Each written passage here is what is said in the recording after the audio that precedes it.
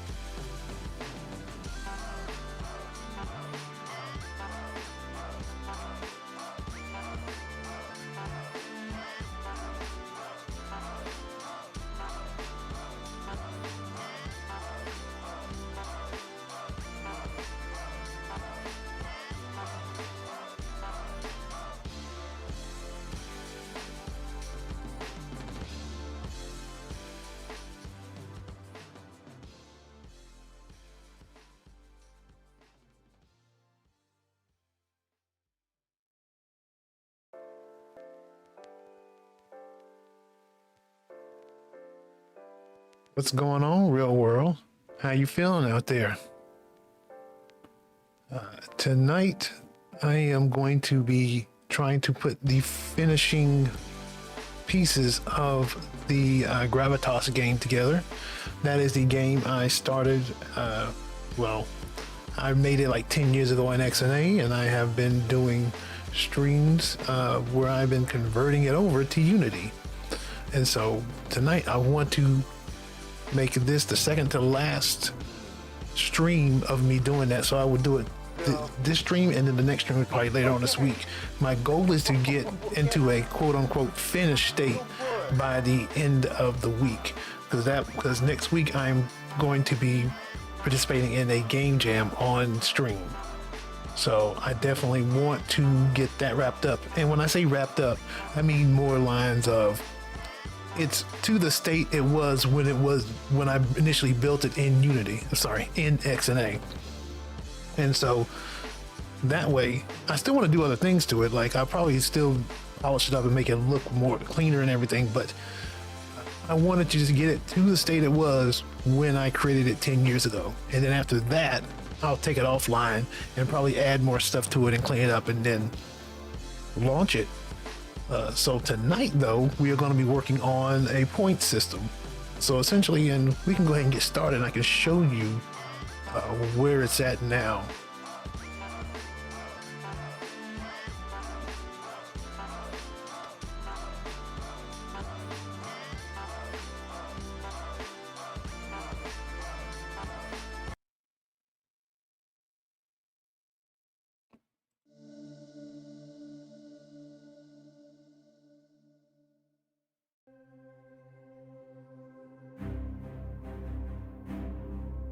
All right.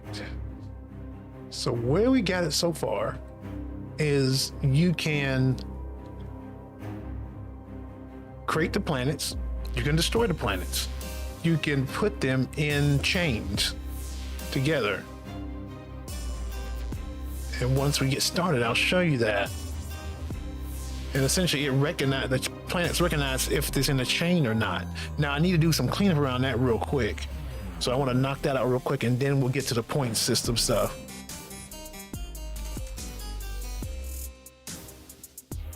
This is a nice song to get started to. Let's go. Bring for that compile.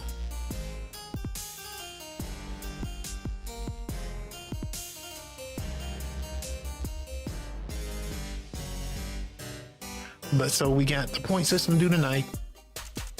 If we can get through with that, next stream we'll be working on levels essentially. So we'll make it so you can have this will be the game will have different levels where mix things up, mix the speeds up, mix the just kind of like we'll have different levels with different types of It started? What the heck is taking it so long? Oh, it was sitting there waiting for me. Good grief. Yeah, so we'll have different levels with things like these will probably move faster, have more of them, and so forth. So you hit the blue energy, you create a planet. And then you can kind of combine them together into chains. And then if you touch a planet with the red one, you destroy it.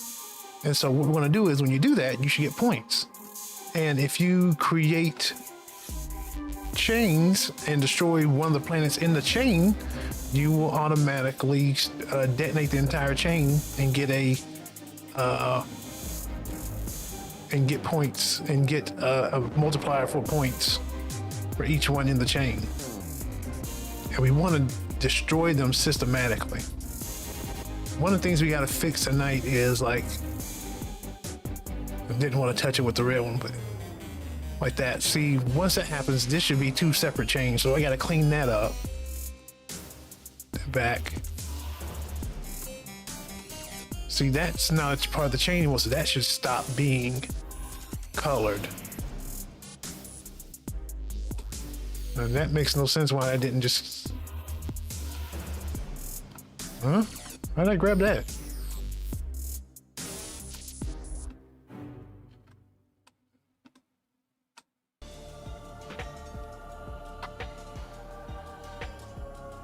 How am I grabbing that one down there?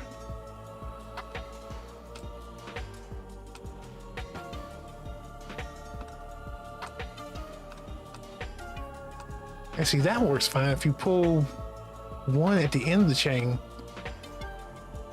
And also, if multiple touch one planet, then they should be different chains as well.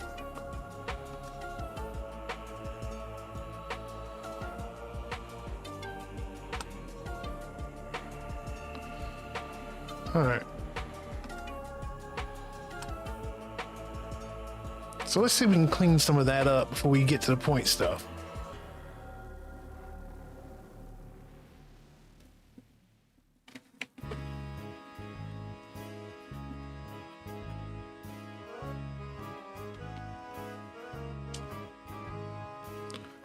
So one thing we want to do is, if you enter the chain and you're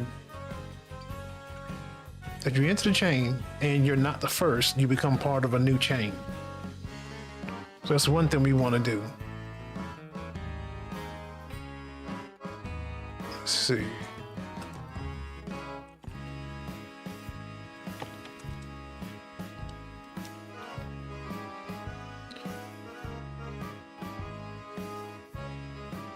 But essentially, all we're really doing is just giving it a different color to let you know that you can build off of that specific one.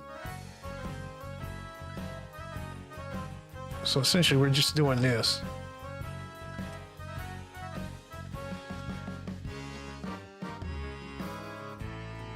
And we should say if it's greater than one, just so we don't have any other odd behavior.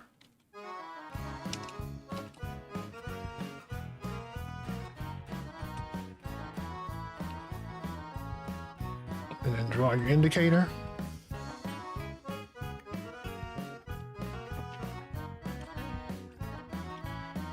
All right, let's check out it.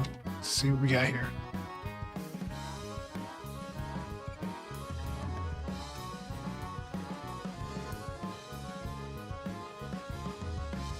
And see, when that happened, like, I couldn't even tell the screen. I didn't know it was working. Like earlier, I was just sitting here thinking it was still compiling.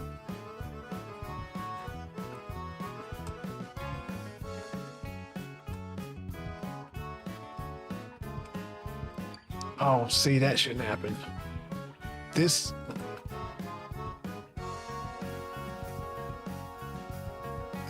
see, that's not what I want. The original should stay the same color.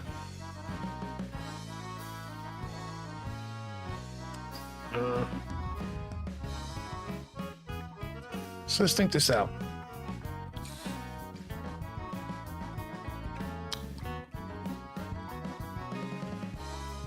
Let's start a new chain. Let's try to work this out. Okay. So now, if I... Yeah, see?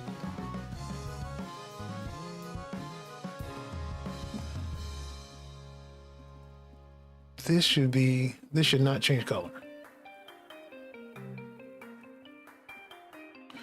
All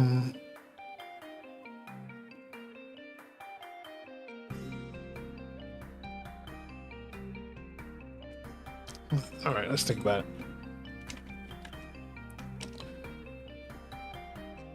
So I get my first one. That makes me a chain. We take the same color. That's because this shouldn't be here. Yeah.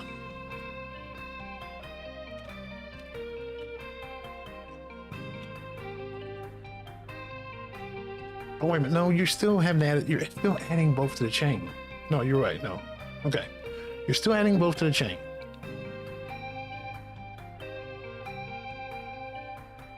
But the first one I get is in a chain with me. The next one after that is a secondary chain that should have its own color.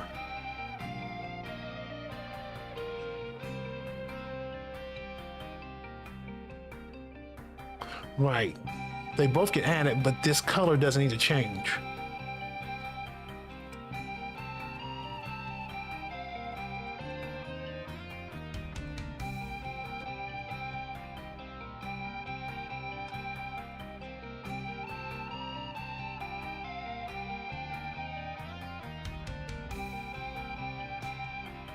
Okay. So my first one, we're both going to get the same color. Second one,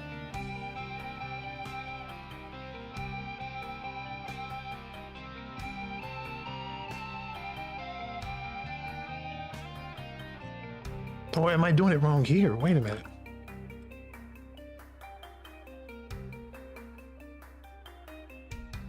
Okay, maybe I'm thinking about this wrong. Hold on.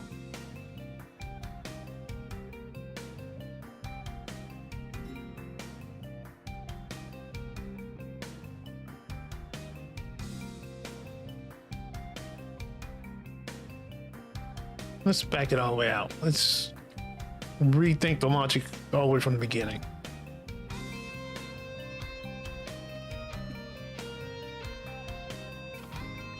Comes in here.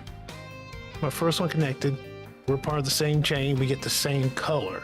So that's this color here for itself and then for the secondary guy. Now, next when it comes in,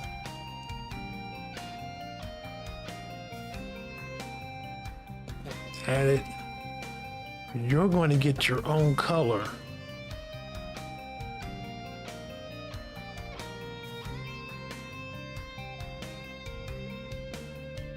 Wait a minute, it should work that way now.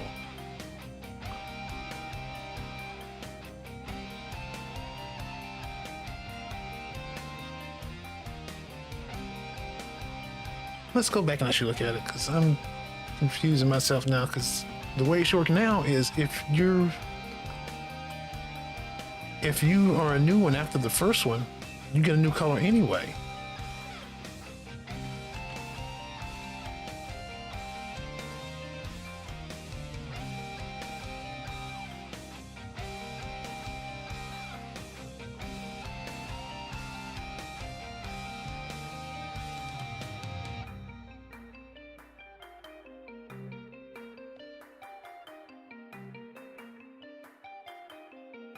Okay.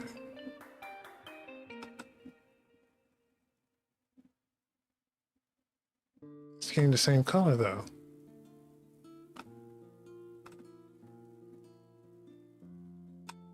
Yeah. That's not working like I want it to.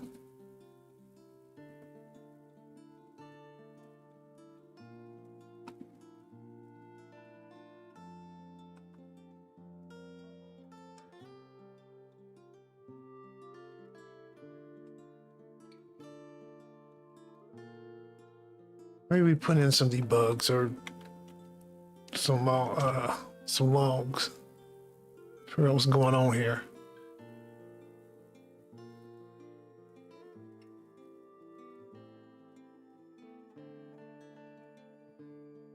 Okay, so you don't exist in the current chain. Add to the chain. If that's the first one,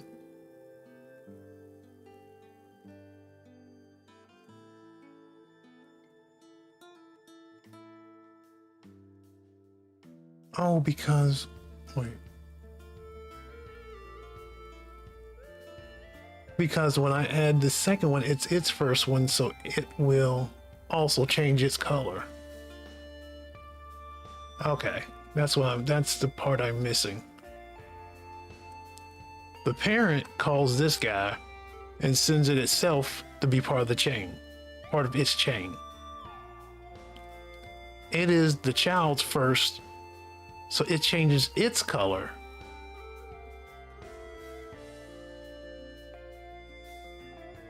Which is fine the first time.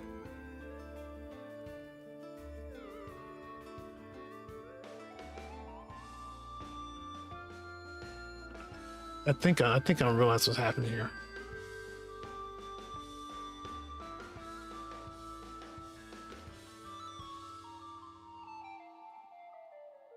Maybe I need to tell it which one is the parent, but I really don't like that.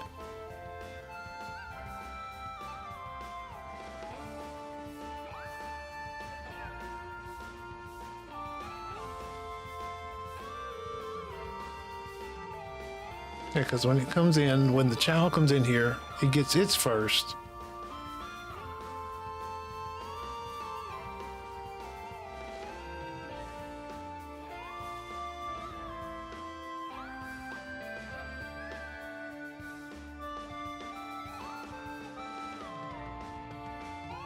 And then it calls the child, it sends the parent.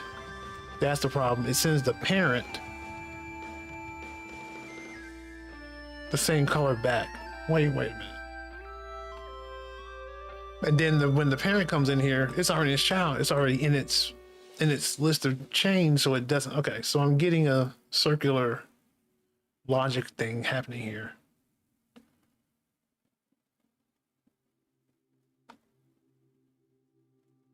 What I need to do then is, I guess, tell it that it's a child.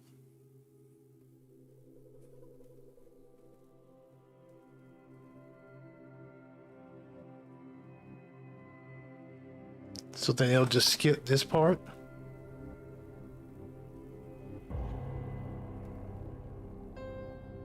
I guess I don't really have a choice in the matter, because I can't have it going continually adding itself to each other. Or back and forth adding itself to each other. Anyway.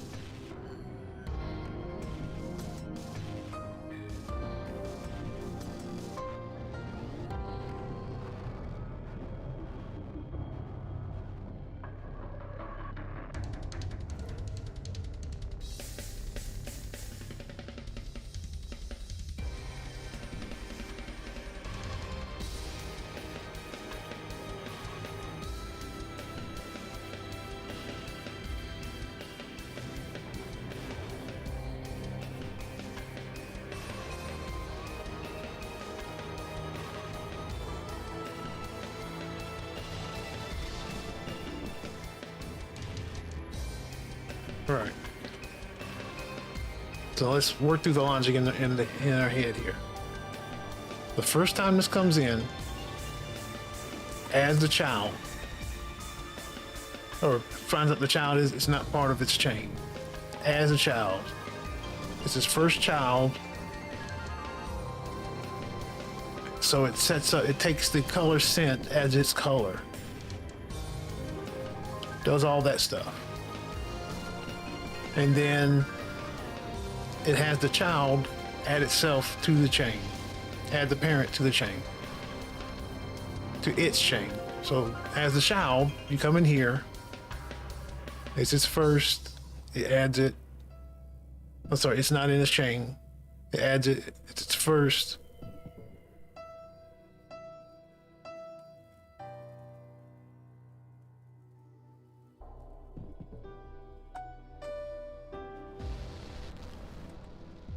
Is in chain. I'm trying to.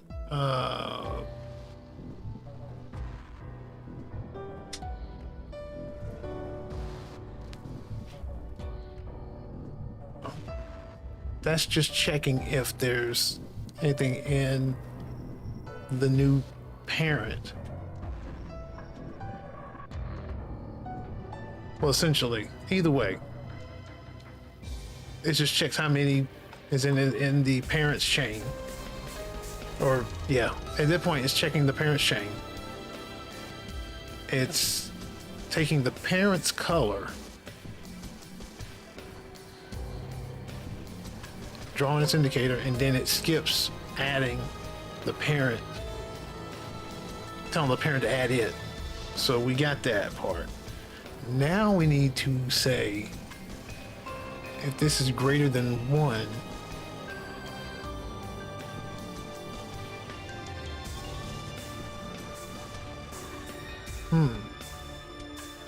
then it needs to get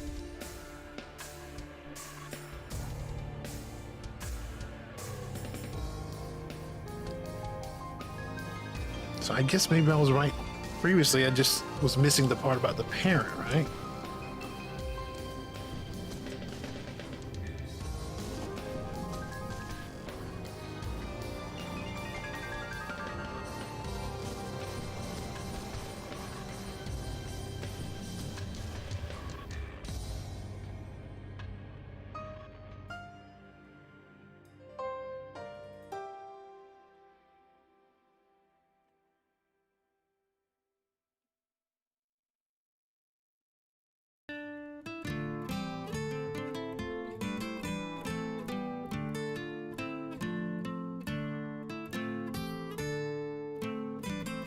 Essentially,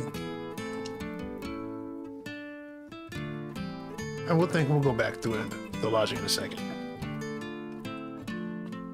All right, retrace the logic. First parent,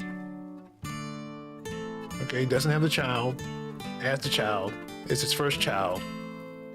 Go through, and we're not in a chain.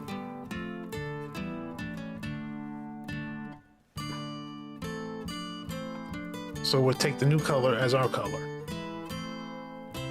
And of course, do the draw. Then we'll skip down here. We are the parent. We'll tell the child to add us. As the child, you don't have anything because we're saying that this is the first child-parent relationship of a chain. Add the parent. It's your first. So go through this. You're not in the chain, so you're going to add the new colors your own, so you and the parent have the same color. And then draw, and then you're not the parent, so skip out. Now,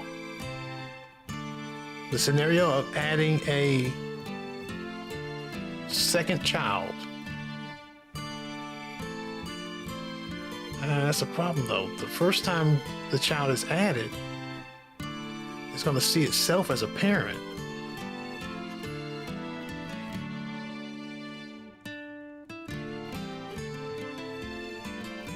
But let's just say it comes in here, we're the second child, but we think we're the parent.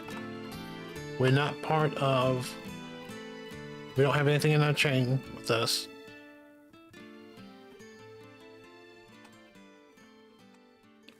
So we add it. So first, go through here. We're currently not in the chain, so we will take the new color and draw, and then we're going to think we're the parent and update the child color, which we shouldn't.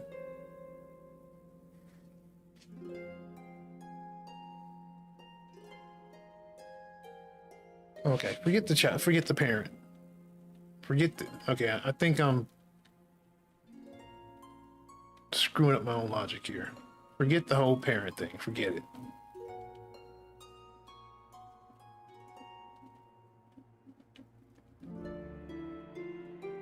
Okay. Really?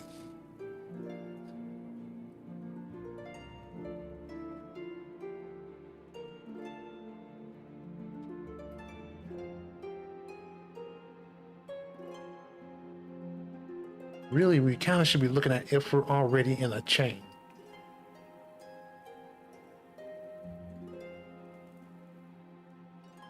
Our logic should center around that.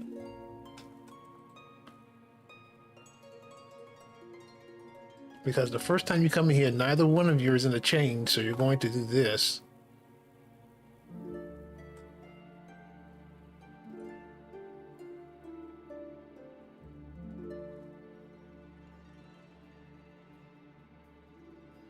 But that still is the problem. You're going to be adding a parent. The child's going to try to add a parent back to itself. Oh, also, we should say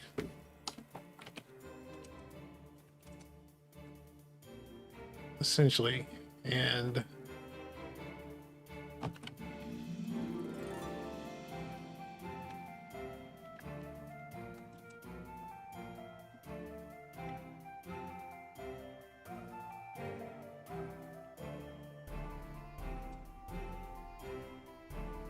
probably thinking about the wrong language.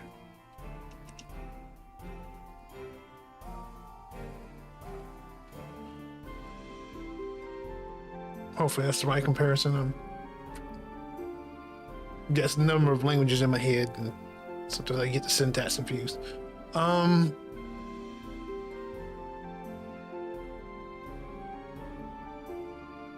That's one thing.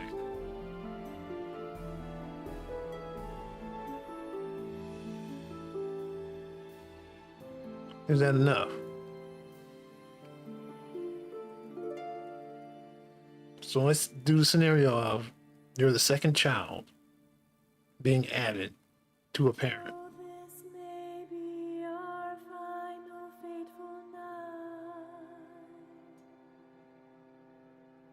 So with the parent, it adds it.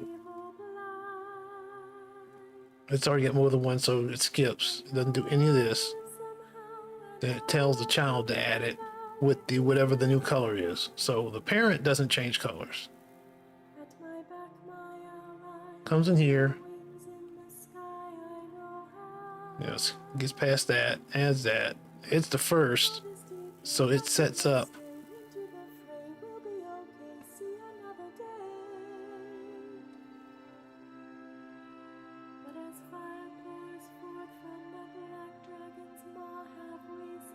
This is my problem. Because it's going to look at the... Yeah, it's going to look at the parent sent in. The parent's going to be in a chain. It's going to get its color. That shouldn't happen. What should probably happen is that the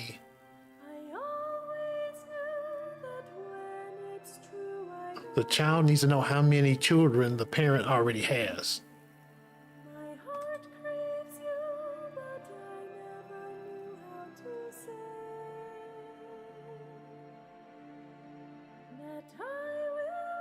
So I need to send in the count.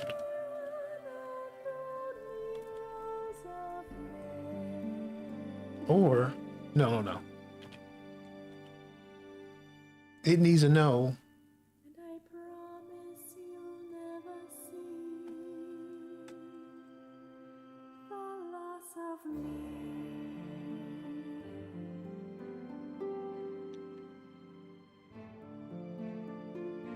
Yeah, it needs to know how many are in the chain already.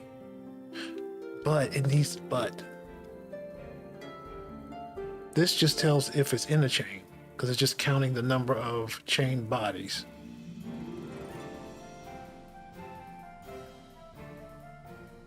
But that's still the same thing I'm looking for.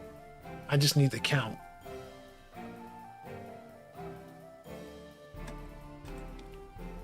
Yeah, that's all that's doing.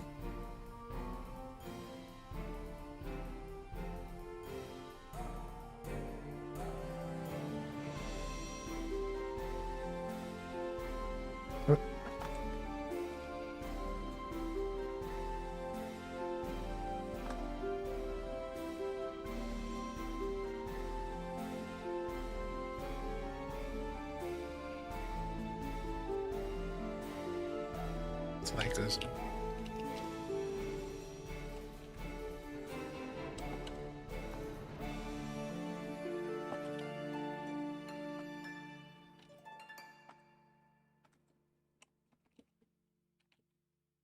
All right.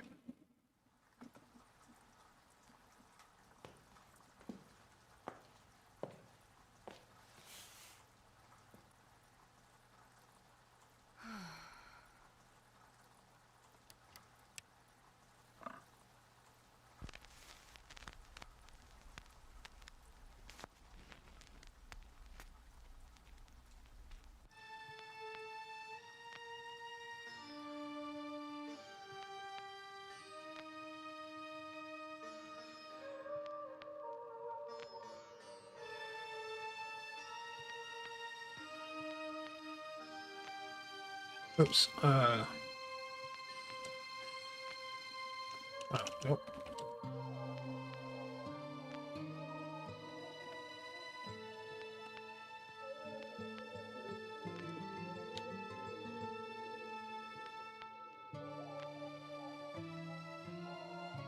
But essentially, that one is going to be itself.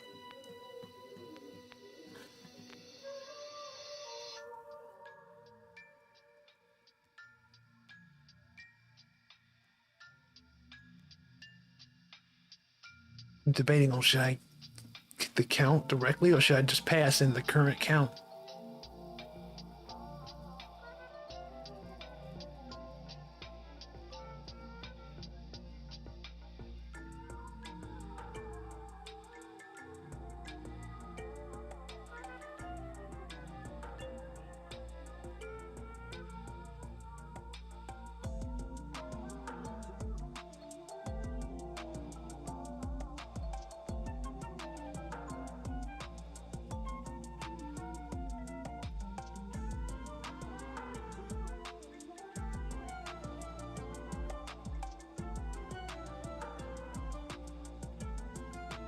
And maybe his chain is not really a good indicator anyway.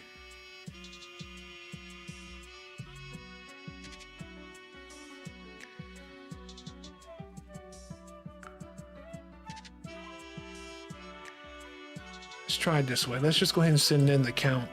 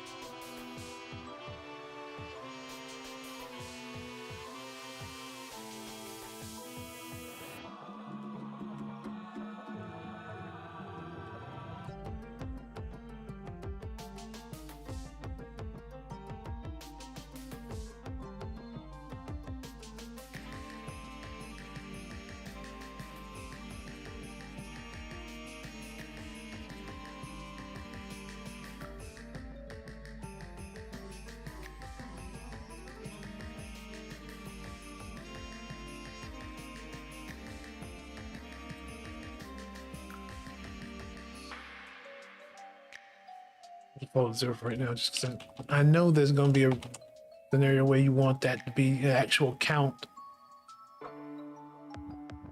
when you make a chain, but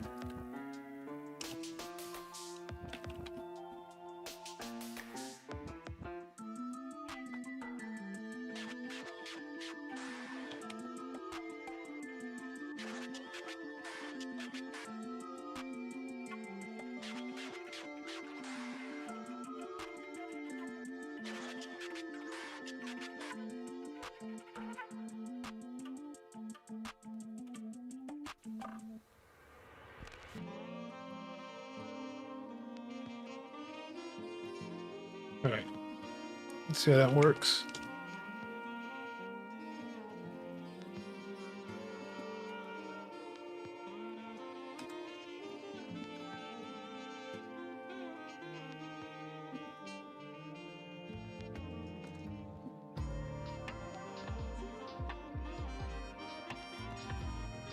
Oh, okay. I've broken something.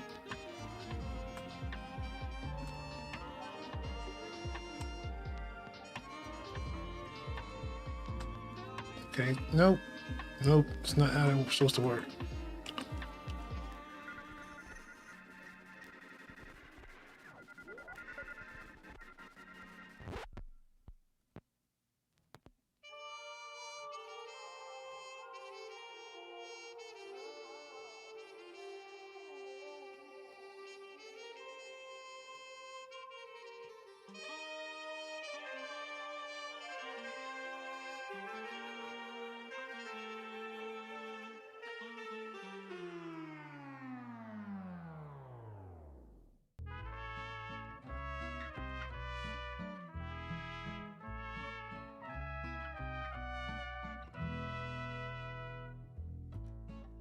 Okay.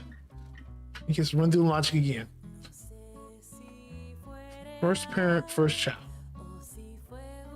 Come here, check.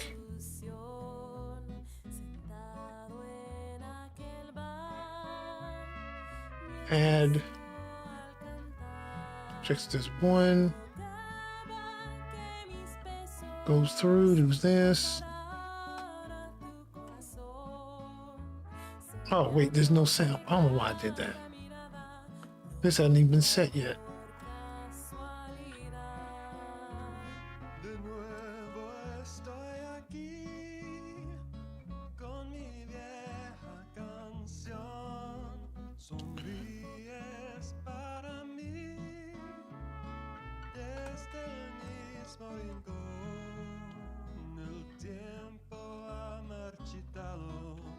Well, really, that should be equals 1. Well, no.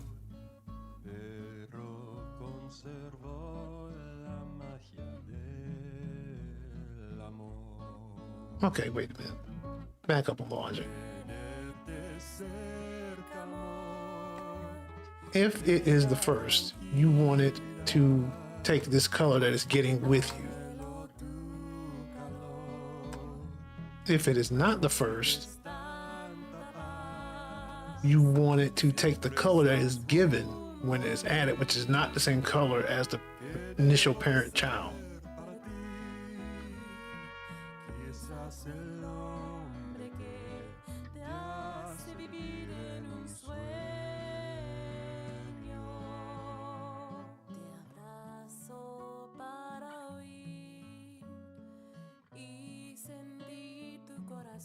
So am I just...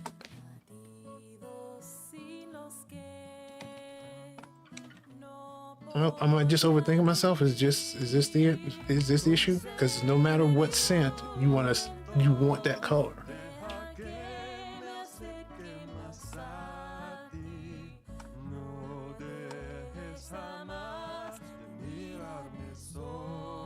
You don't even need this.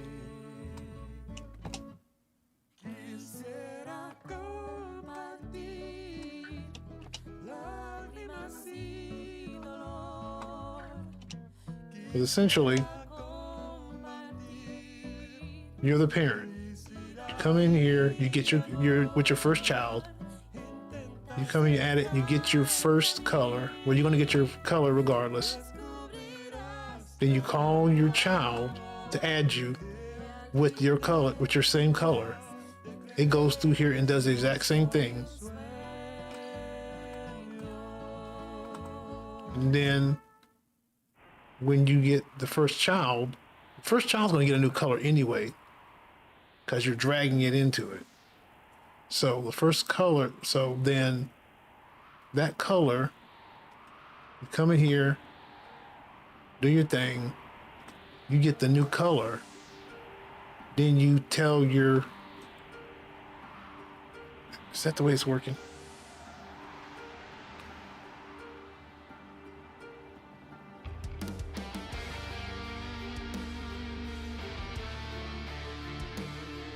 but the parent should never update its color.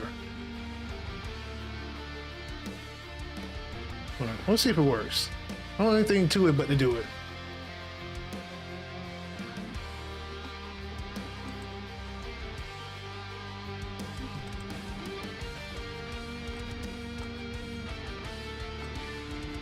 All right. No, no.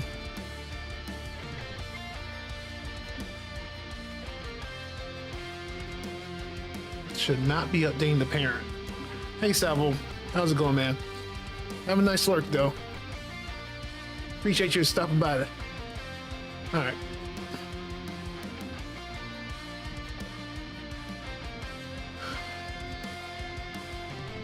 Does it at least work if I add 2?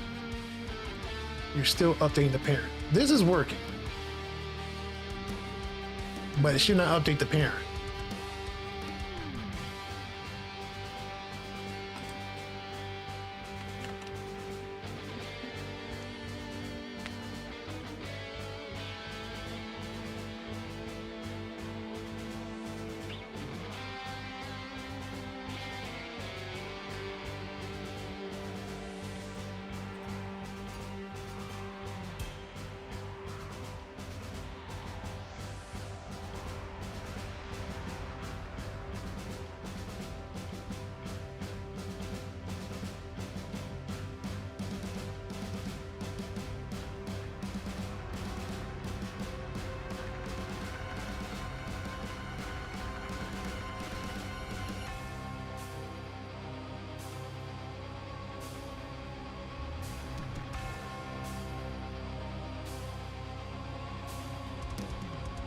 Like, this is when I have to stop from being called.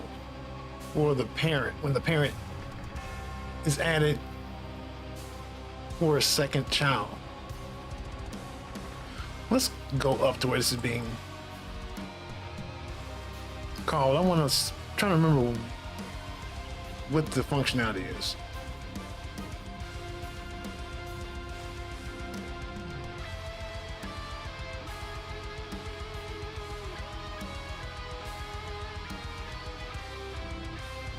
All right.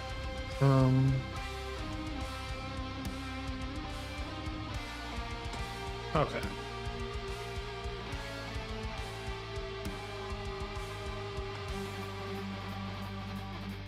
So when the dragged object intersects with a celestial body,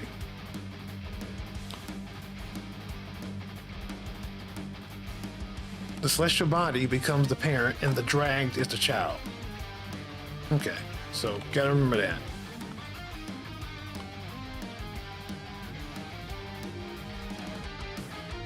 So the parent comes in here, does all this, adds, this is his first child, so it sets itself up, it gets its color, draws it, then it tells the child to add it to its chain. Because I need the chain to go both ways.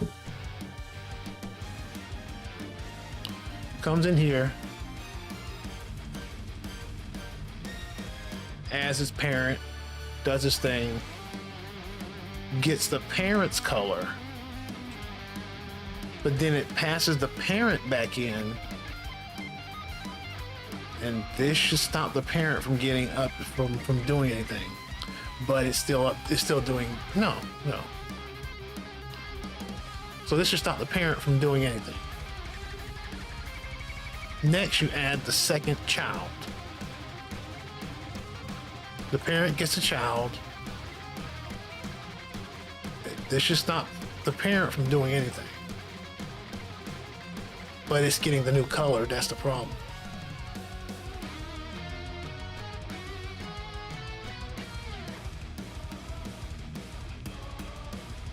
And maybe this is where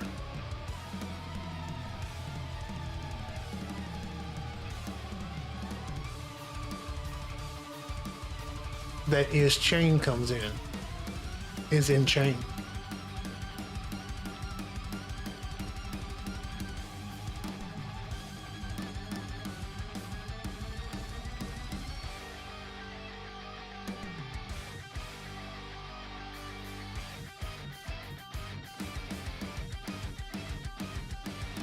Or do I need to tell it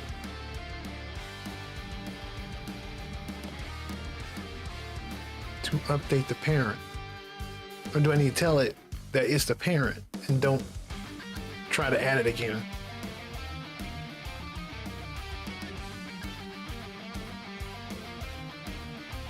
That might be a better way to do it. Because we always know the parent's going to be first.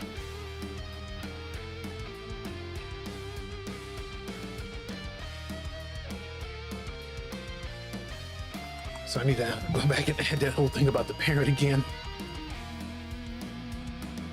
Oh.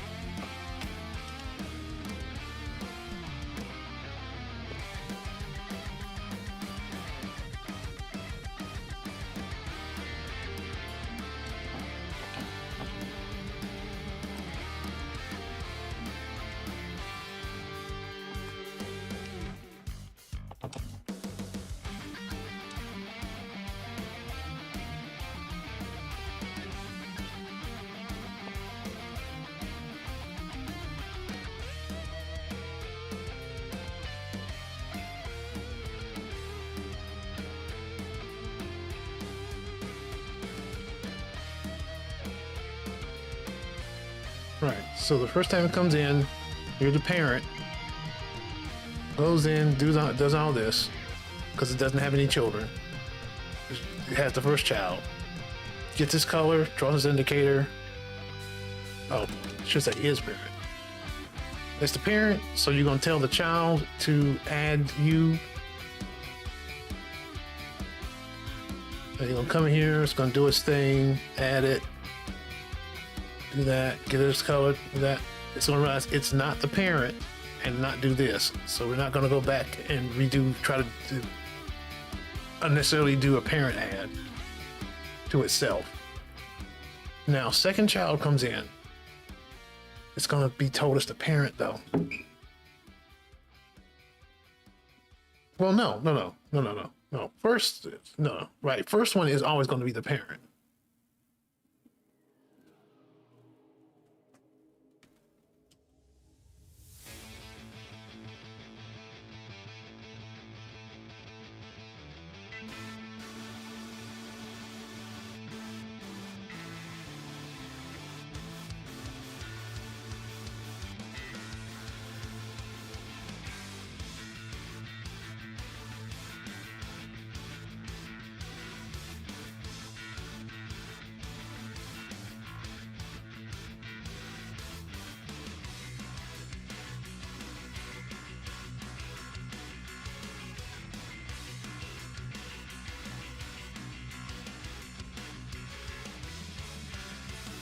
But really, I just need to check the children before I add the current one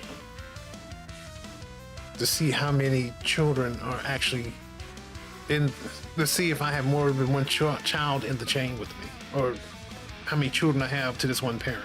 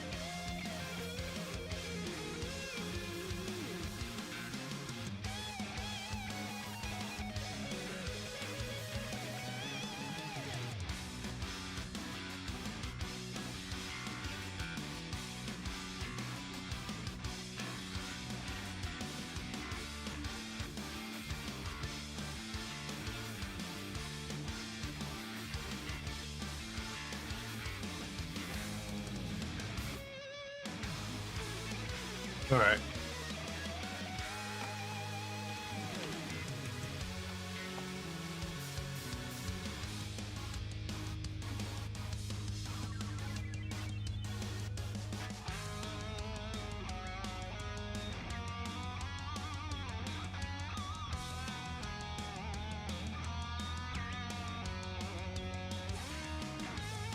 Oops.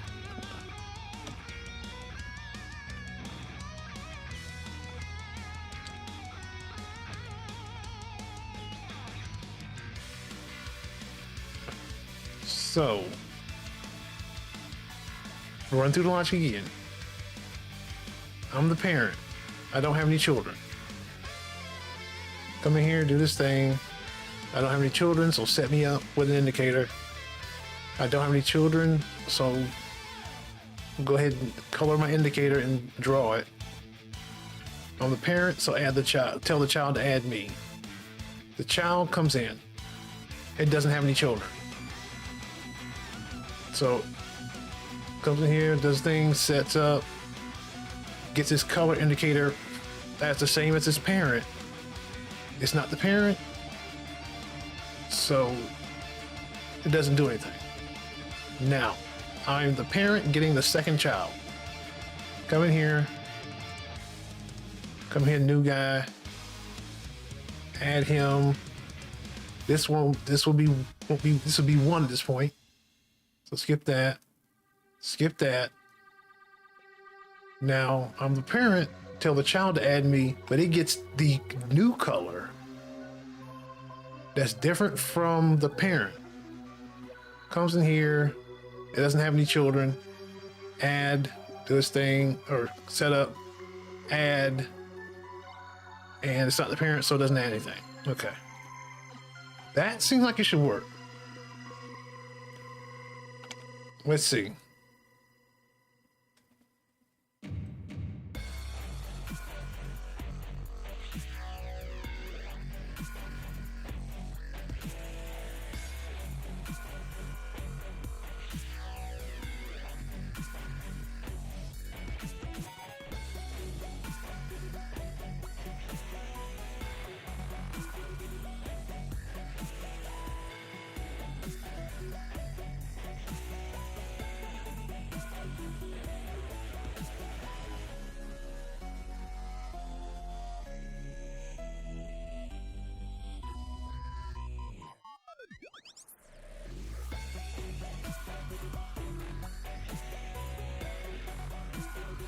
That's not what I want either. Why are you getting a different color? Because you're supposed to be in the same chain. Now, if I do this, that's right.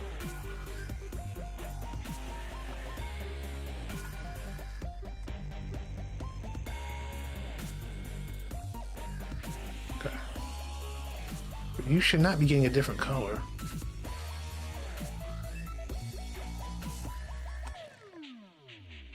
That's because it's the parent in there.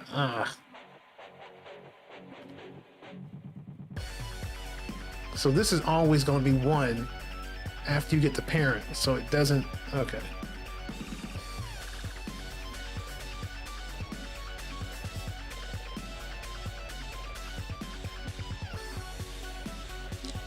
That gives me a problem. How do I know the difference between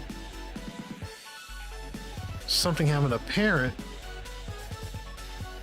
and a sibling in its chain? That should be fairly simple though.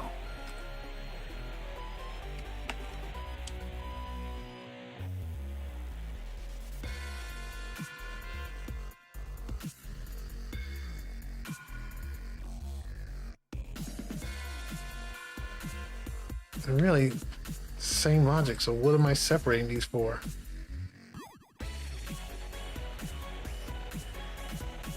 Okay. Run through the logic again. We're gonna get this. We've been doing this for an hour and this is not what I wanted to do tonight. Again, I wanted to work on points, the point system. But I gotta get this right so it indicates properly. But ain't that the way? Alright. You're a parent, no child. Come in here and I don't know why I made these two the same if statement, but anyway.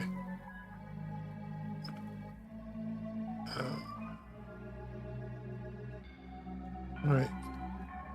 First parent gets his the parent gets his first child. It doesn't have anything. Goes through all that stuff. It's the parent, so it tells the child to add it. Child comes in, does the exact same thing. But it's not the parent, so this doesn't kick off. So now parent and child have the same color. sibling comes in to the parent, the same parent. So the parent comes in, as the child, sees that it has a child already, so it skips this. Well, let's just skip both of those. It tells the new child to add it, but it's getting a new color that this didn't get.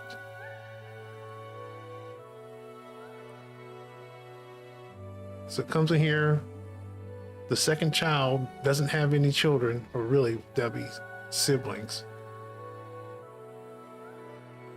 And so it should do this, getting the new color. Now I just don't understand. That's in.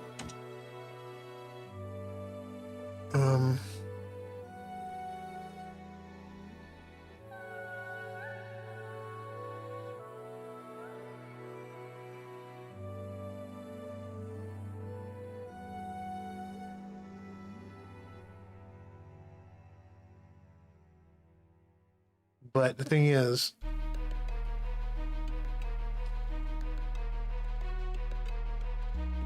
I took out the part where it takes the color of the parent. I think if it's new, right? Because it shouldn't take this if it's a one-to-one parent scenario, one-to-one parent-child scenario. Should always take the parent's color. And so I've messed that up, where it was a child, but now it's a parent. So this is a parent, the scenario where it's a parent,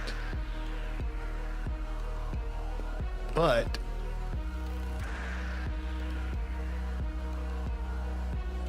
it's a new child. It's a parent, but it's a child of another parent. And so this will be 1. When you come in here for that parent. So it skips all this because it shouldn't change colors.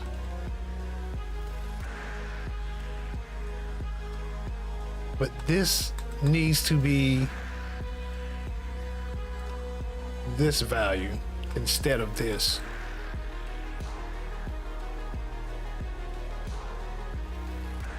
The question is, how do you know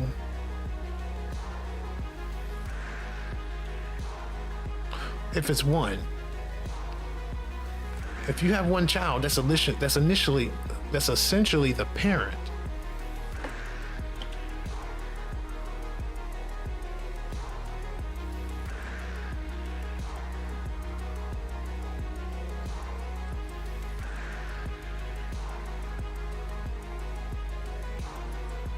So this should be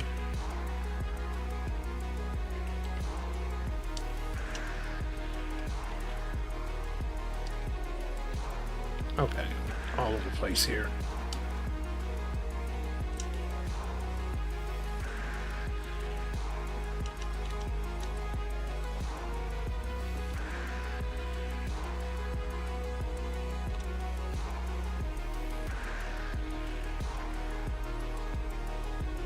Oh, no, that should be if else is 1.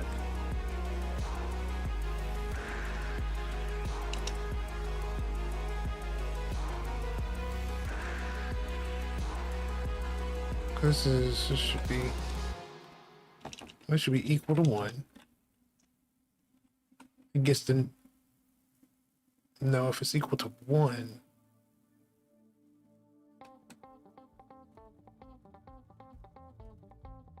Okay, let's figure things out.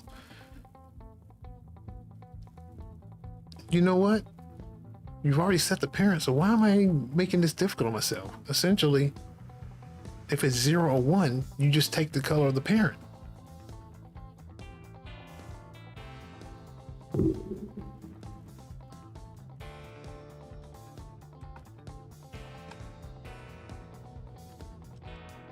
Greater than 1, you take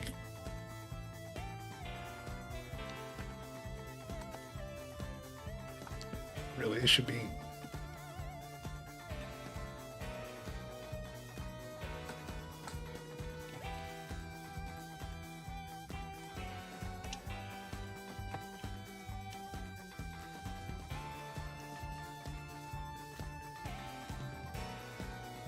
less than or equal to 1, you just take your parent color.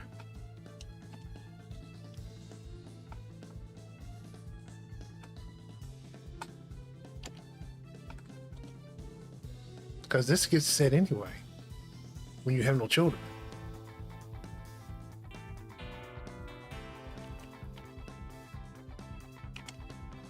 No children, no siblings, whatever.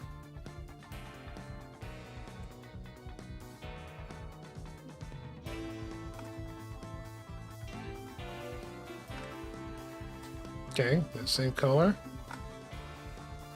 They're the same color. They're the same color. There we go. Guess that's the different color?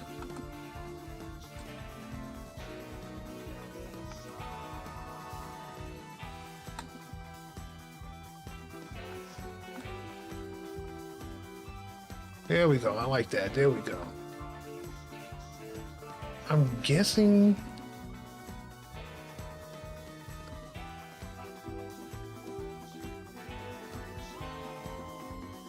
Yeah, because this essentially represents the initial chain. This is a new chain. This is a new chain.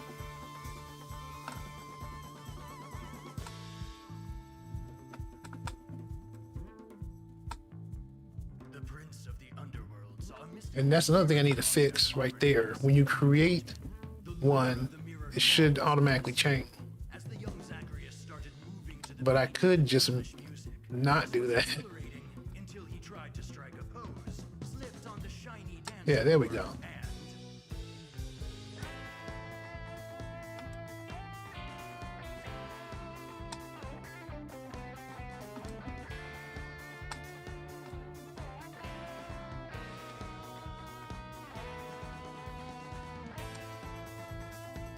Now, what happens if I pull this? And that's another thing too. That chain should have changed, but I have to add that logic.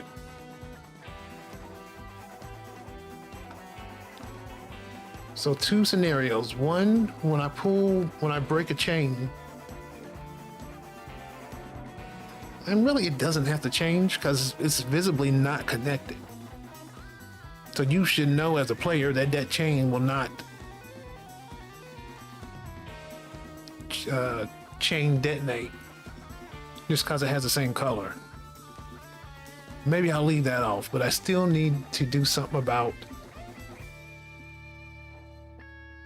creating one where it's next to a chain.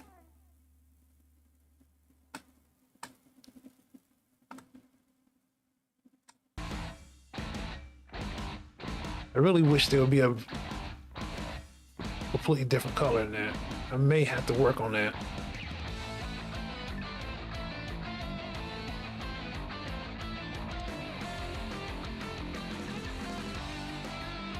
Yeah.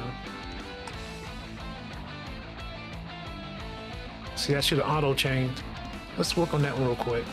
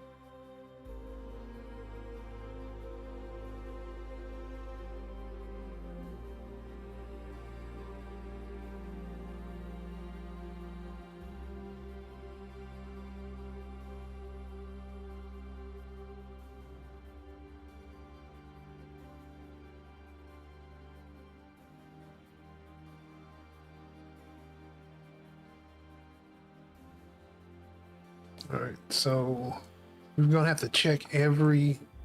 The newly created one's gonna have to get checked against every one that exists to see if it intersects.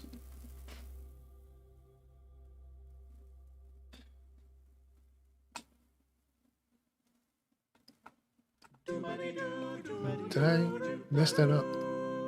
Winning money and experience is very, very good for you. Getting items and cheap is also very good too. Winning money and experience is very, very good for you. Getting items and cheap is also very good too. Victory, oh sweet victory. I need that. I really just need to throw that in a function to build out. I think I've done that like 10 times already.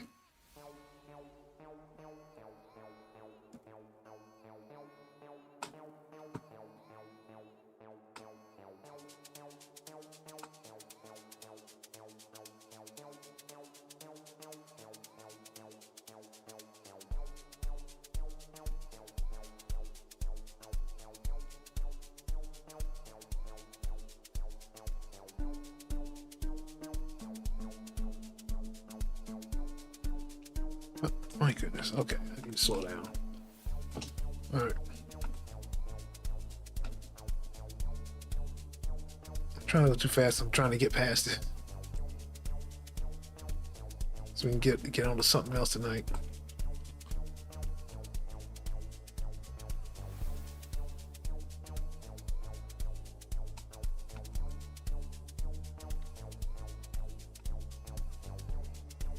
All right.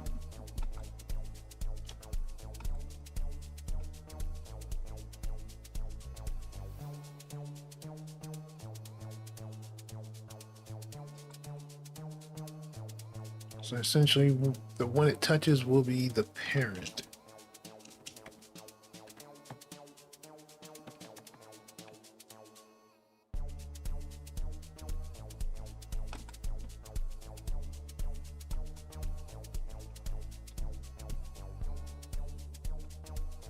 Oh, it needs to get the new color. No, wait.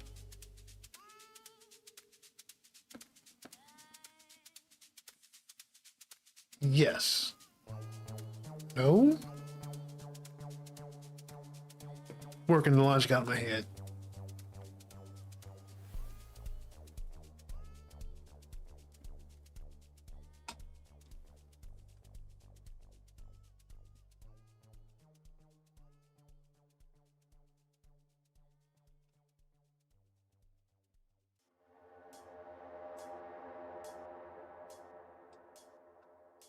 Need to throw that in the function.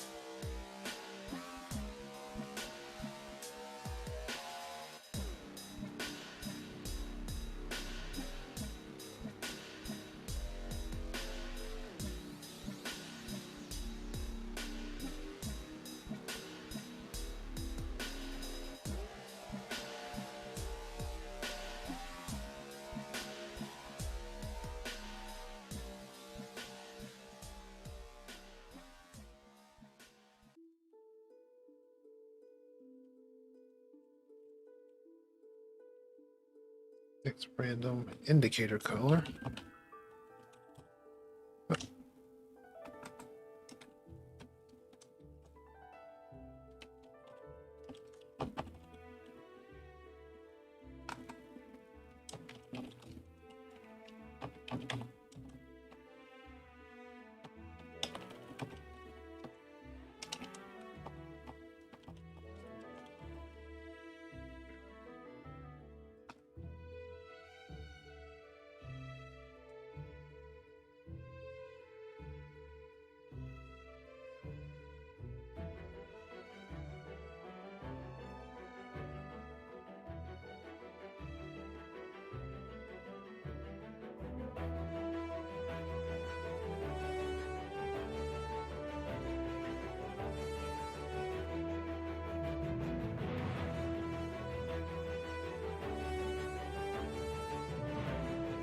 where were we? Right here, and that needs to be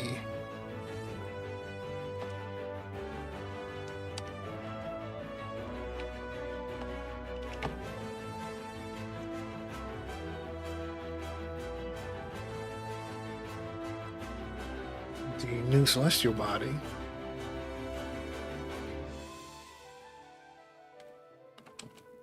And we're going to get our random color. And then let's go ahead and grab these. Just so we can make sure.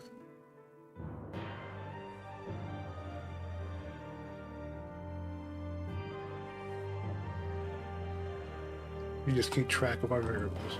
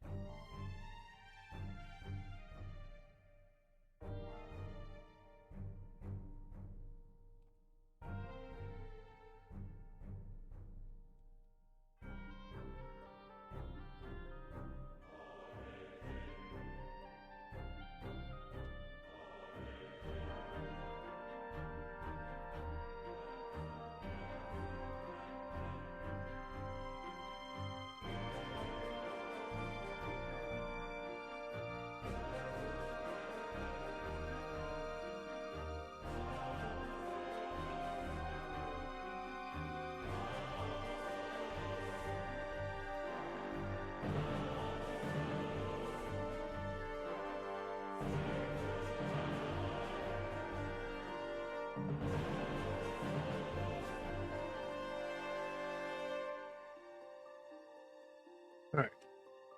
Now we watched that riveting documentation of variables. Let's see if this actually works.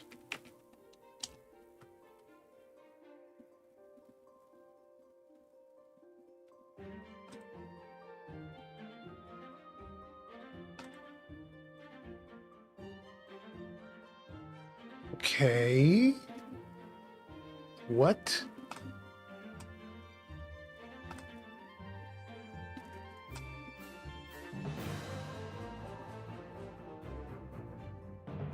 Oh, did I say not in that? Did I keep that not in there? Yeah, that's, yeah.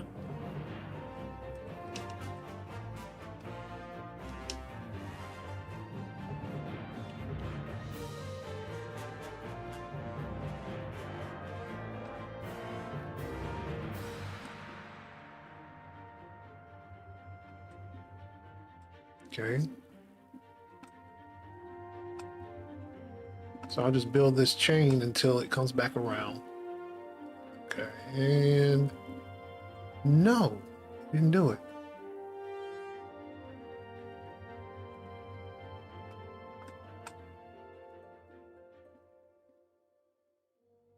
Nope, it's not doing it. What do we do wrong?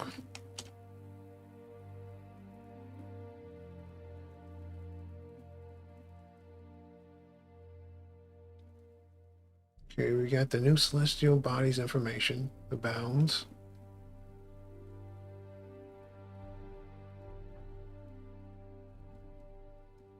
If it intersects a celestial body, add it to that celestial body's chain.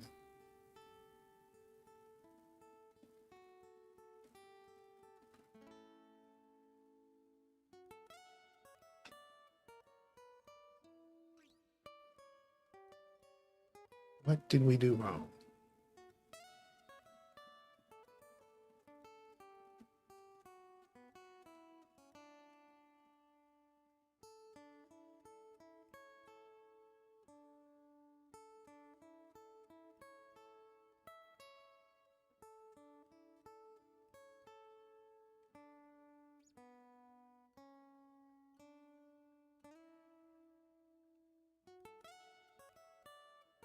What did we do wrong here?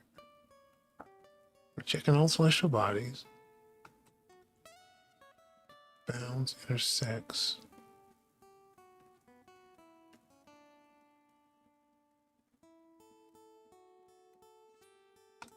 Trying to think all the ways this could not work.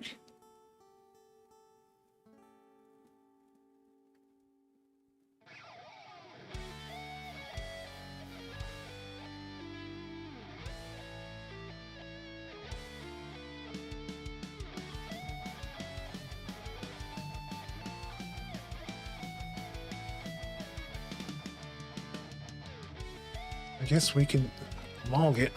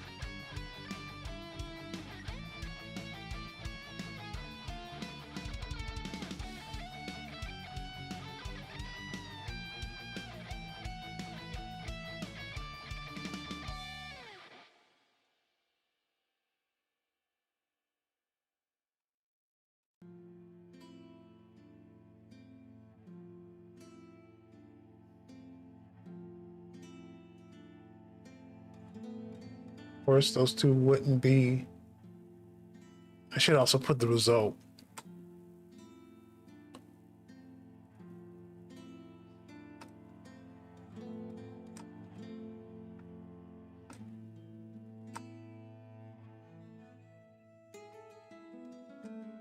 Come on over. Come on over. Dang it.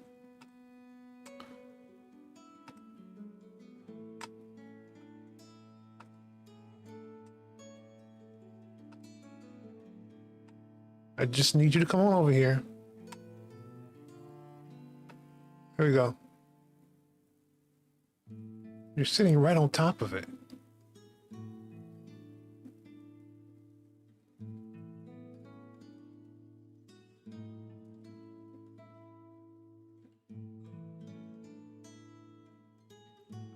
Why is the center so far off?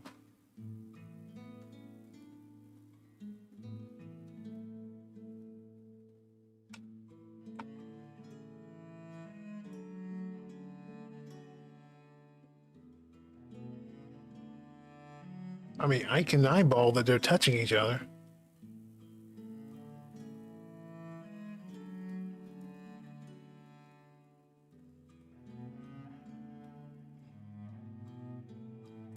Oh, wait a minute. Am I doing something where it ends early? Because it's only checking one, right? Looks like it's only checking one.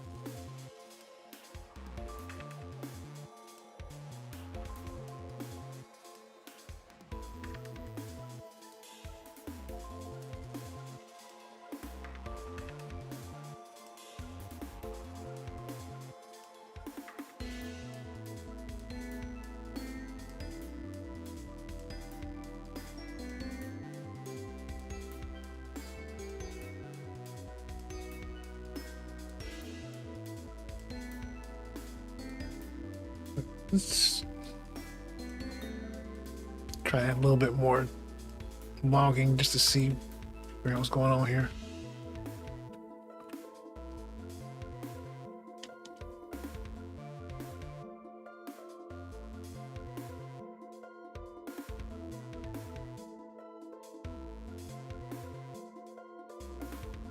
At least tell us when this check is happening so I can tell how many are actually being checked.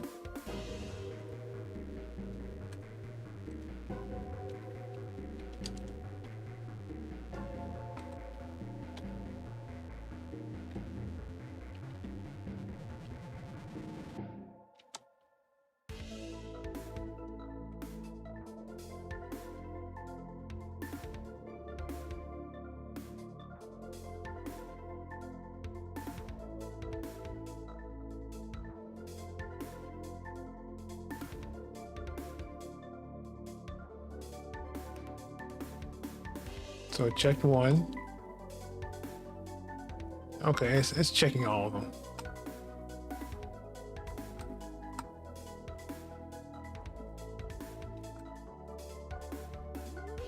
At least checking the other two. Just missed it. Oh, I'm not clicked into. Wasn't clicked into the game. Anyway.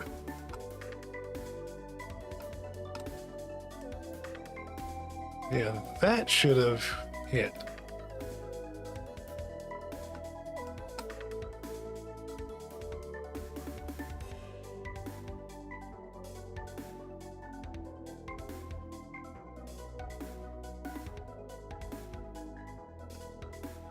Yeah, because it was at 14.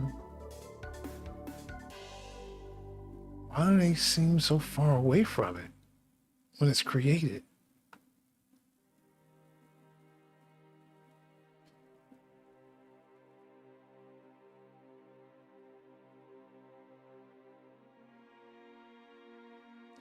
Wait a minute.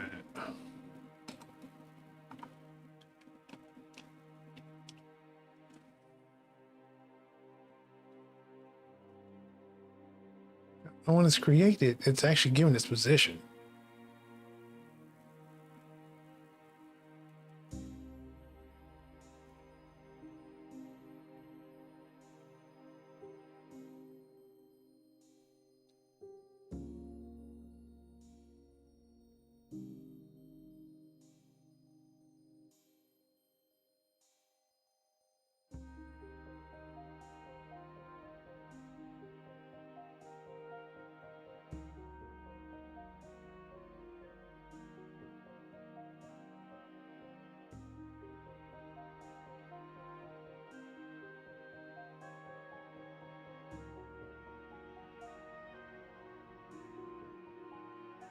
Can't be that it's not, this position isn't updated immediately, right?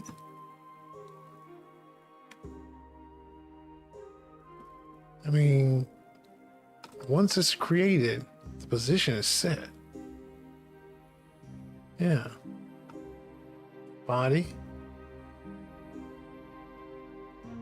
The collider is added afterwards.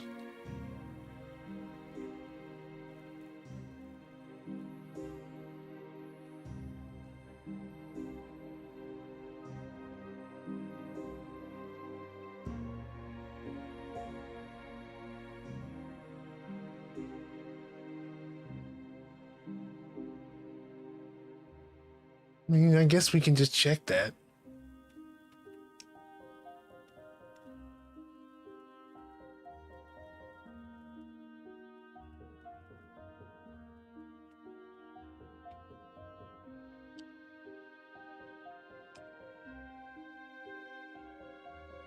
Those positions shouldn't change.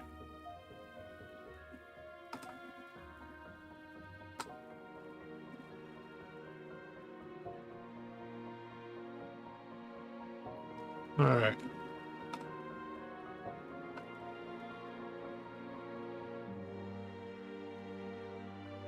All right. Those positions are the same position as what they were before.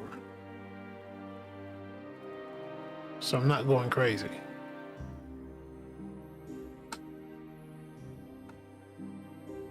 Oh.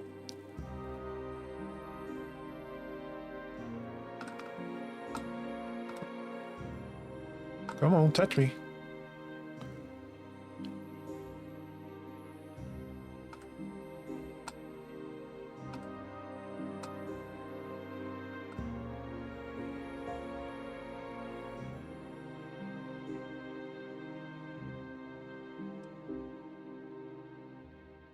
All right.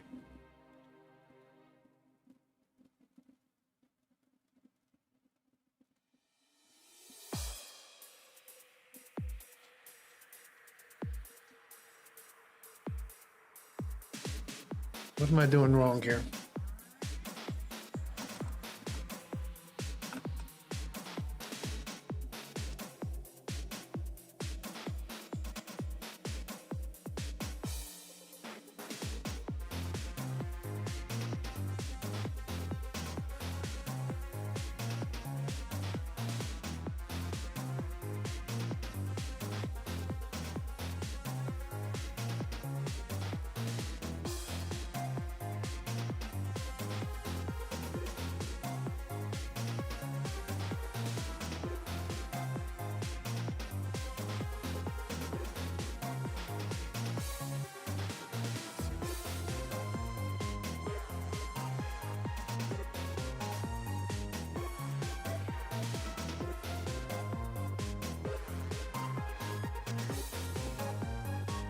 What are we doing wrong here?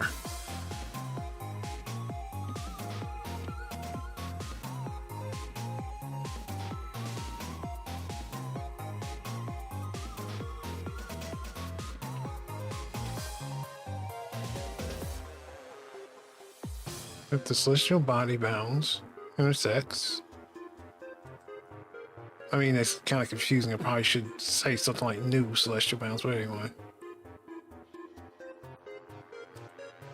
Might as well while we're here. Oops.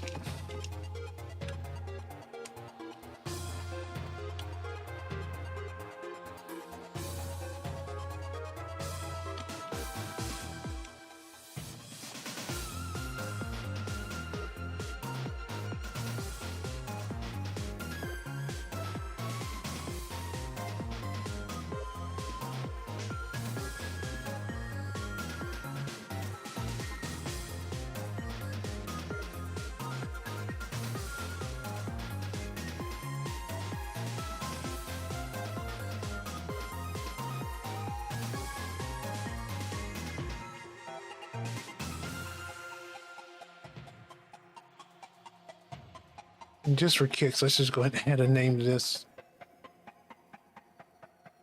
so we know what's being compared against.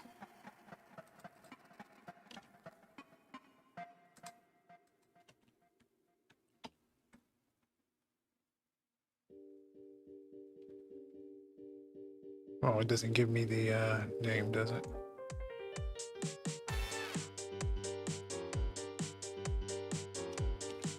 Yeah.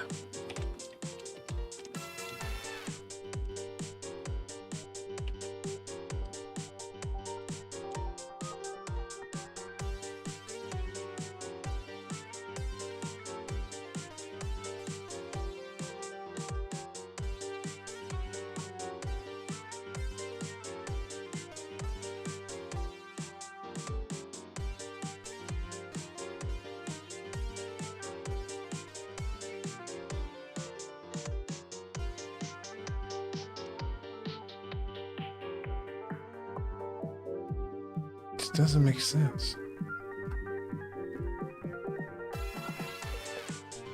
I mean, of course, like, you could say that doesn't equate to each other.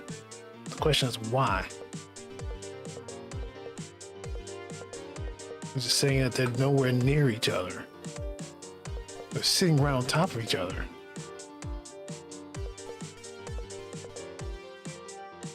Now, if I move you, all of a sudden, you recognize you're in the same place. Let me go look at that, the actual one for the drag. And I probably shouldn't make that a function anyway.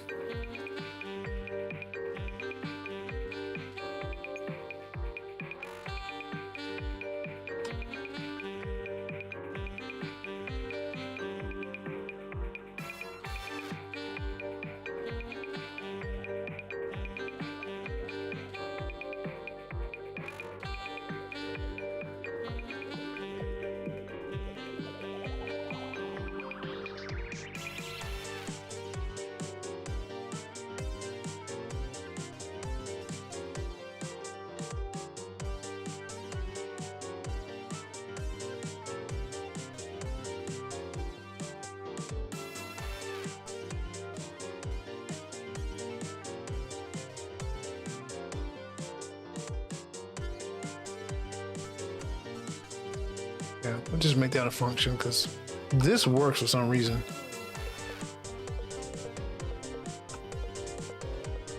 I'm not sure what I'm doing wrong here.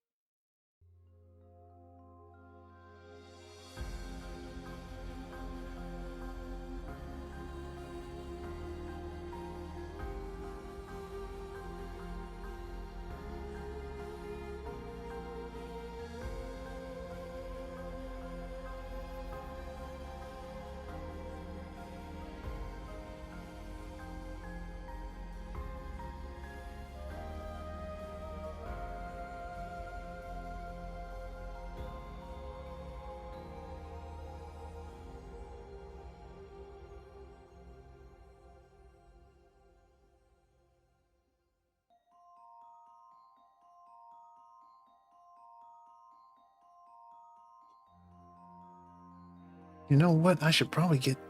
Wonder if I should get the bounding box.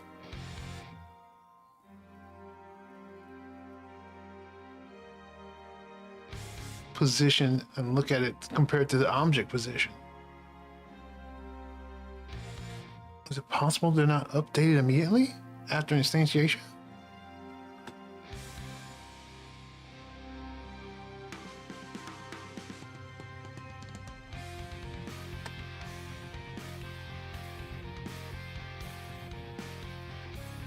It is getting moved.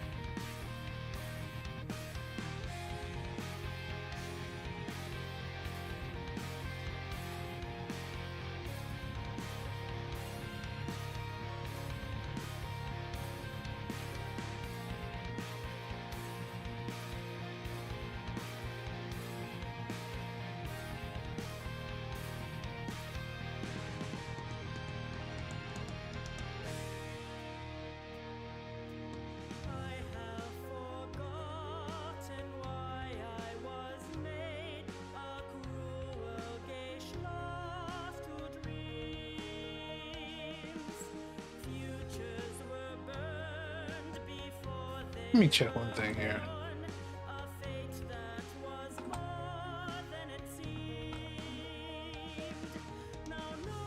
Oh, sorry. I'm dragging it, it won't do it.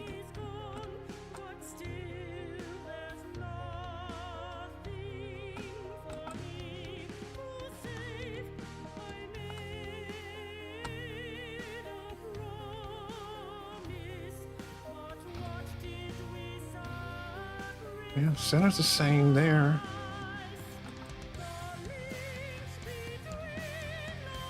Those things are the same.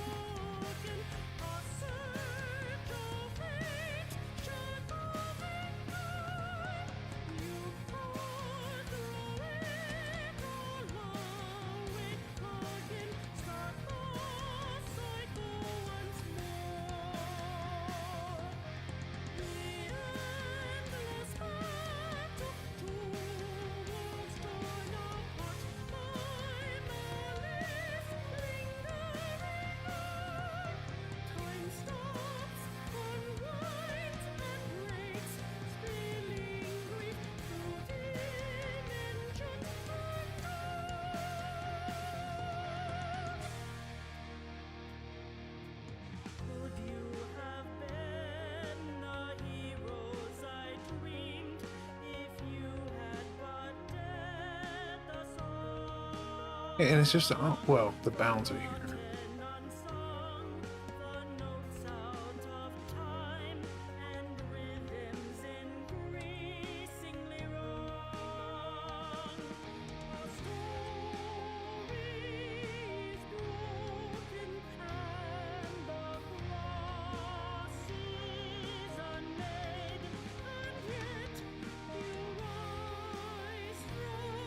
Let's start over.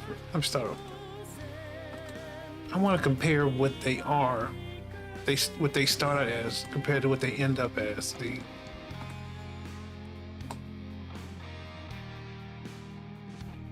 Okay. So this is their starting positions. What are they now?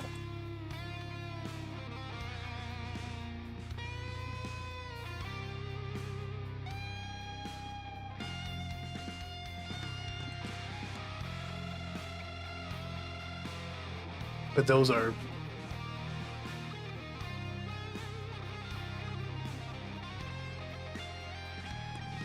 remember, those are world positions.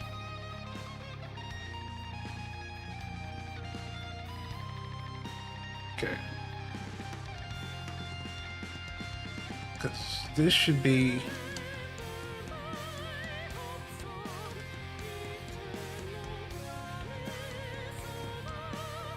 because I'm afraid of if I just do that function, it's not going to fix it because maybe the bounding box positions change over time. Right after extension, I don't know. I'm spitballing. So the first thing is the bounds for the new guy, and then the one for the existing. Okay, so new guy. The new guy was Jupiter.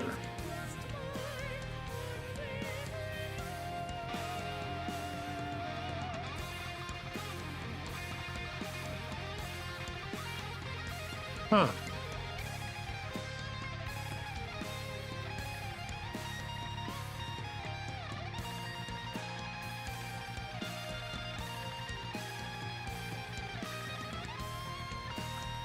Earth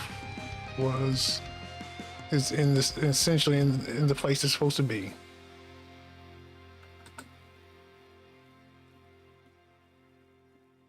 Yeah, Jupiter was somewhere else when it was first created.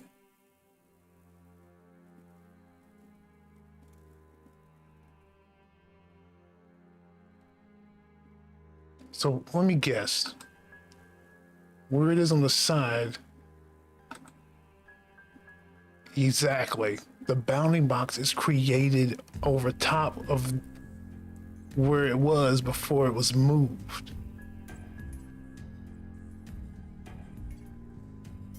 So I need to update the... That's so weird.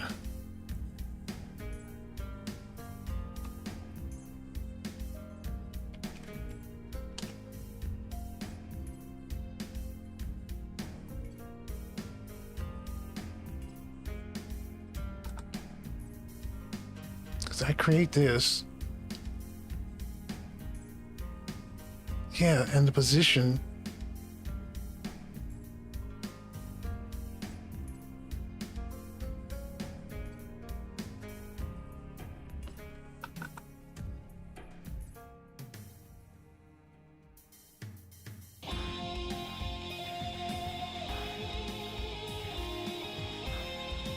Yeah, so that's so weird. It's late in updating its position.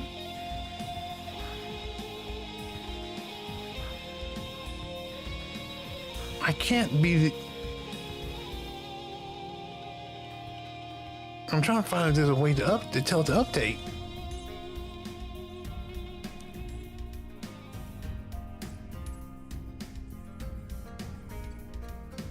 Maybe I should just tell it to be in the same position.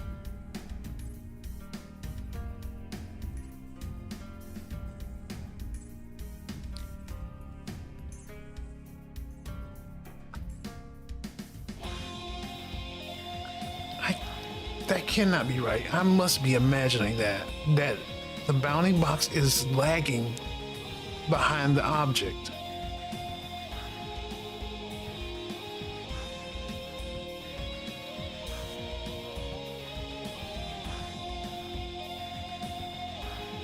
It's also created after it. You would think it would get the positioning. Let's try something. Let's try if we reverse that. Let's put the positioning change after the creation of the bounding box, see if that changes something. Let's see if we can work hypothesis here.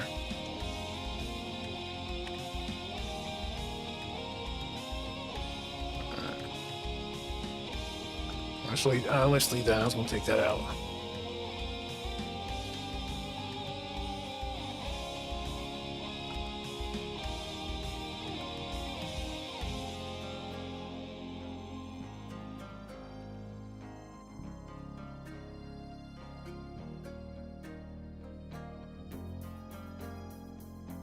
And if that's the case, I already have the mouse position. I could just check the mouse position.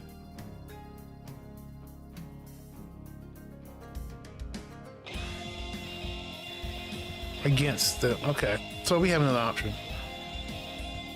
That's, I feel like I'm messing up. There's no way that that's the way that's working. That's me misunderstanding something, I'm very sure of it.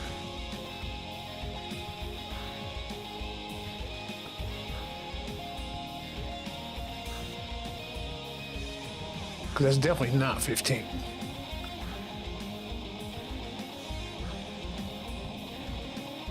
Oh, the original guy is not 15. No. Oh, sorry. New guy was not 15 at all.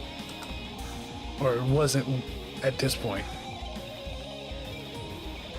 Wow.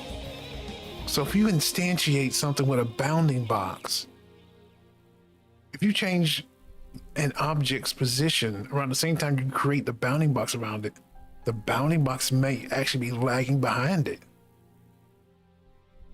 No, there's no way. I'll go ahead and fix this, but there's no way. I must be doing something wrong.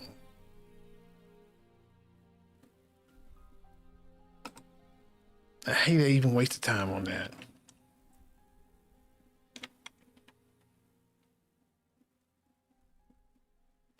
It must be that the position changes at the top of the frame. And then the bounding boxes? So you can't change in the same frame?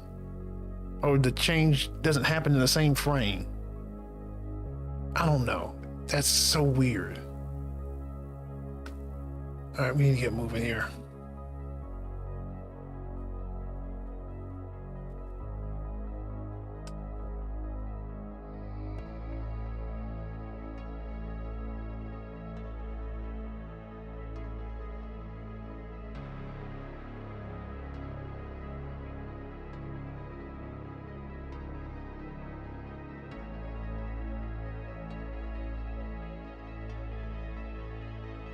Luckily, I can use the mouse position.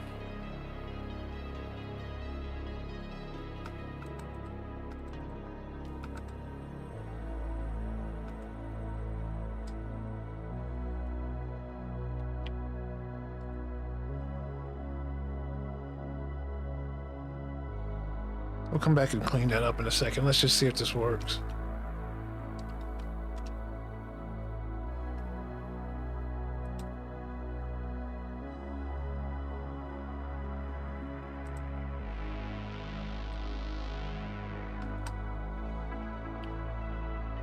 Okay, so finally that worked. It just didn't do the other one because it didn't. Wait, why didn't it do the other one?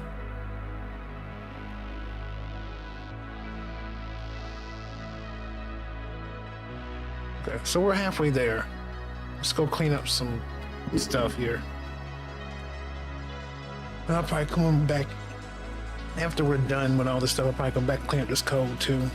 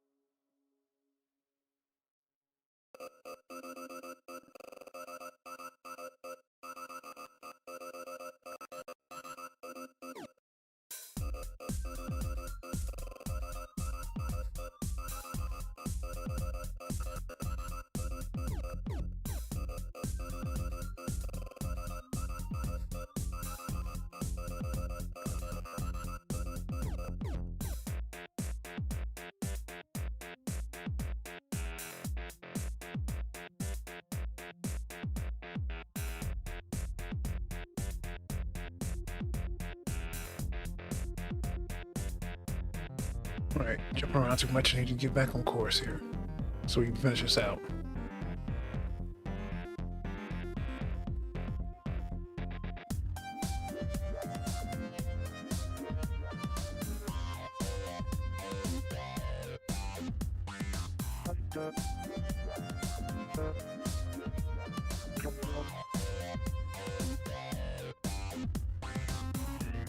I just realized my title is Gravitas, a 2D game strategy game.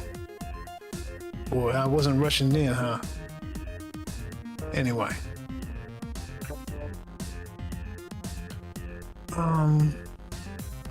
Where were we?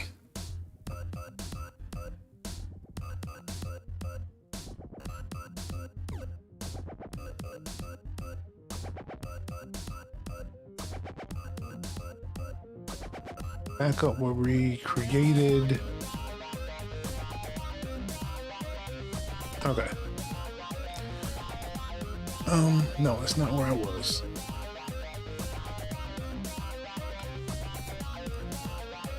Okay, here we go. So now why are we not adding the indicator to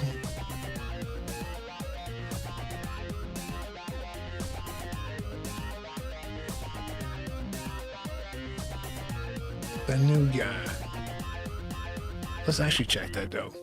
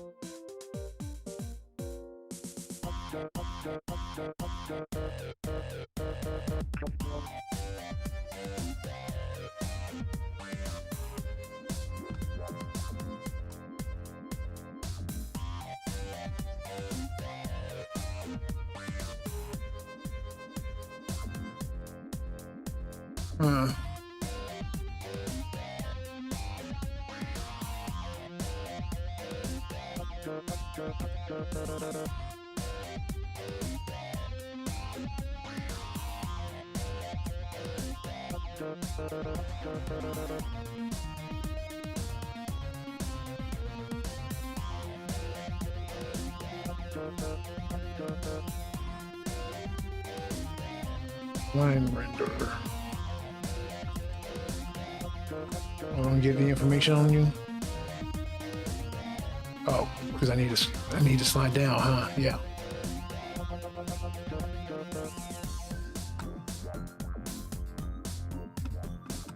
Oh, yeah.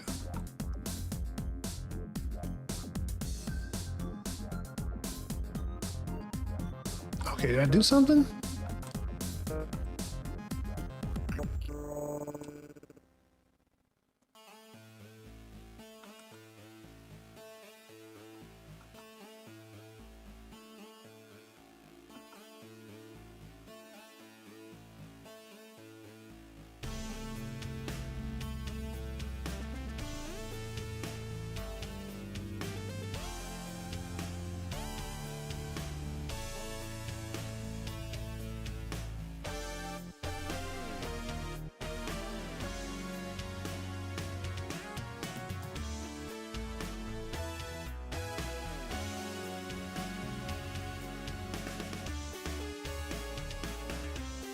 Oh, okay.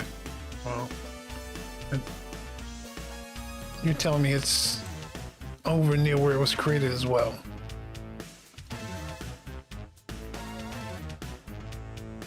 When I move it, it's going to redraw it. That's what I thought. Good grief.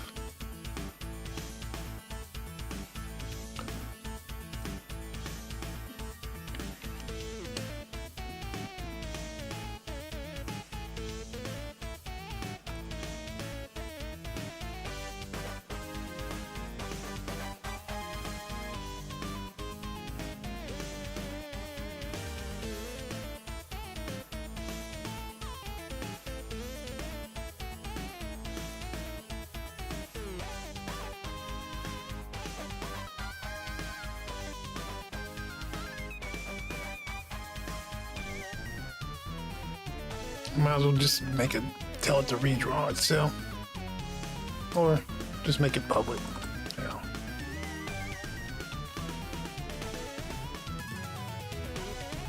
Just so I can tell it to redraw itself. Hopefully that actually works.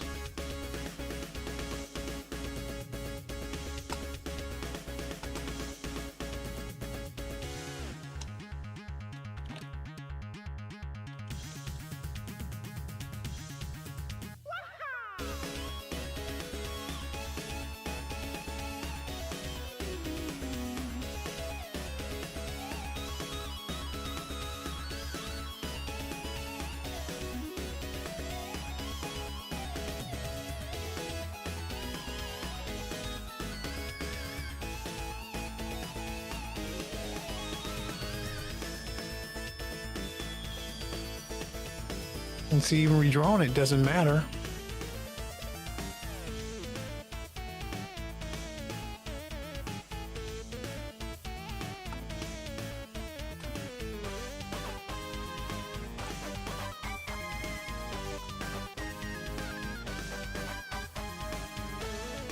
Because it still thinks.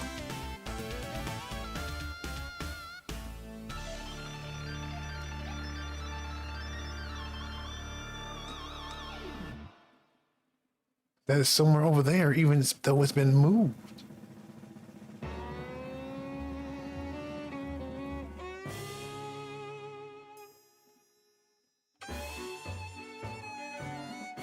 Well, we're gonna have to put in a queue to just be redrawn.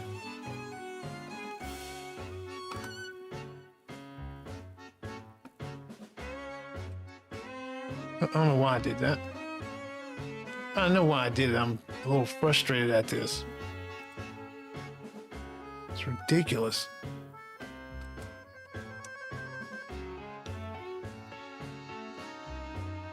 This is the kind of stuff that make me want to do my next 2D game in Godot.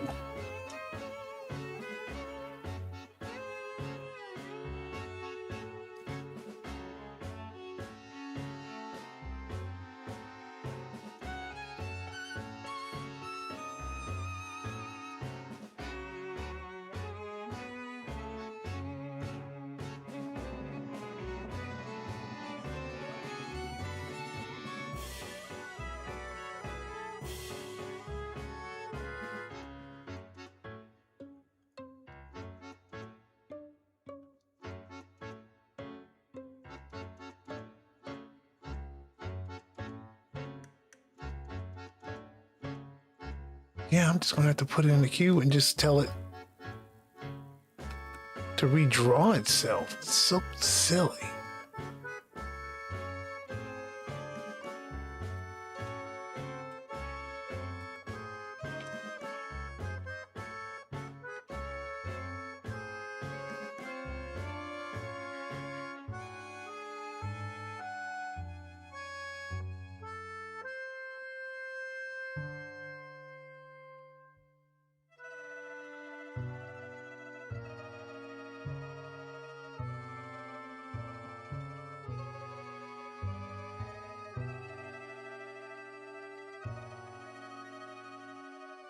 And this will prove that I'm right then. Because if I put this and redraw them at the next frame and it works, it means that they're lagging behind the frame. Stop trying to help me, IntelliSense.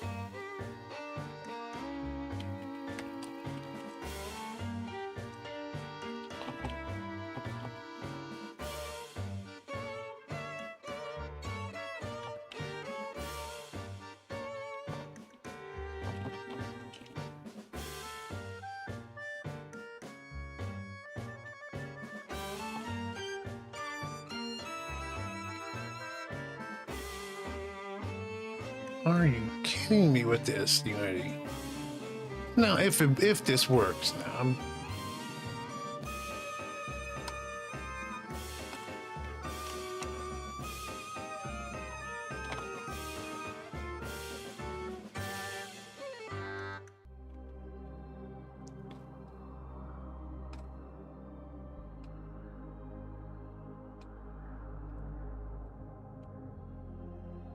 Oops.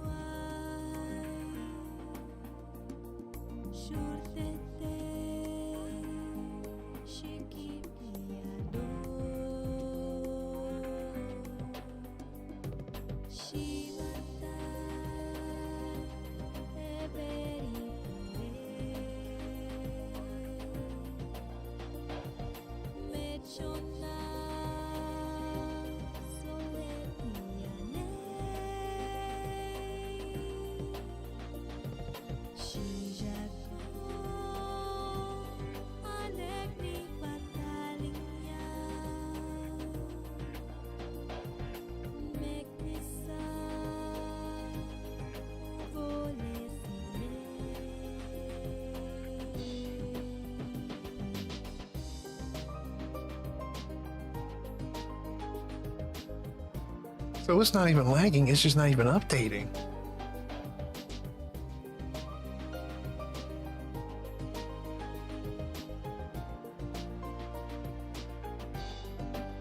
Unless you change the position after.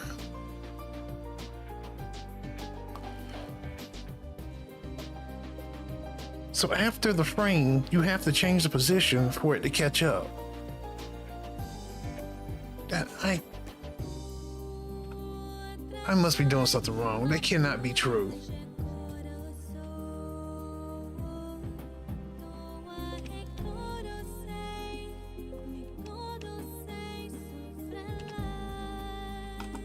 So I don't need this. I don't even need to make that public. I just need to tell it. I just need to go ahead and manually update the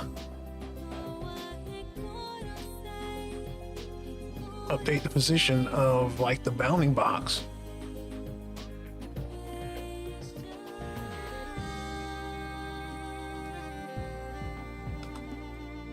I'm worried it's gonna say worried, but I'm wondering if it's going to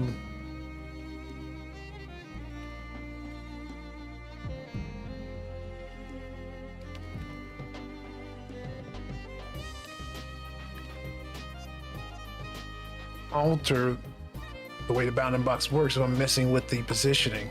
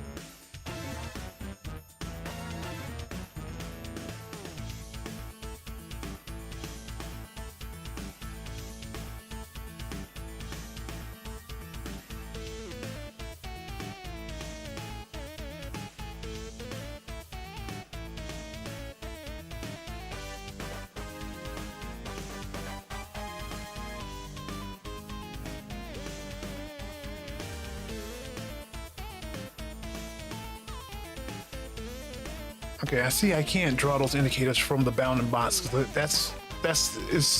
line writer is not the problem. The bounding box is not updating within the same frame or the problem.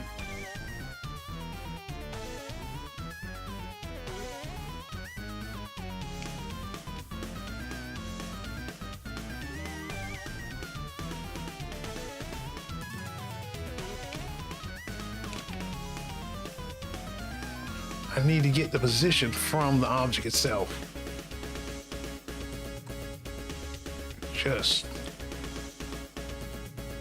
Just stunned by all this. I mean, it sounds like I'm making a big deal of it, but this is ridiculous.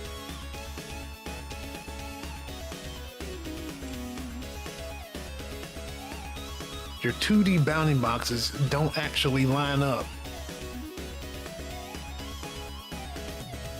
with your object for the first frame and then have to be updated after that. That's, like I said, I must be making a mistake. That's got to be on me. I actually probably will ask some people that know if I'm just being crazy.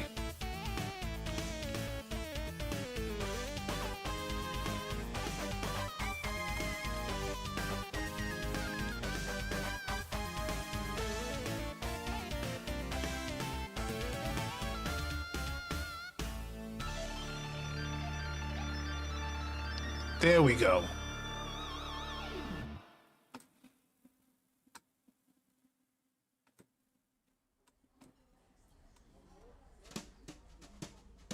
There, that works.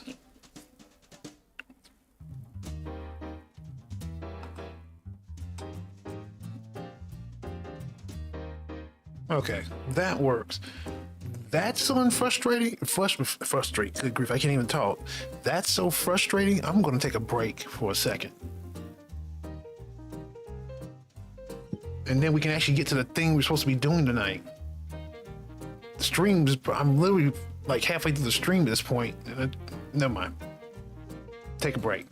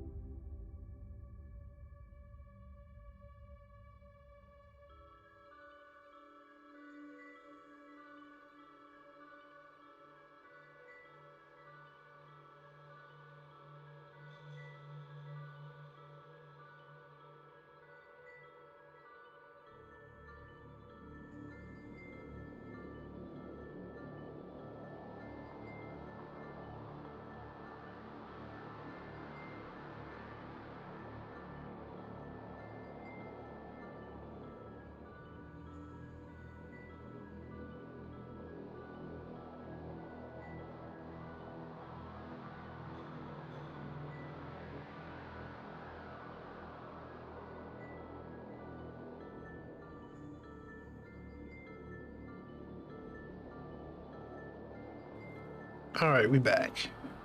Let's actually get to what we meant to do tonight. And that's the worst grade. Okay. Let's move on. But I meant when I said that if I researched that and I found out that's the truth, I'm never doing another game, another 2D game in Unity.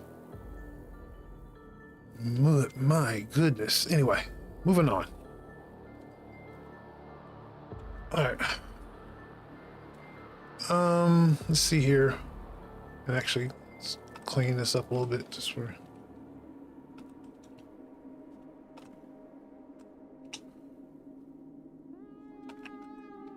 All right. So now let's do the pointing.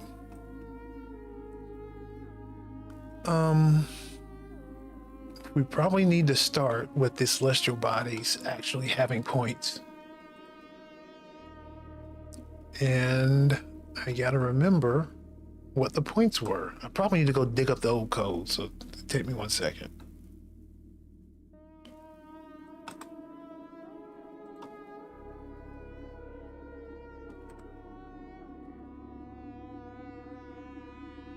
All right.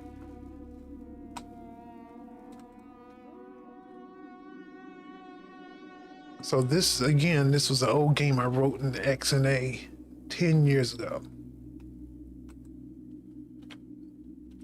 And essentially all the different planets have point values. Jupiter.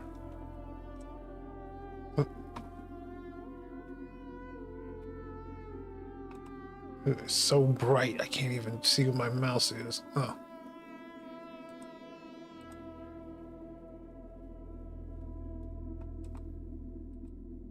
There we go.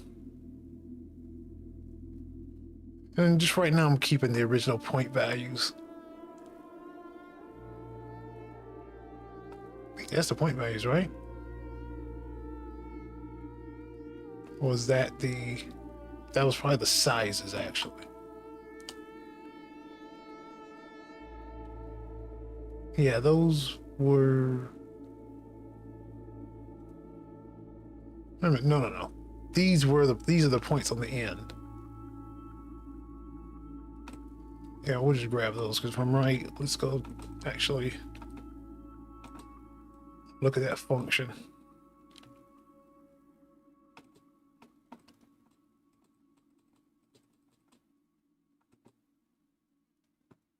Yeah, points. Yep.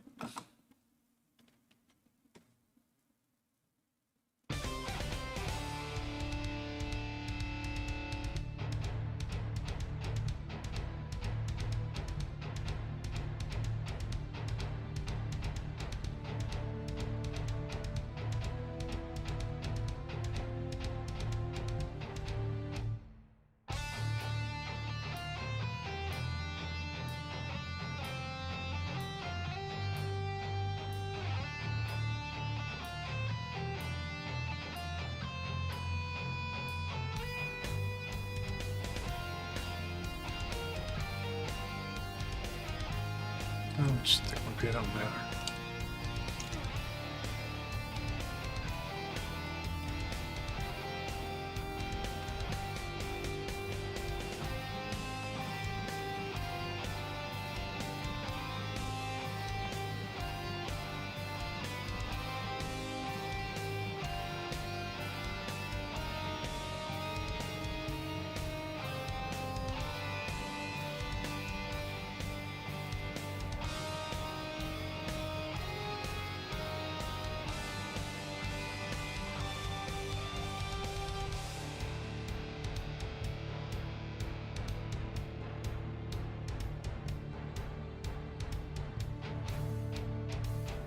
So I can't add it. Yeah, never mind.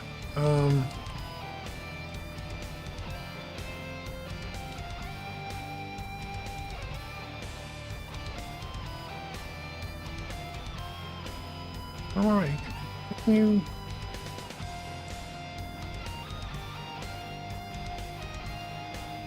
Wrong language again. Never mind. I swear you could do something like that.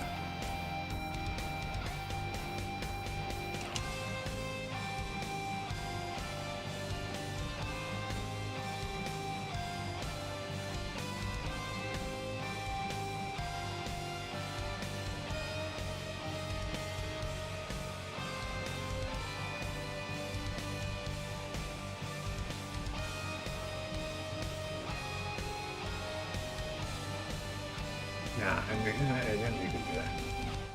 What language am I thinking about like that?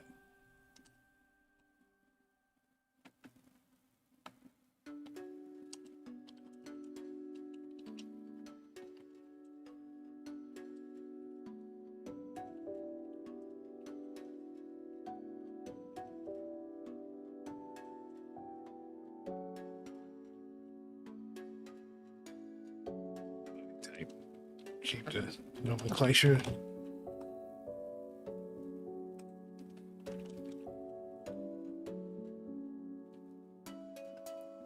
Hey, what's up, Salvo, man?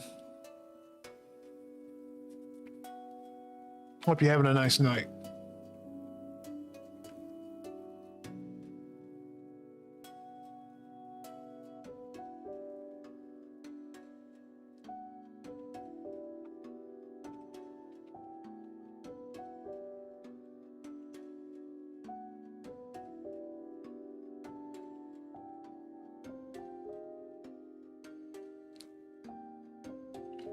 Yeah, hey, are you familiar with Unity 2D? I don't know if you heard my rant earlier.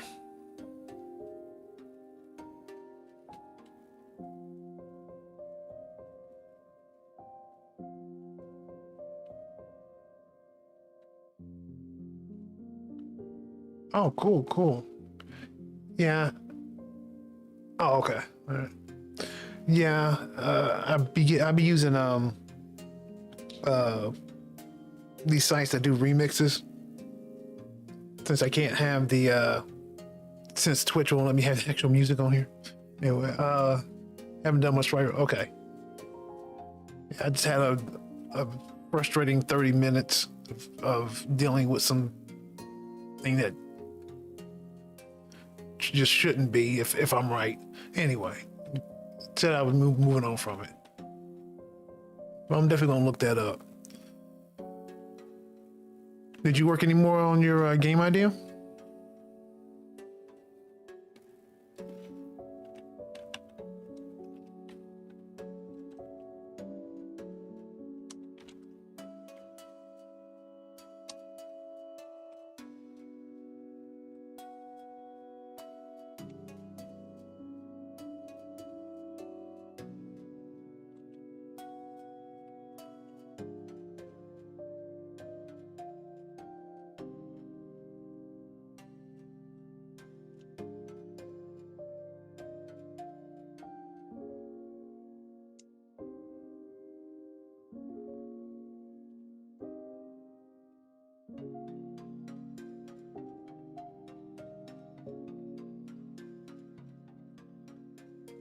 Set up all these point things real quick.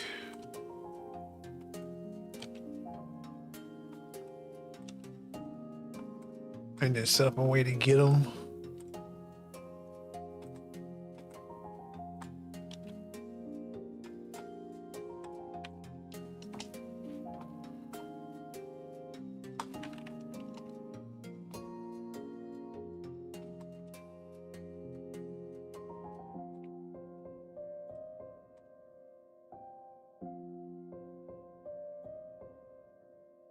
Oh, okay.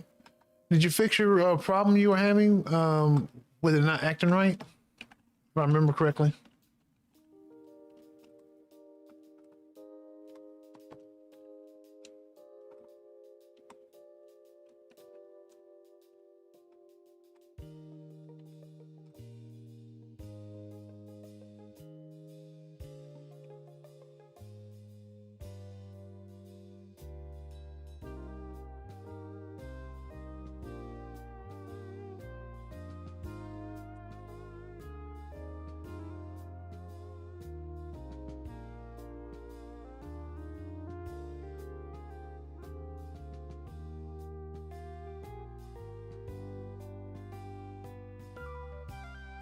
I was last stream.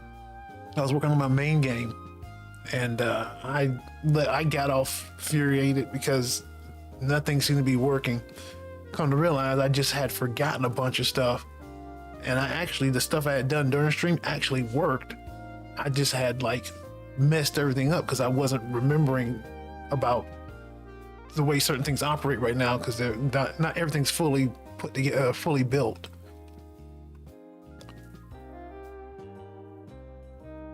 Okay, cool. Yeah, I had one of those moments too where like nothing was working last stream, and at the end, but in the end, I realized after I got off that it was my fault. Thanks. Okay, we got that. I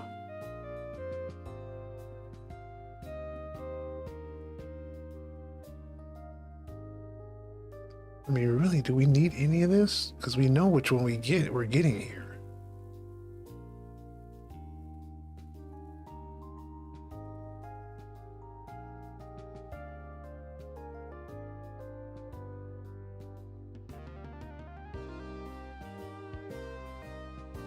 Yeah, I don't even think we even need that. Thinking about it, just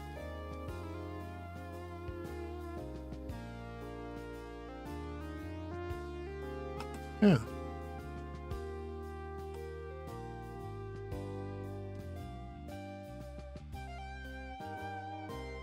Okay, never mind. We'll just keep it. Doesn't matter. Doesn't matter. Anyway.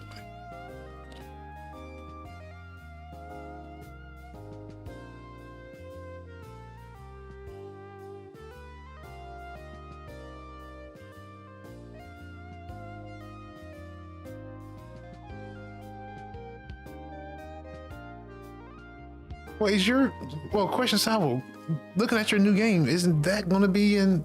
Well, I was thinking it might be. It would like it be a 2D game, but it could also be like just a 3D top perspective. I'm guessing as well.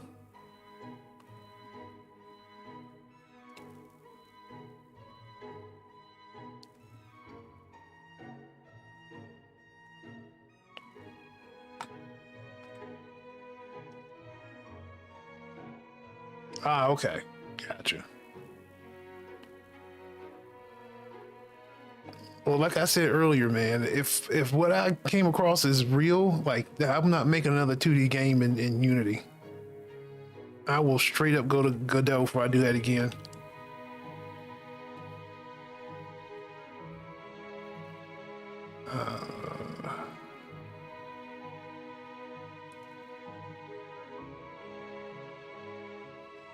It's just gonna just get points.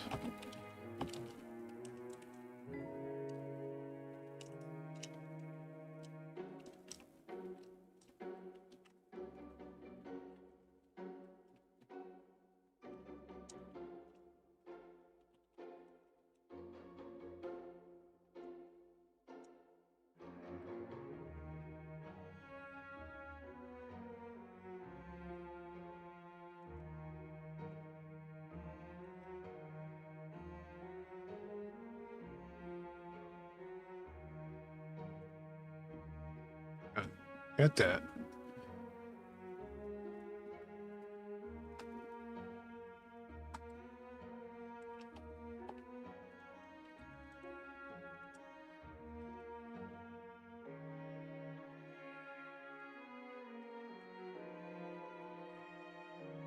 All right. With that, now we need to. So, two things. We need to get a list of everything in the chain. Or do we? I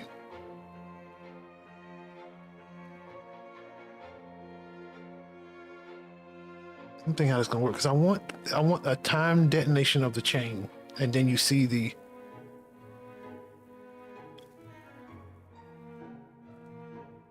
That would be interesting. If you make a 3D brain, that would be super interesting, though. I know what you're saying. Like it would be difficult to visualize, but it would be interesting if you could pull it off. It also might be a lot more than you were trying to get into with that game too, depending on what scale of game you were thinking about.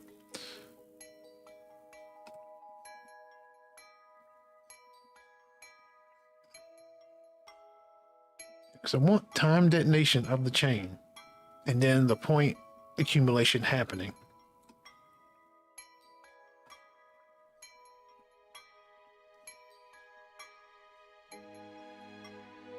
With the multiplier happening each time. but you literally have to start with the first one and then go down, and then the chain would progress downward.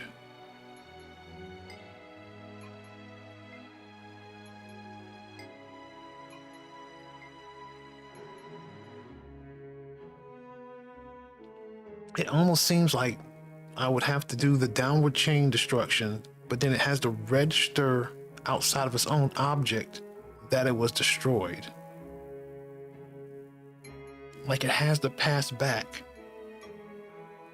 How am I gonna make that work? Pass back information that it was destroyed.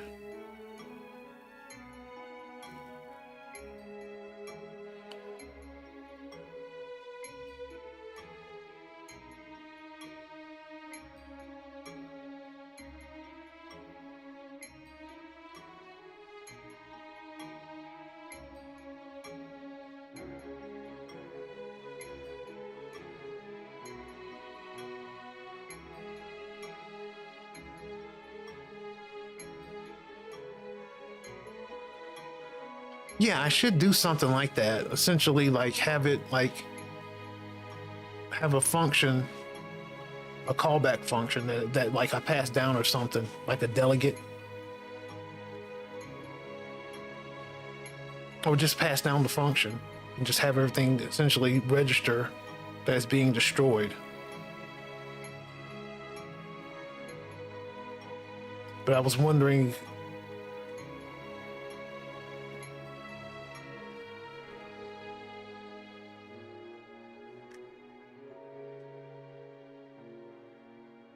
should I just pass down a list that it just keeps putting classes in that have the information instead of having a callback?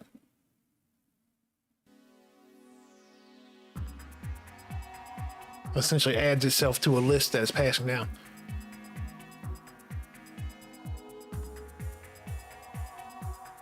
Before it deletes its children.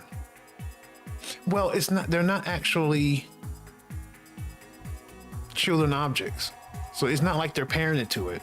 When I say parent, like it's just registered like as a list. So what happens is, where we at? Yeah, essentially this just sends, so this celestial body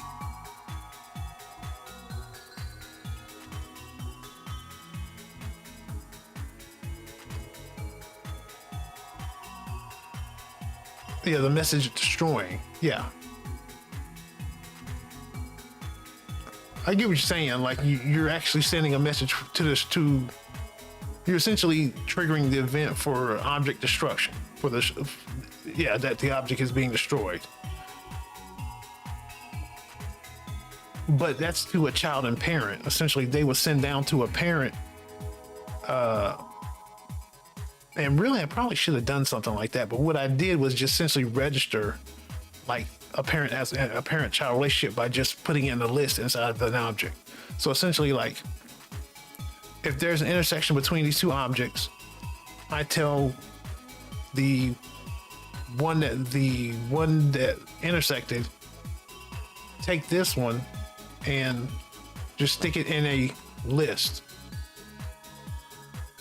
So that's how it's just keeping a list of children. It's just in a straight up list of objects within it.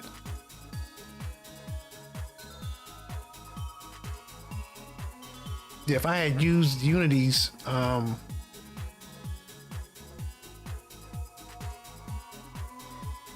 well, then if I did that, if I did parent and if I did parent them to each other, then if you moved one, you move the other one. I have to unparent every time you move. But it would have made things easier.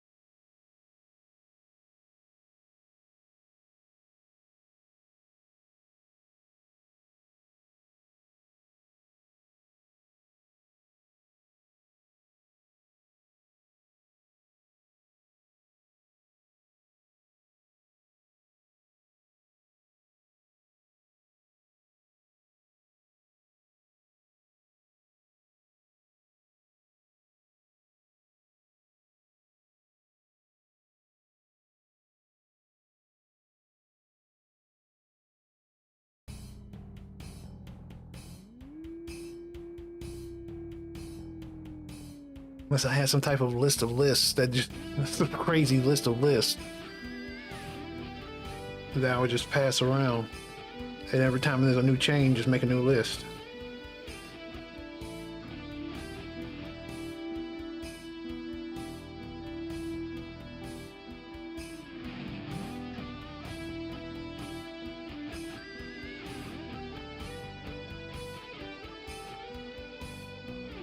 But then that can just as easily pass a delegate down or a callback function.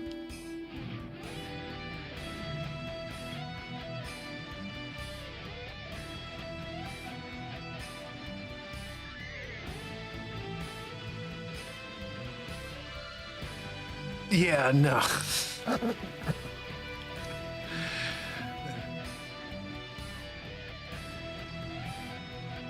Insane.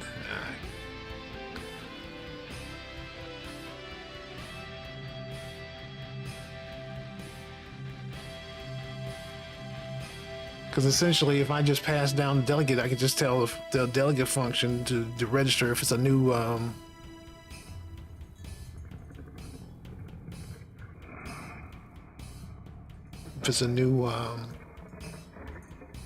new chain. Because I would like the effect of if you have multiple chains that are detonating, that they're all at the same interval, one is detonating off each chain.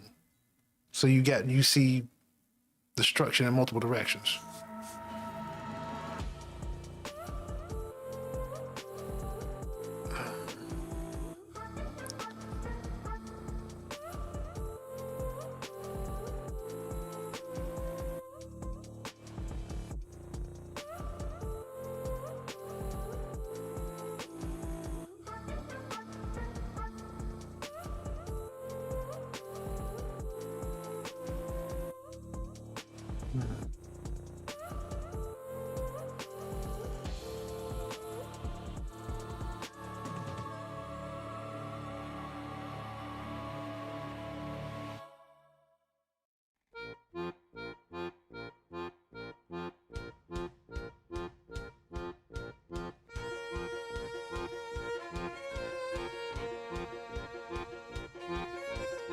The tale of Maxwell Roth, he sought the footlights like a moth, his sense of timing never up until he opted to collaborate with the hooded reprobate, the blighter and assassin made a deadly double bill. Jokes, jokes, jokes. Make them laugh until they I'm leaning towards an object that just keeps a list of chains that it's going to destroy. So essentially, you're going to have a list of these objects, and in the objects you'll have a list. They have the chain in a list, and then it'll cycle through and just delete something off of each one. The curtain rose, the scene was set, they danced to murder as to Or really cues. blood was led up to the scene wherein they disagreed on who should live and who should bleed, and Maxwell Rothy then received a very bad review. Jokes, jokes, jokes. And there's daggers in their cloaks, but behind the scenes the main players differ on the plot. Laughs, laughs, laughs. And the dandy's red in his scarf, now he chose a week to base above in his eternal lot.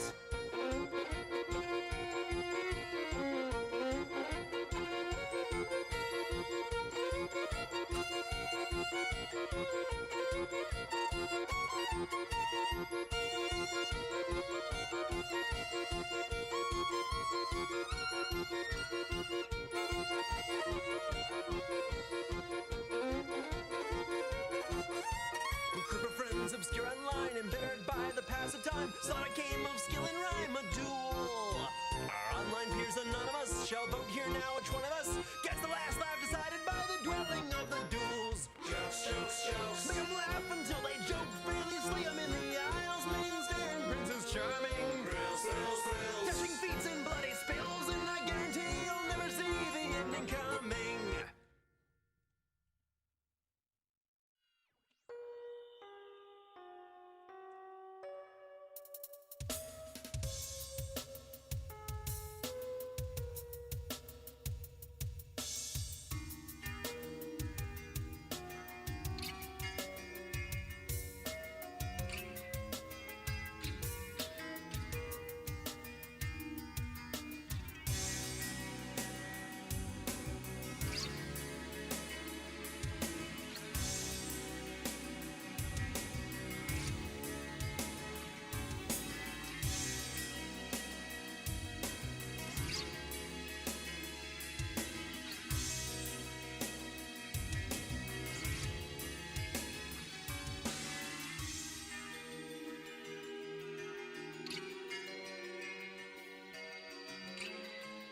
Because that way also I can actually pass in the multiplier, the starting multiplier for each chain. That way it'll keep track of that and pass back. And then at the end, have it pass back the total amount of instruction from each chain.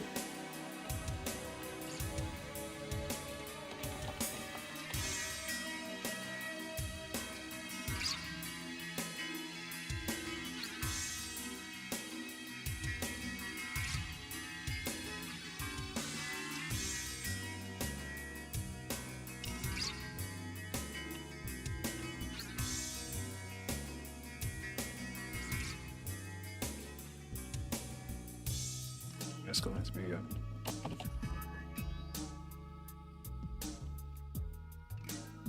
So I'll need the multiplier.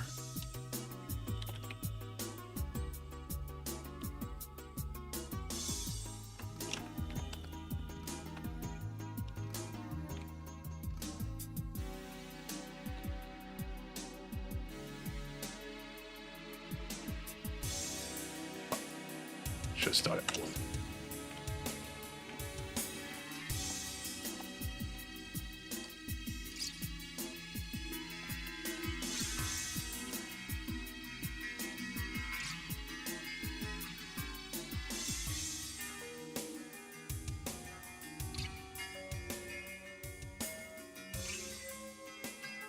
And the total points.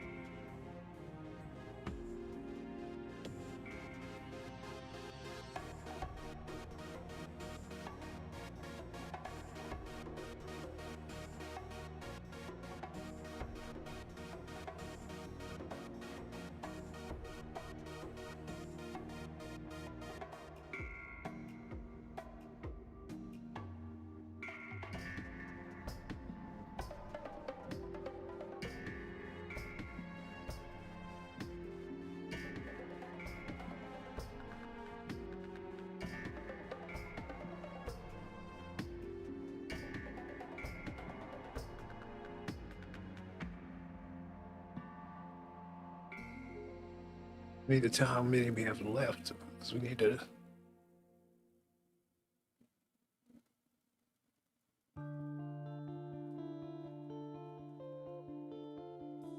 Yeah, because when there's nothing left, then you essentially add it to the actual total points.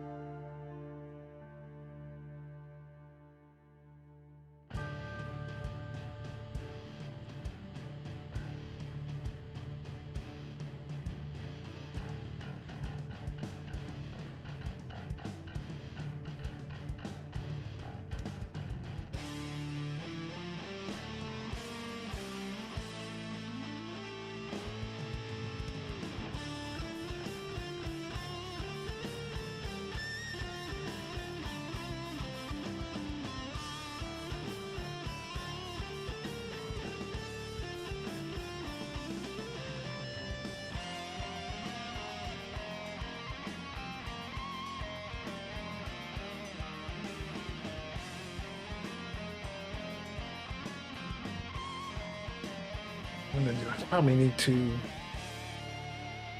I'll worry about that later. The destruction effect probably needs to coordinate with this destruction, which probably needs to be passed in. Worry about it later.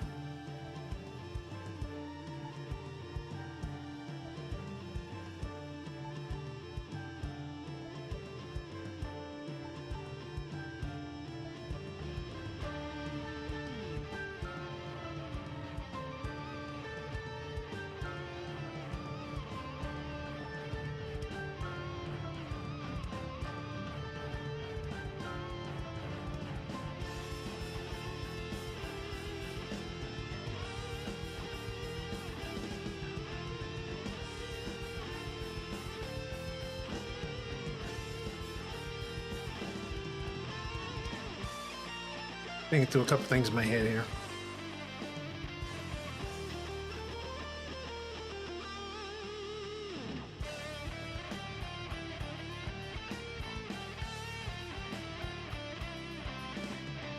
I almost feel like I just pass the whole thing back, because I'm going to be going through, cycling through these.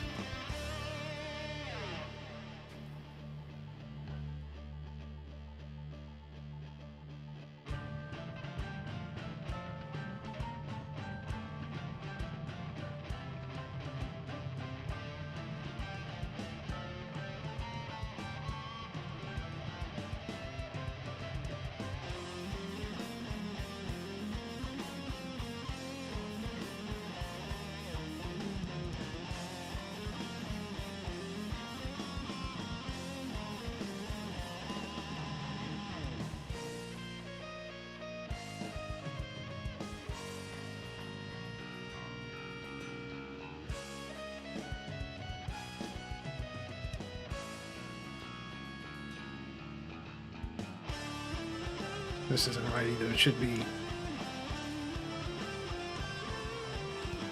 as it's multiplier times whatever. Anyway,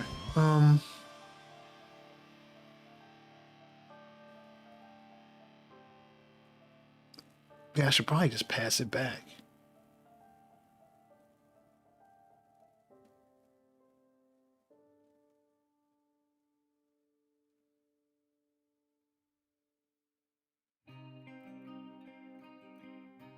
Because the way I'm destroying it now, destroying them individually now.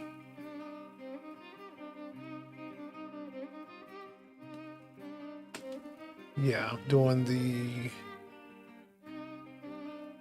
destruction effect right here.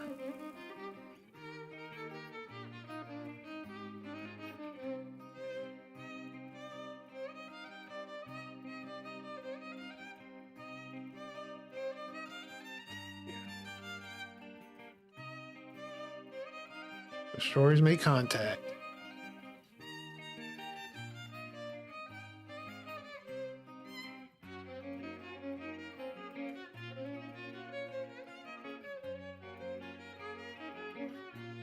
I create the destruction effect, and I add the celestial body to be destroyed to this list. This is what I'll have to update.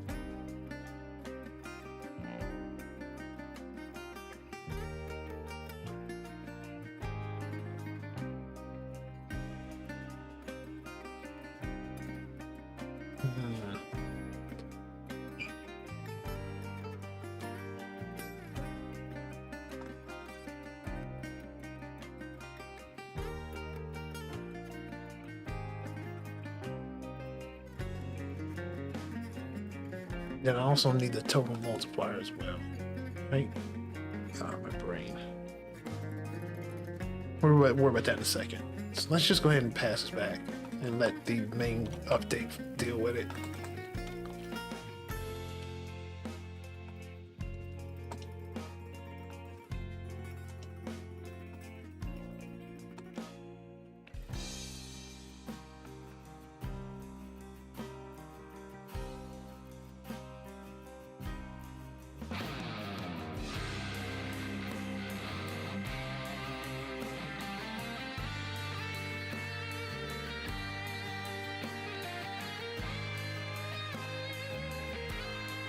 When you remove it from the queue, you have to update the multiplier.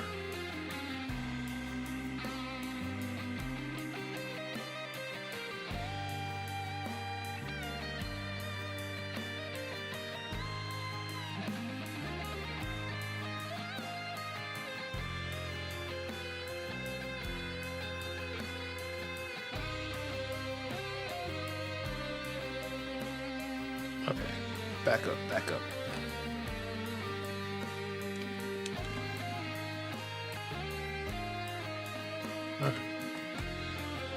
Okay.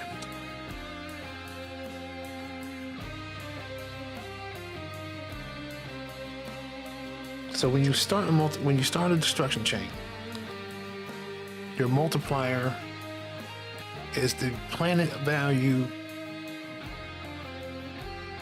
times 1 plus, it's not a multiplier, it's an addition, so it's times 1 plus the multiplier, plus the, the additional multiplier.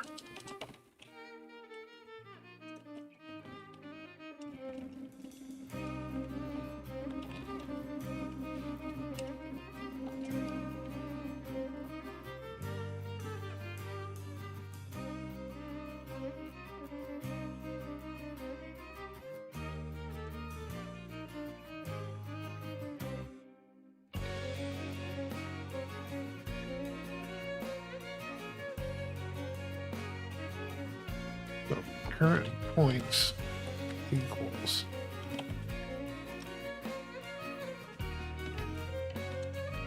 points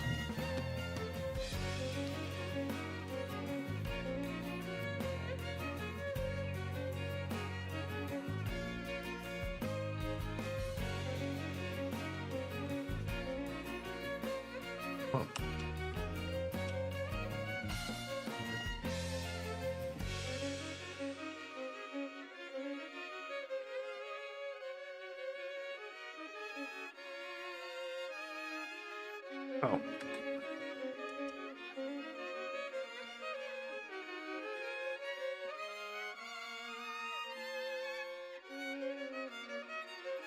And then after destruction,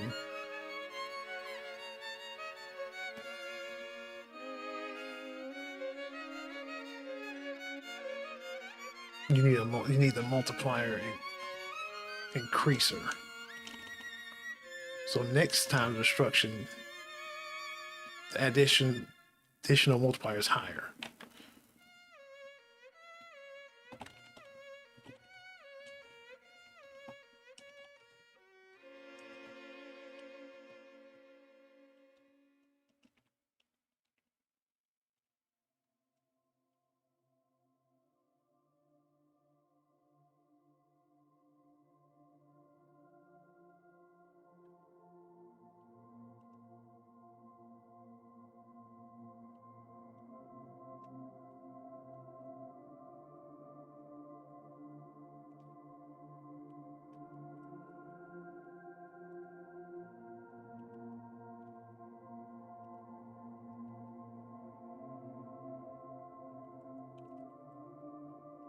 A lot of this calculation is for me to remember.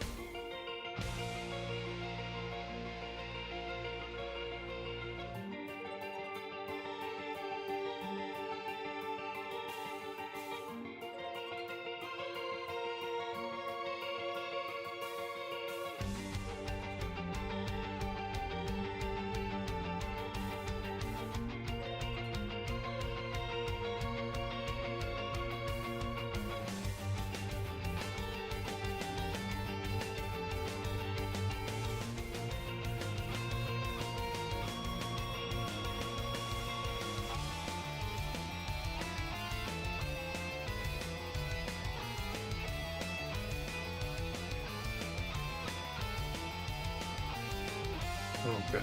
Okay. I think that covers us.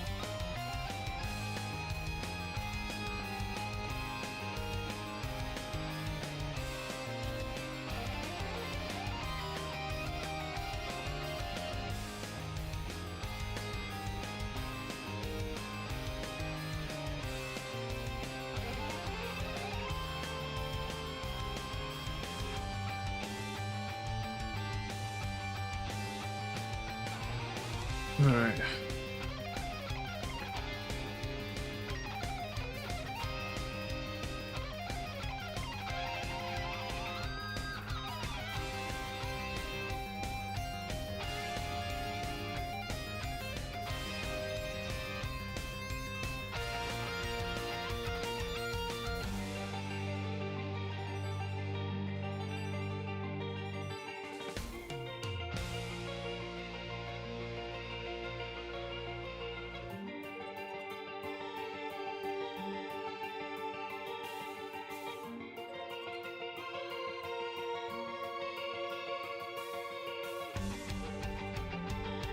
All right, let's see here.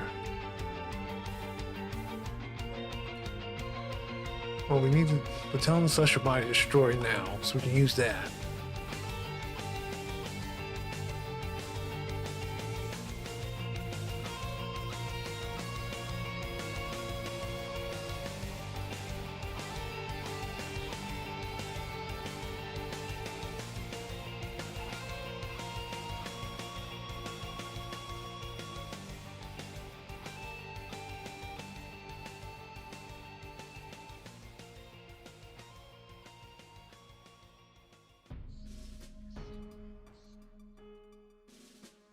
Now, essentially, we want to tell the chain where to start on this multiplier.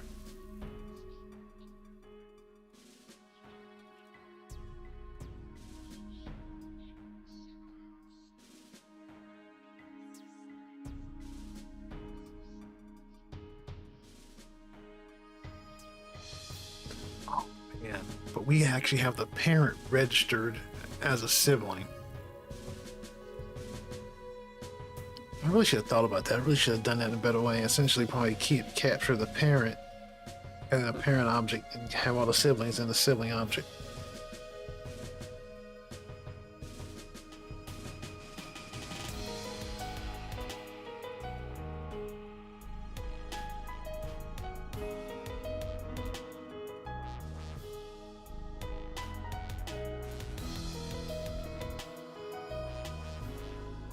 Probably should go back and do that. It's just gonna make it easier.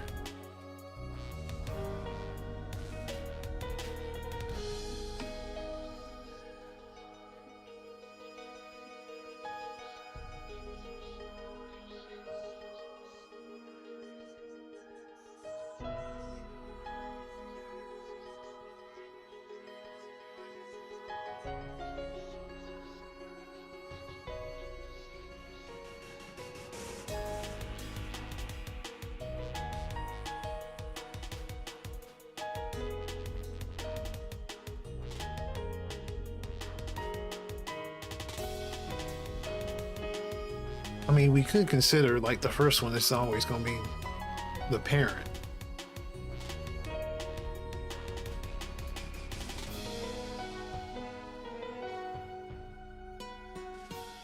Well, let's think about it. Let's run through the logic. Parent, one child. We register the child. Well, no, that's right. If you're the actual parent, your first one is a child. Only with the child will the parent come first.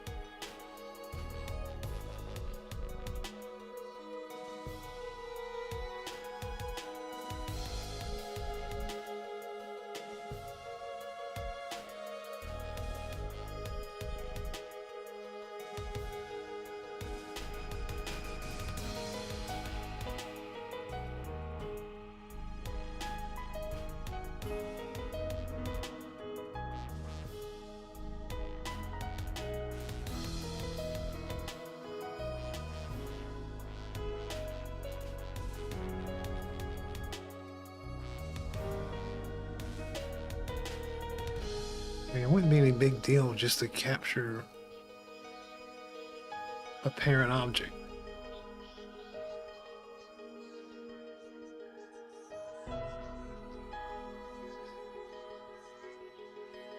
Let's just go ahead and do that. And then we'll call that child bodies or sibling bodies.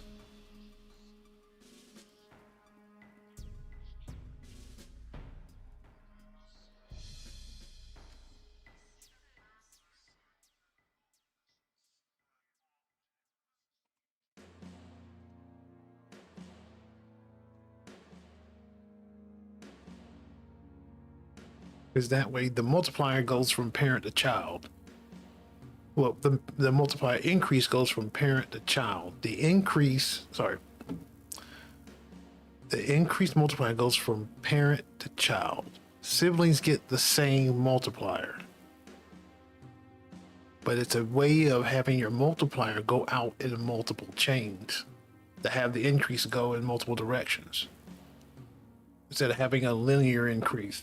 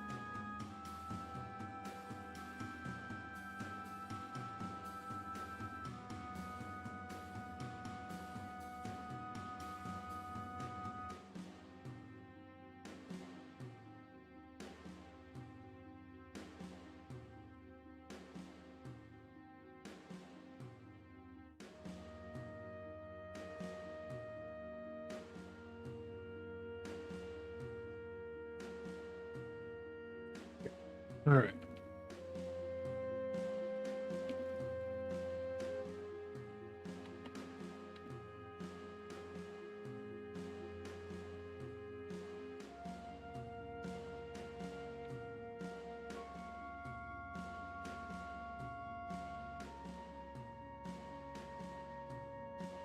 I hate reworking this logic right now, but whatever.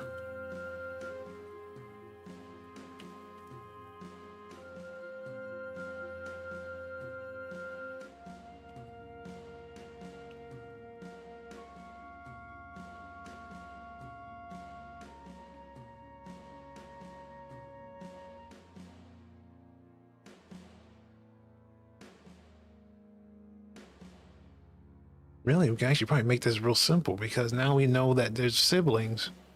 We know who to give the different color to. The parent and the child will always have the same color indicator. Let me just rewrite this whole logic real quick.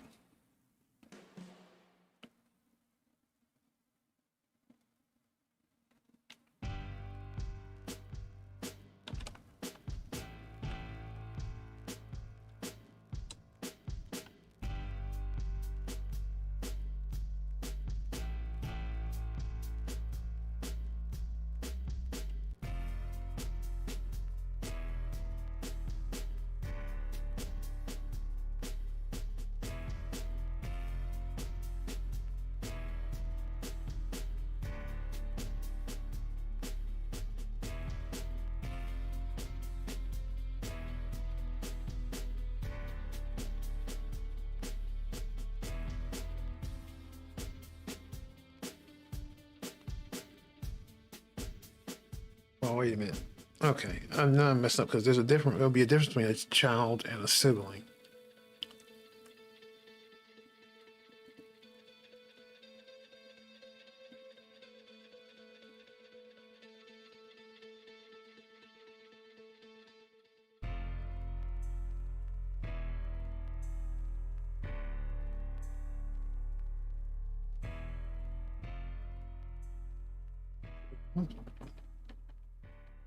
let's not completely undo this. Let's say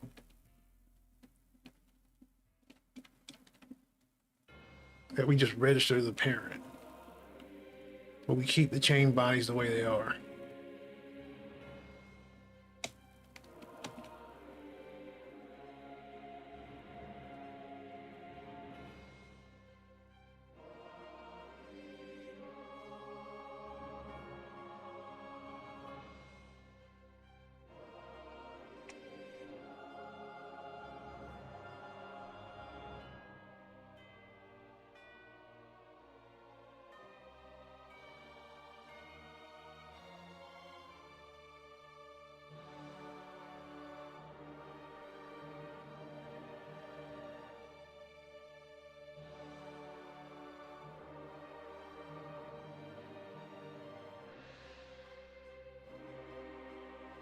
But that's not going to work because the whole point of putting that in a chain body was a child can detonate and take a parent.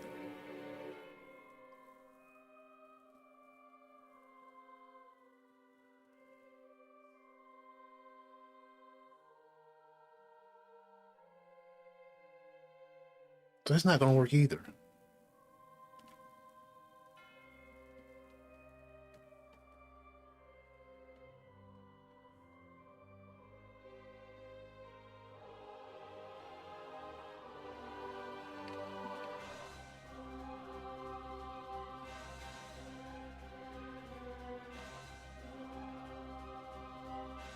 Let me see. Thinking this through.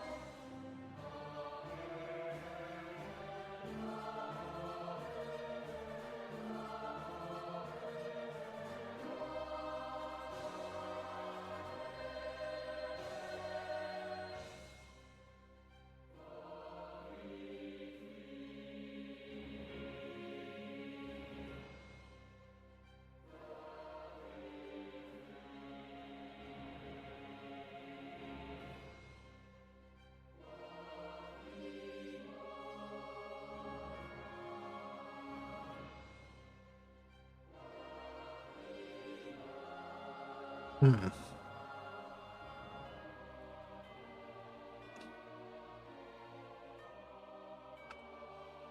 Because the destruction needs to happen, be able to happen either way. Either child gets destroyed, takes sibling and parents, or parent gets destroyed, takes sibling.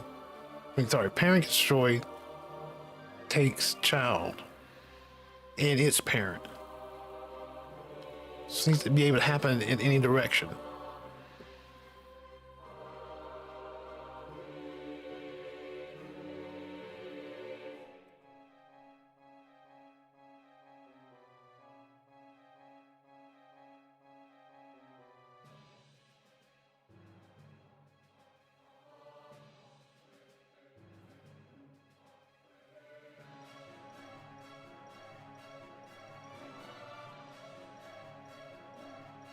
So what needs to happen is when the destruction happens, it passes down, everything passes down what got destroyed before, the one that got destroyed before it.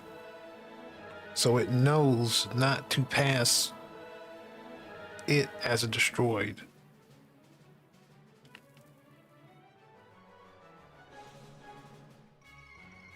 I think that's the way it's going to work.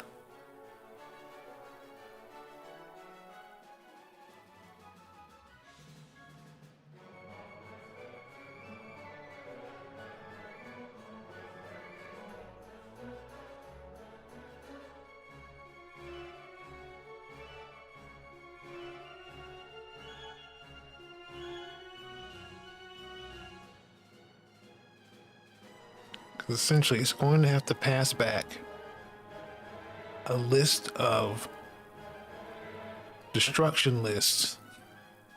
So we did the list in a way, essentially.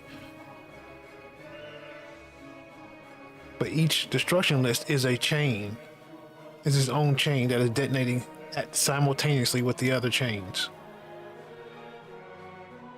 And they all have a list in what order the detonation is supposed to happen for each. So let's see. Let's check out the destroy function.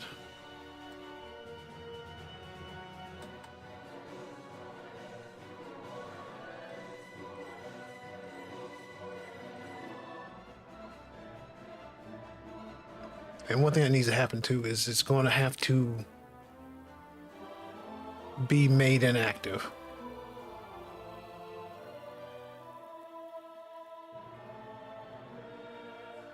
Which means you should not be able to drag it, touch it, interact with it. So get rid of the circle colliders.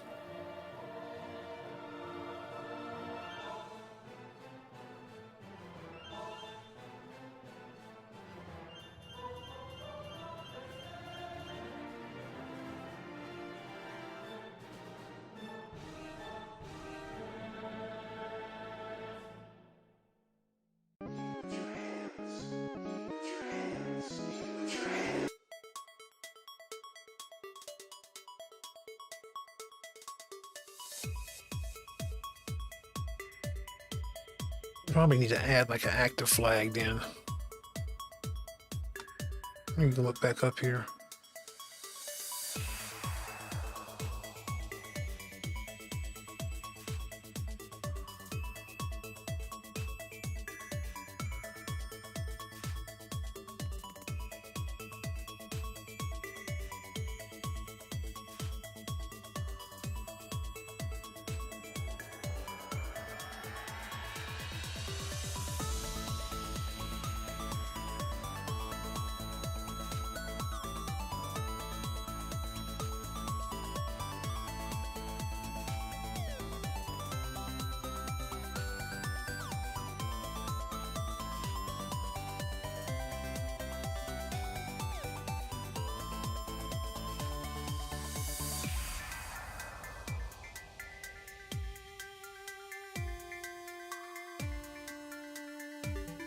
And then while I'm here,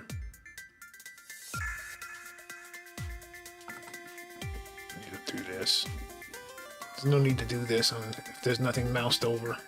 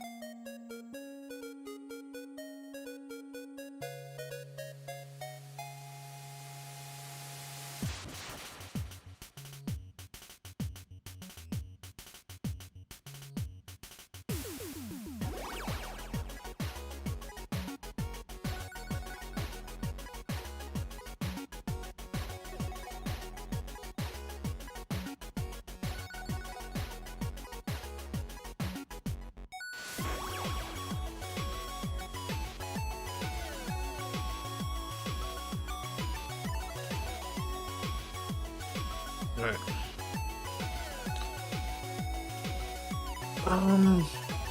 Okay. Think this out.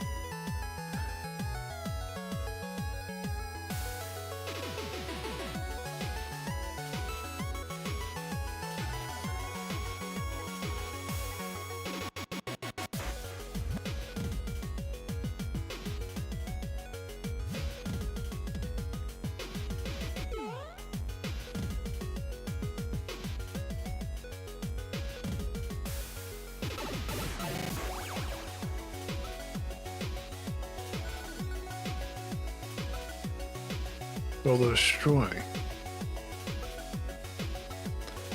Okay. We know this one's being destroyed.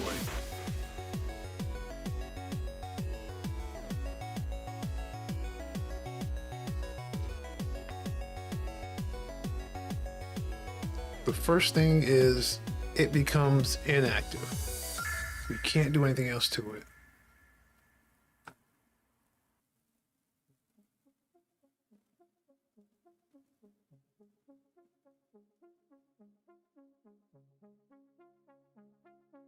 Which really means we should take it out of celestial bodies.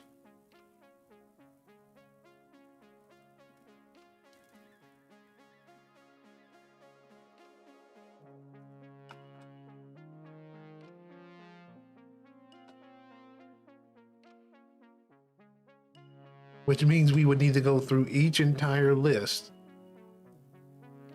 for each one and remove and make sure it's removed.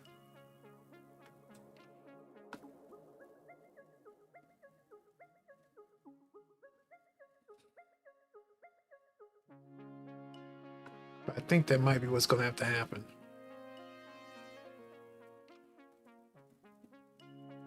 Because everything depends on those being in celestial bodies.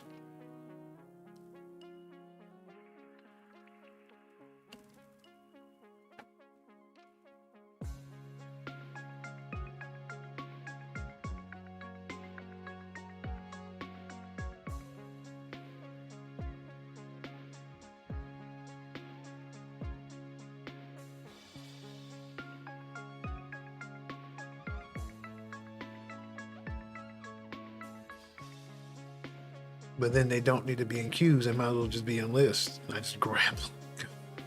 This sounds so terrible.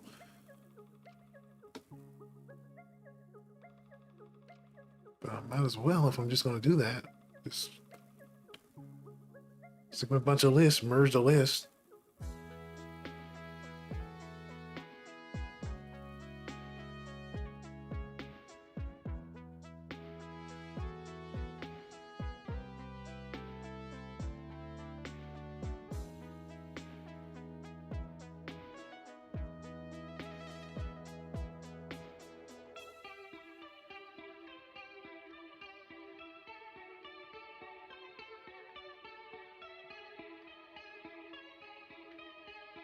So that's one thing. We have to get a list of them to remove from the celestial bodies list, so they stop having interactions.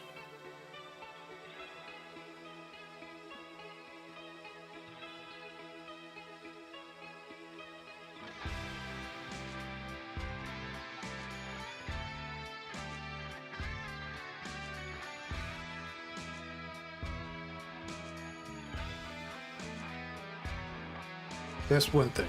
Then call destroy. Destroy will go down the line and put together a destruction list of everything it's connected to and tell everything to put itself in the destruction list. Okay, let's work that out. Let's do that first, and then we'll worry about the list of removal from the celestial bodies list.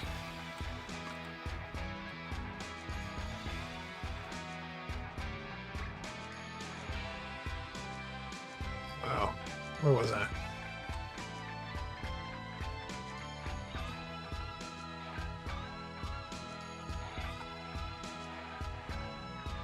All right.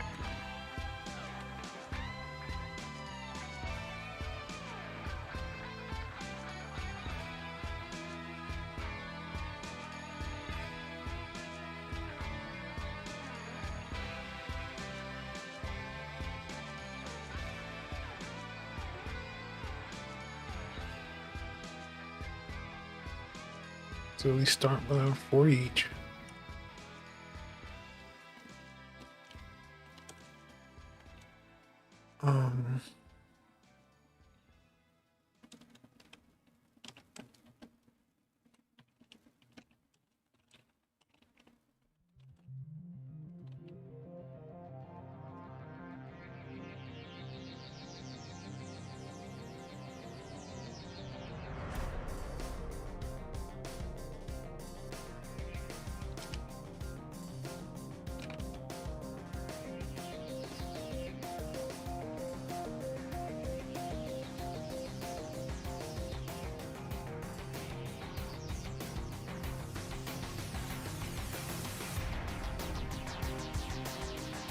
We'll hold off on this because this will be called,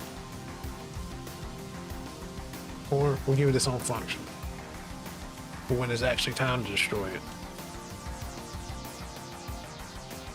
Or we keep this the way it is and we create another function.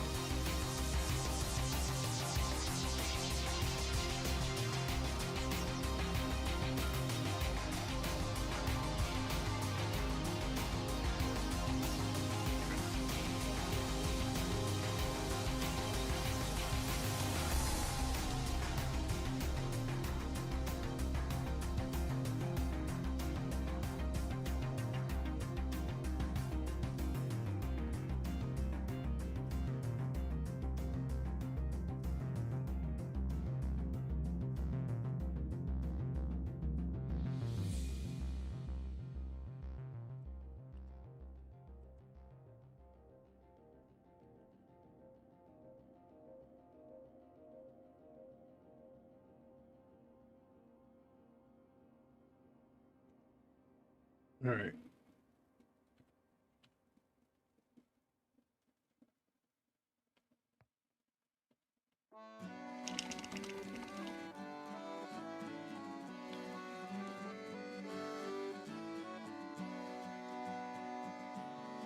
We'll need to create we'll need to create one destruction list.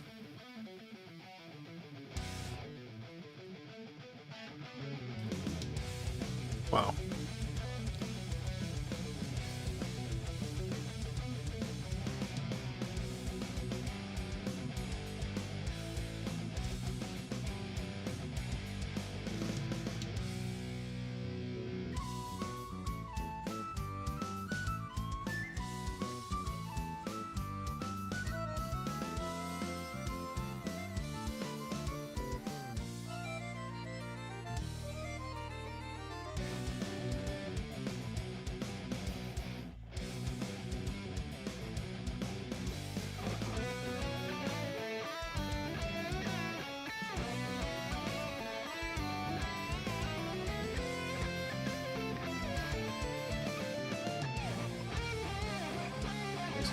All right, let me think this out.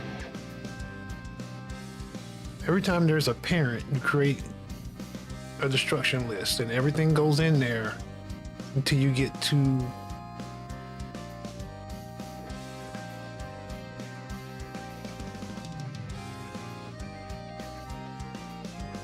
okay. Parent children go in one list. The moment you have a sibling, you create another list.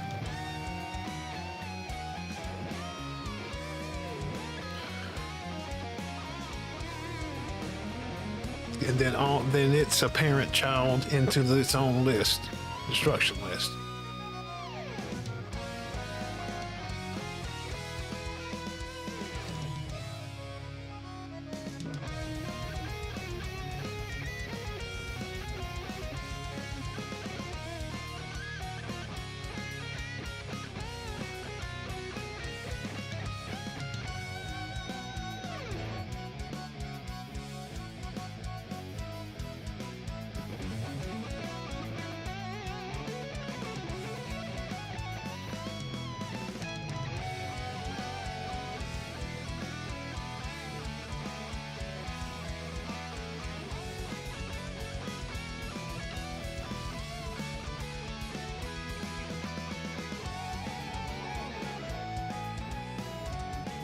So one, I need to know how many I have in the chain bodies.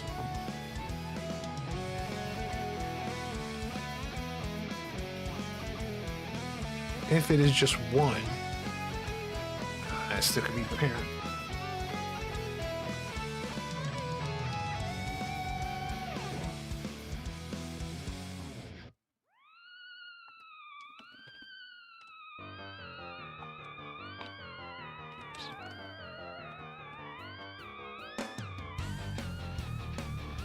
So we make sure it's not the parent, because the parent should always be the first one in the list if that's the case.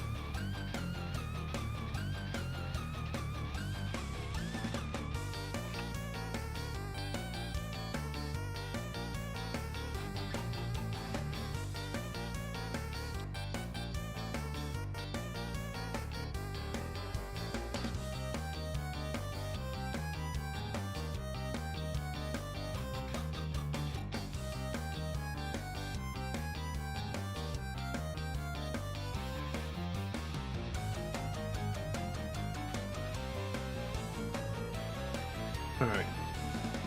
So that way,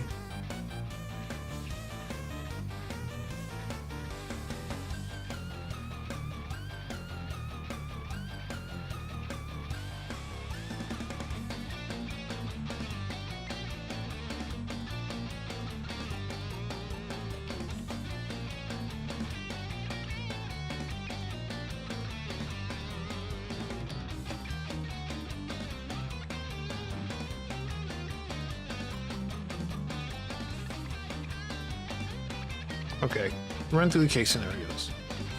There is destroying one. In that case, you would just return one list, one destruction list has one queue.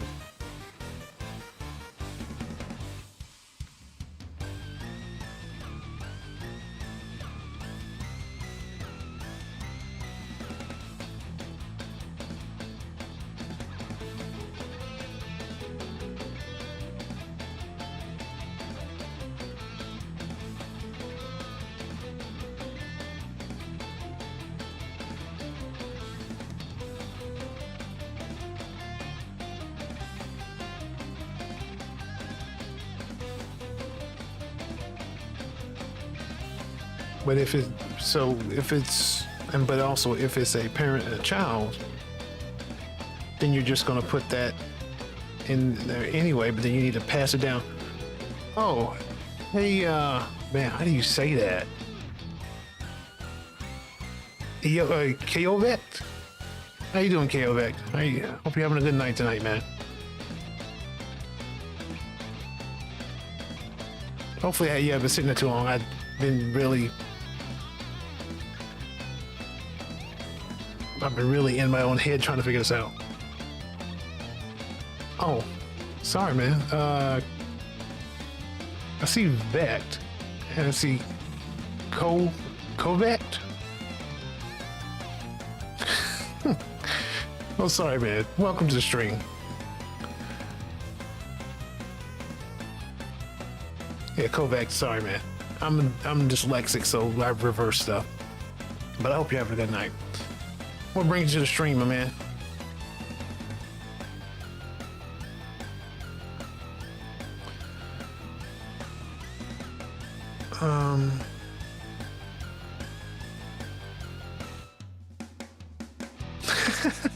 So you purposely made your name like that so people can mess it up. It's a good troll.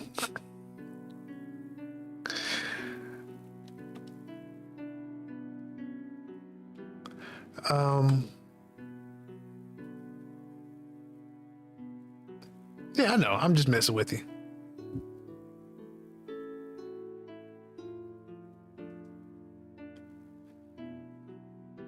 So are you, working on? Oh, I can actually show you if I haven't broken everything.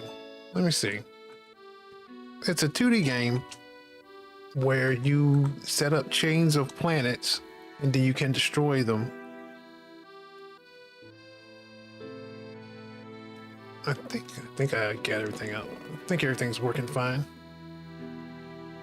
It's called Gravitas.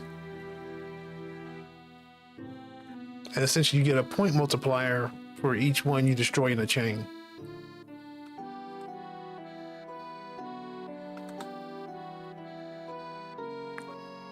So I can do that. I put that there. Grab that. See, I can make a different chain this way. And once I hit that red one, it'll destroy them.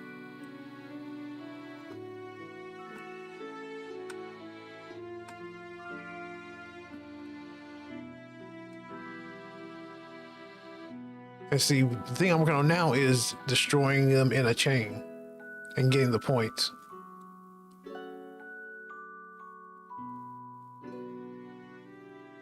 Yeah, exactly. I don't want to touch the red until I'm ready to destroy the chain. So I can build a chain as long as I can, but the longer you build the chain, of course, the more likely you are to hit the red. And they're randomized in their movement. Why did that turn a different color? Oh, because I'm touching that. Okay, that's right.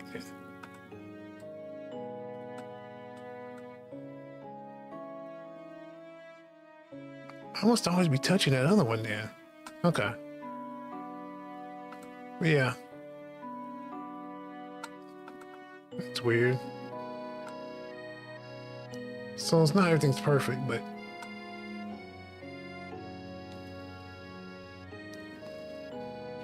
yeah, sure. What's up, man?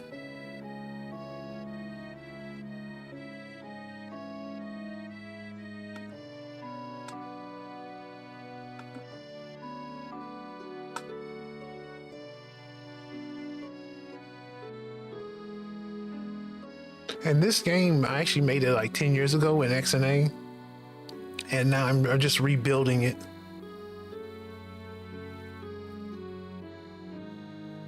So my time to add difficulty. Yeah, actually, this is just a test. I'm not even done the levels yet. The levels you will actually get to. You can make multiple of these running around, different speeds, stuff like that. That's actually what I'm going to do on the next stream. Tonight, I'm just trying to get the chain to explode, and the next one, you'll actually select levels where like you can have 10 green, 10 blue, and like 20 red, and it can be moving super fast. You know, just saying like it'll be configurable per level. And then I'll change the multipliers and have a timer, or like probably do challenges as well. Like you have to get 1,000 points within a minute. You know, something like that. Yeah. So that's what I'm doing right now.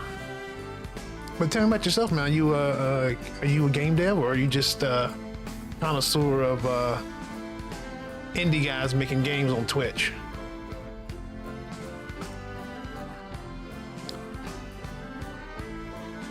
Oh, cool, cool. What are you learning? Like, what's your preferred platform, your engine?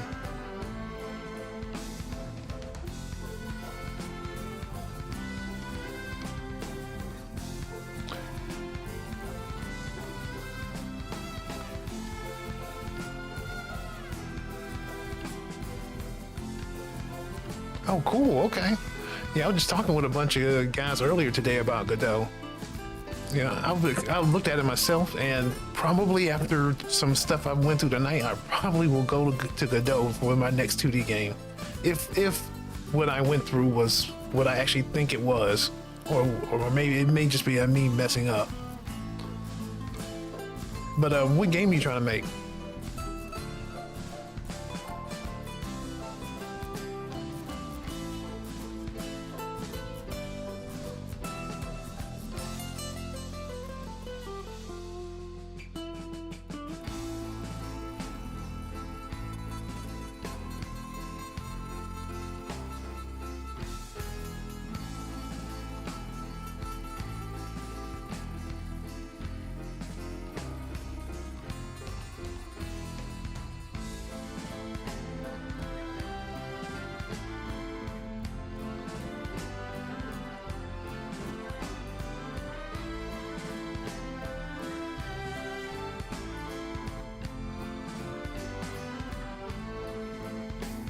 I guess let's pass down.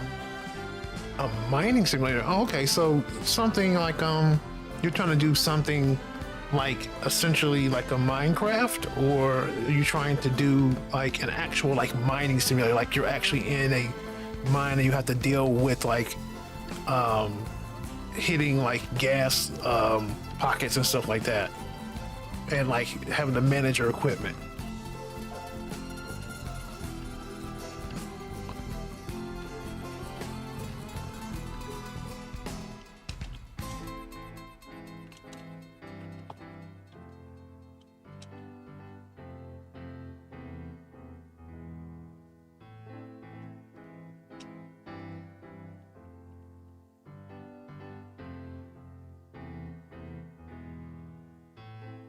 Okay, cool, cool.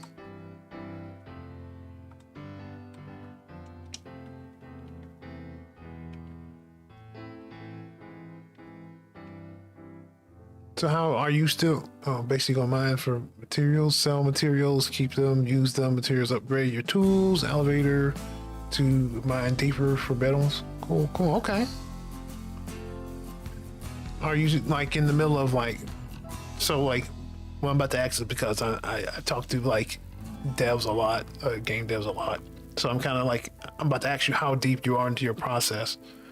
Are you, since you're learning Godot, are you like trying like a sample game first? Or are you just doing tutorials or?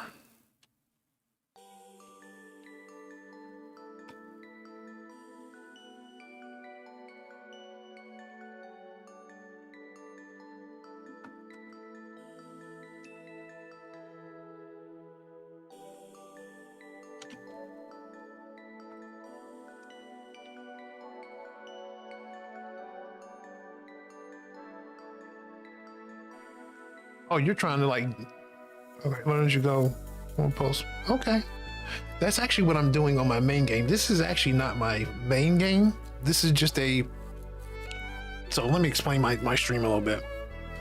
I have three things I'm doing. I choose between doing for each stream. One is a main game I'm working on that is a 3D, it's a MOBA that has mechanics like Final Fantasy Tactics, and it's a 3D game, and that's what I'm making mostly. Then there's what I'm doing tonight is the prototype. Is where I prototype something out, which tonight is what's the prototype right now is doing converting this old game to Unity. And then the third thing I do is I play my community members' games.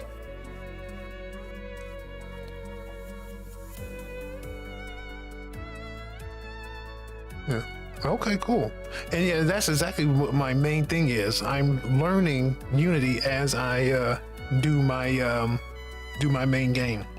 So I'm essentially doing what you're doing, but I've actually like made games on other engines like what I'm converting right now.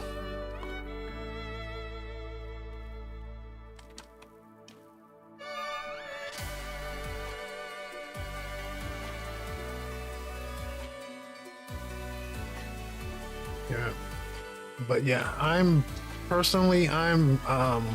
engine agnostic. Okay.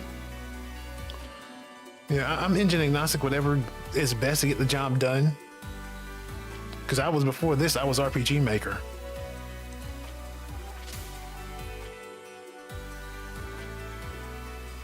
Oh, okay. You might want to go back and relook at that then, because I'm sure the AI is easier to implement these days.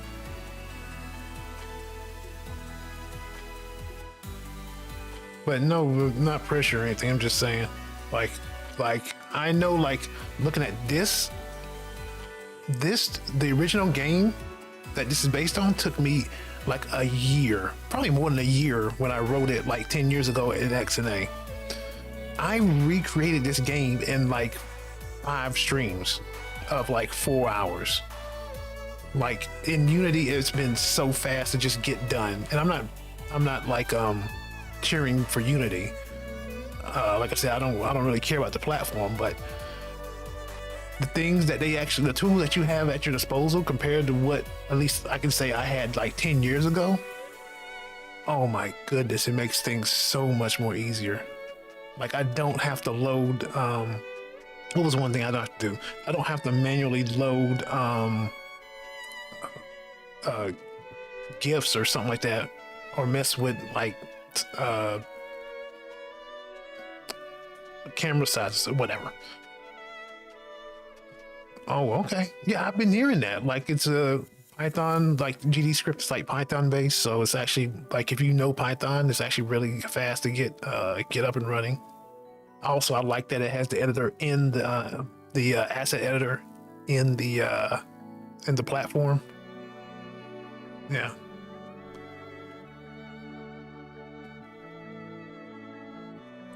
Like I said, I'm considering it as well. If I ever do a 2D game again.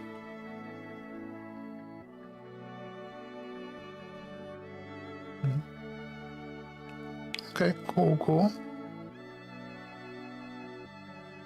You're now on day 3 of it? Wait a minute, so you've only been doing this for actually 3 days, or am I wrong? Or is that just, you're just kind of like giving me general time? You're gonna tell me you're on day 3 of learning Godot, aren't you?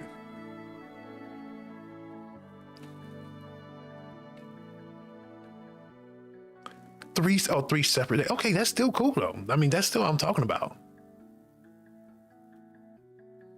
I mean, that's impressive.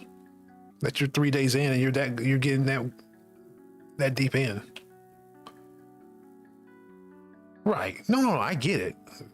Like even like 3 separate days, it's still 3 days that you've been digging in and you're getting into the deep end already.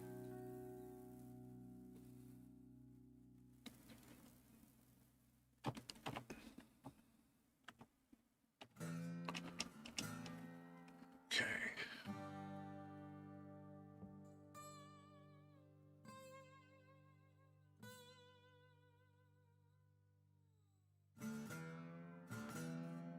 Now, let's see. So, yeah, don't need to be too proper with the names. Save myself some space.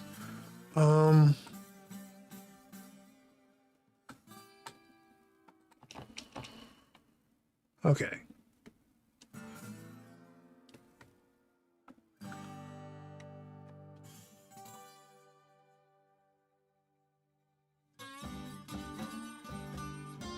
Movement, secondary, basic mining system, relocations.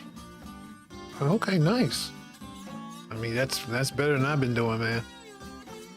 Like I prototyped my original game was like for like a year. It was just learning Unity for like a year. But yeah, I mean, yeah, that was me learning Unity and prototyping the game, and then I'm still kind of learning. Oh, cool. Okay. Well, keep me updated, man. Like I said, I play my community members' games, so if you ever want somebody to play it, just jump on the Discord and throw it in suggestions. Oh, thanks for the follow, man.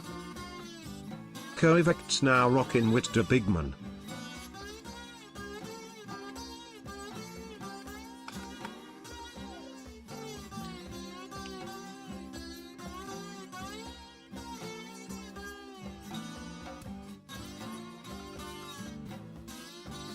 Let's see here. Instruction list. All right. So it's the first one I created. Mid-July. Dude, that's crazy. I'm just saying that would be impressive.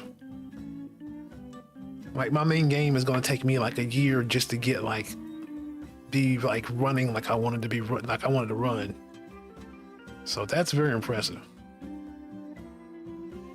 Right. And that's what I tell people too. Always do the easier project that you're most excited about. Like these guys that jump in and try to do like MMOs that first game, like that's become a joke in the industry because everybody talks about doing an MMO their first game and then the next day they never finish it. But yeah, just like start small. do your passion project. That is the smallest one, the smallest of your passion projects.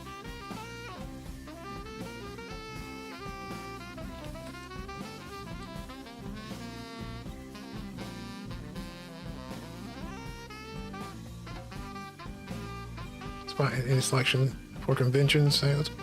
What convention you go to, by the way? Because I might actually be interested as well.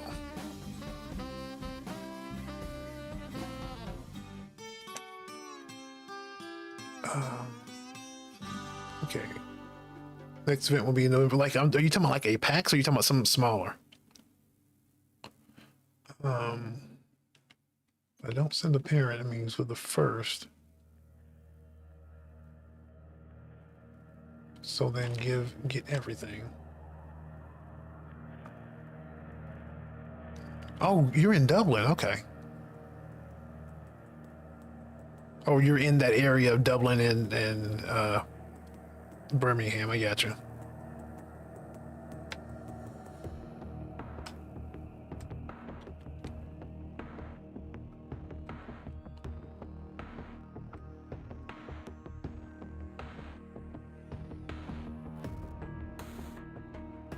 Okay, cool. Now, is that just for indies?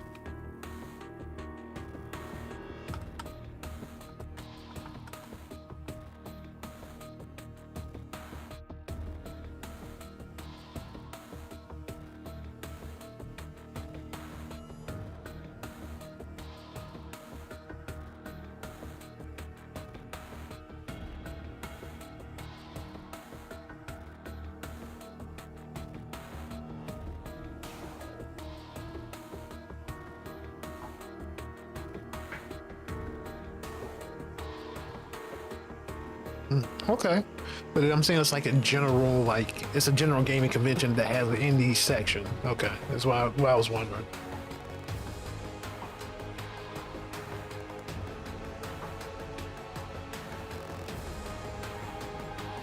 Gotcha. Okay, because this is the first time I've heard of those.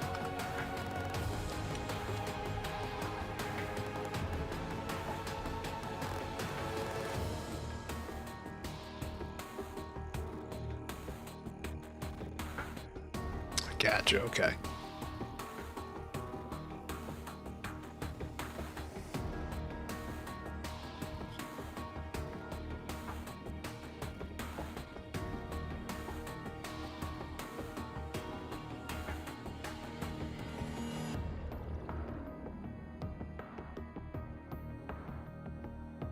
So let me think here.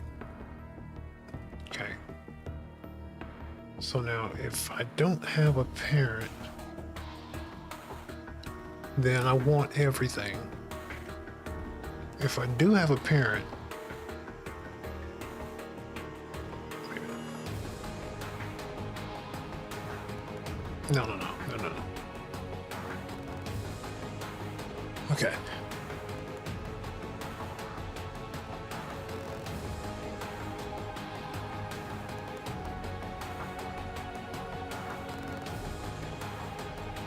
Hey, and give me a moment. Let me take a small break. Take a bathroom break real quick.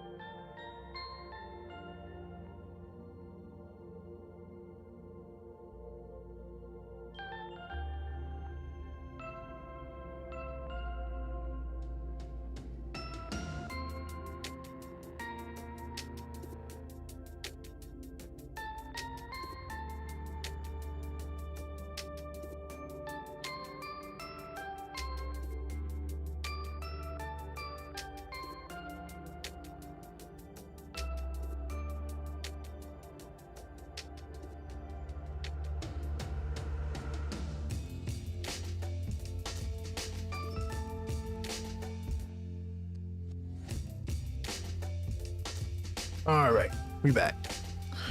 Okay. All right, now I've thought about it while I was leaving, and I think I know what I need to do next.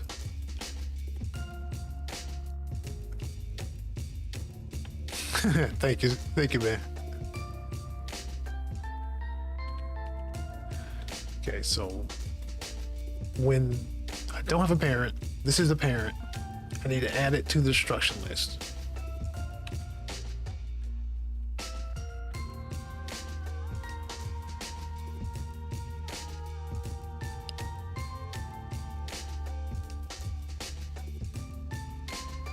Oh, I haven't actually created the destruction list itself.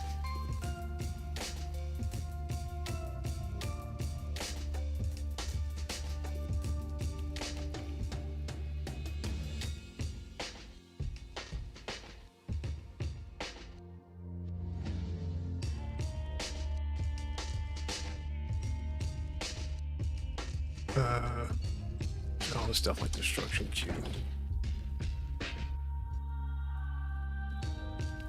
Or destruct chains, something like that.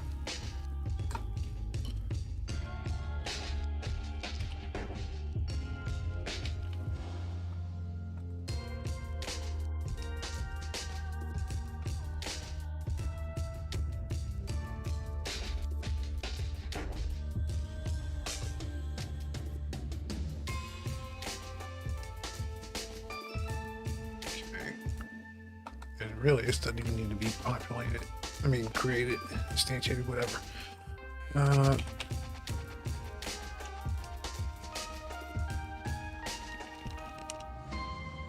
Because it gets created here because this is a parent, right? Okay, work out the logic.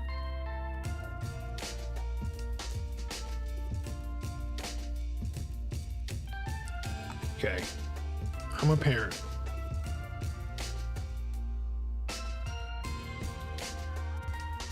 But the thing is, I could also be a child of something.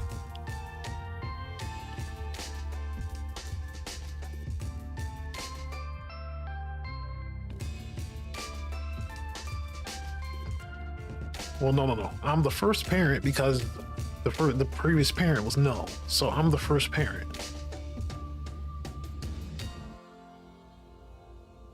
So I create a destruction list, and I added myself to it.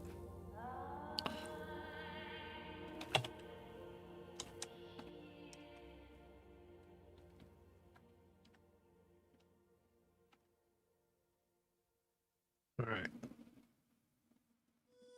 Now I have to go through and add everybody, or tell them to tell all my siblings, children, to queue as well. I tell my child to queue. My child's siblings create their own queue.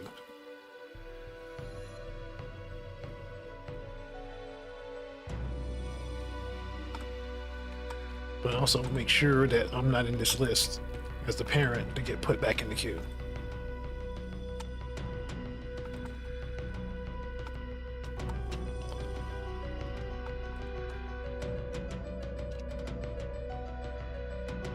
Okay, so first parent gets put in its own destruction queue.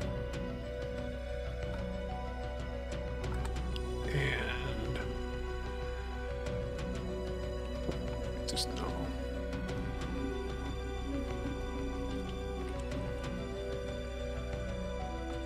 And at the end, this is not null. I'm gonna add you to the queue.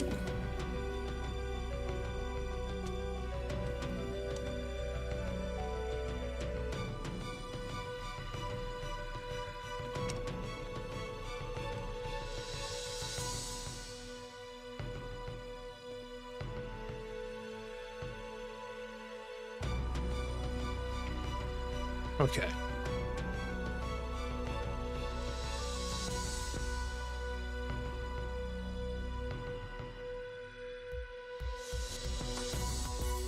either 0 or 1. 0, so 0 is the first child if it's not the parent. Else, the first child is 1, is index 1.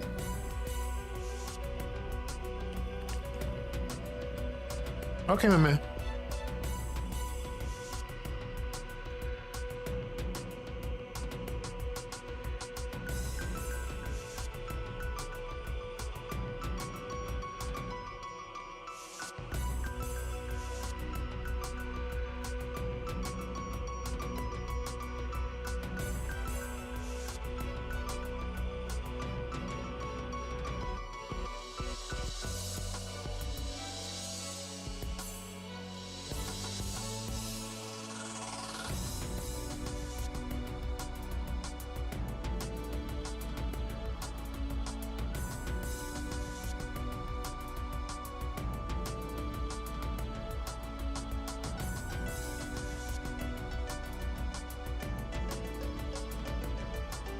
It's not going to help me.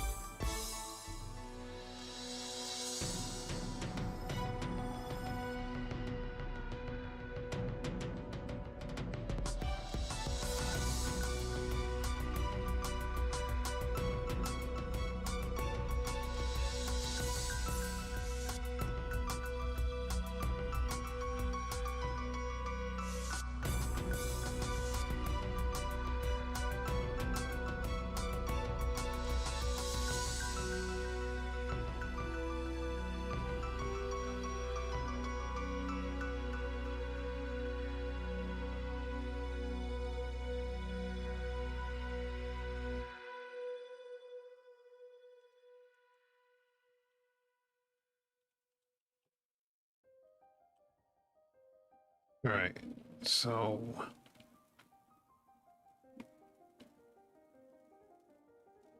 we will always skip the parent no matter what. So leave that in there.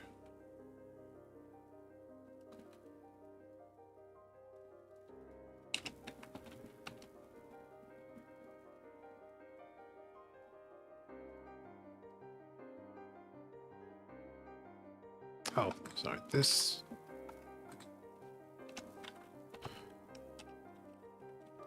You are the parent body. You are the parent.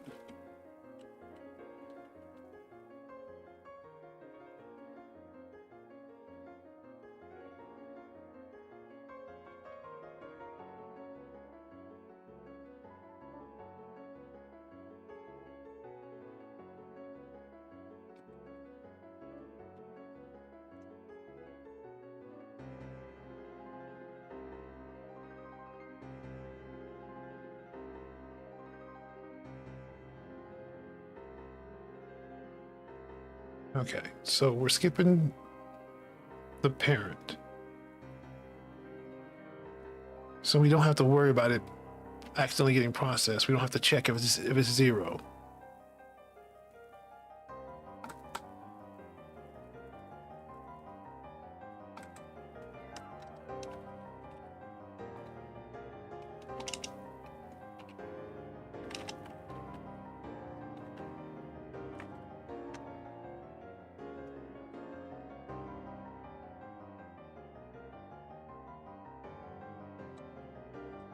So if this is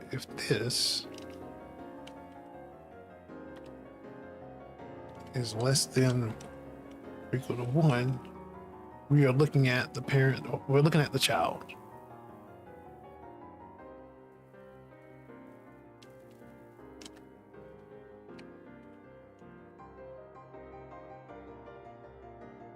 And the problem is One could easily be one of the siblings. Because if it's one of the siblings, it needs to get its own destruction list.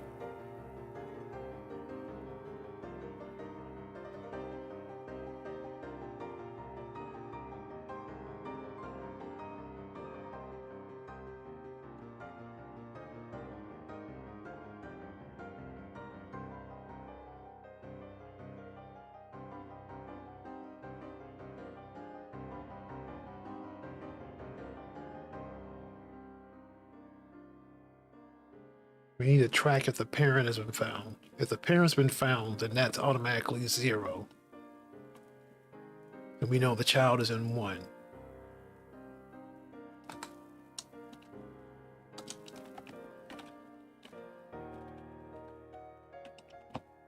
Good grief. Come on. It's not... Oh, it is late. I was about to say it's not that late.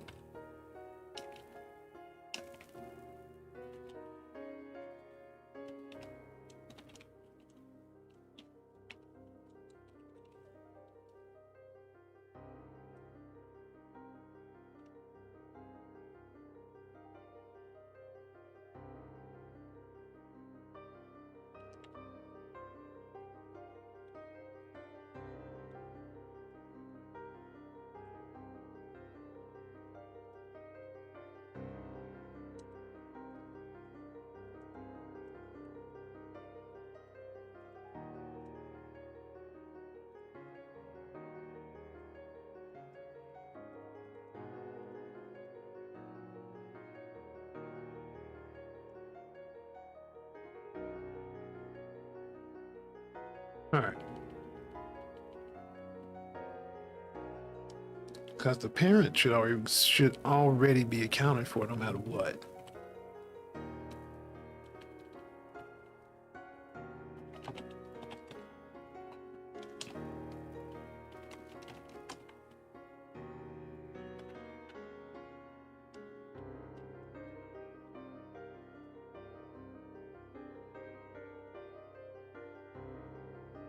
All right.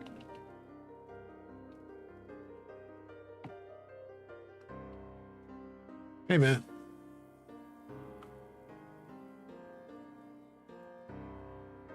Just kind of heads down on it, trying to get through this.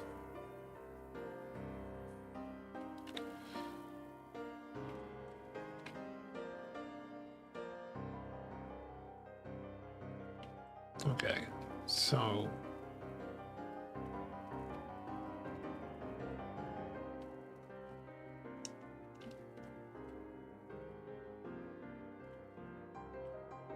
Well, it should be if it was found. Okay. Oh wait, all right.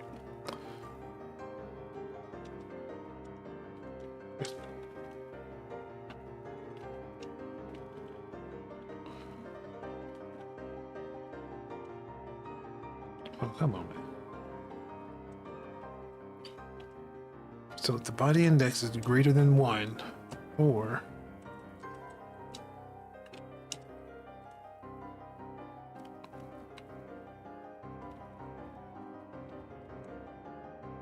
I should say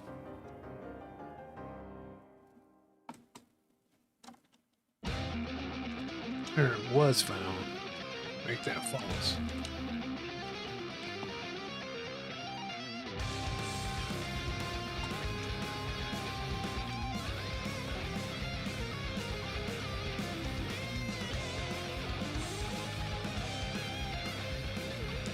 Oh, excuse me. All right, my man. Take it easy.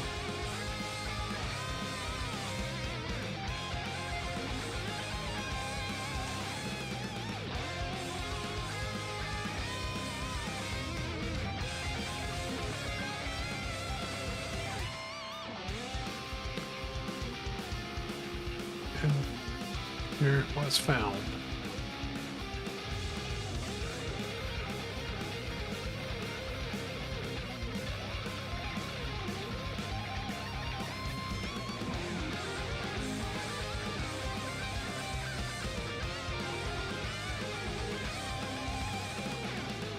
Well, hold on. Okay. We should get 0.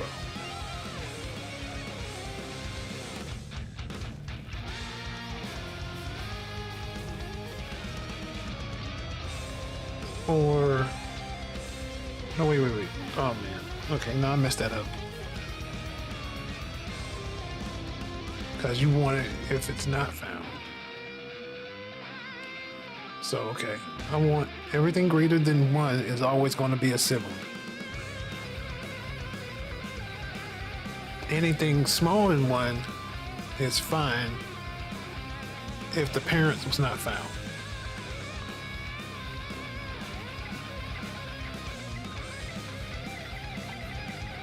Okay.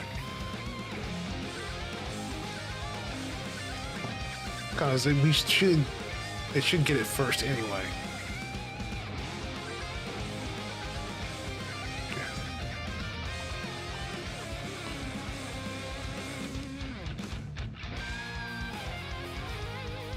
And that's all I should care about.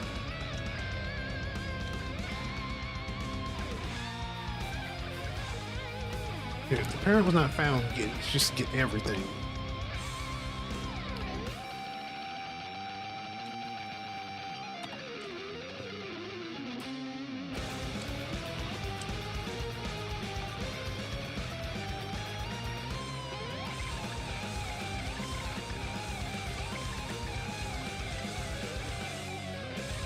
Well, okay. Wait a second. Think it out.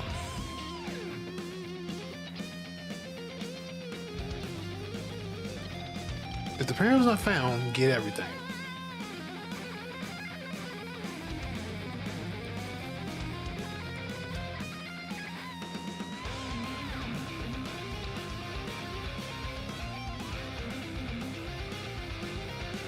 Trying to think of a scenario where that may not be true.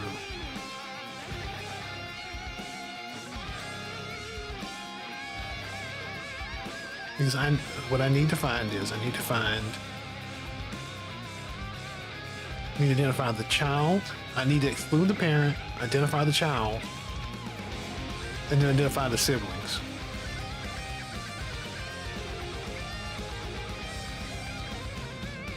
The parent can be in position 0, index 0, but so can the child.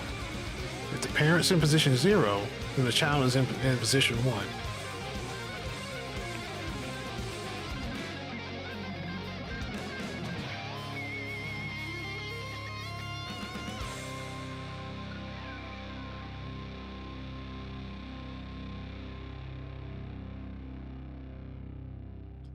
So let's say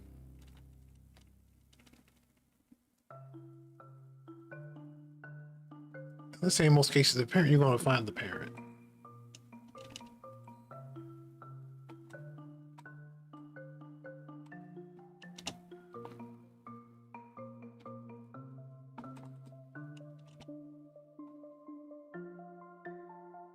Okay.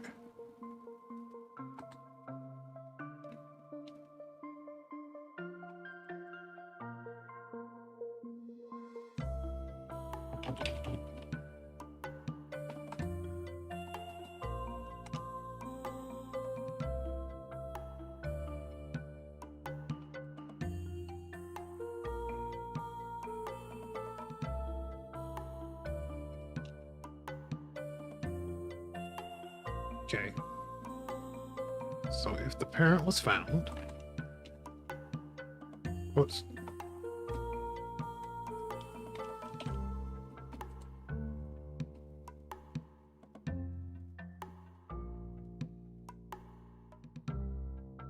If the parent is found, and this is 0 or, sorry, if the parent is found, then you want 1. If the parent is not found, you want 0.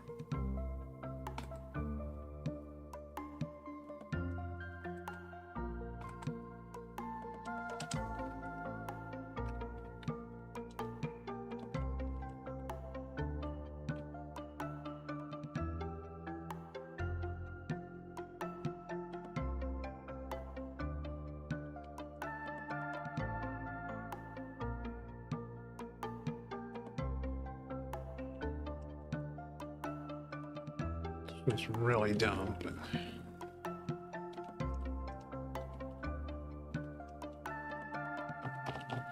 else.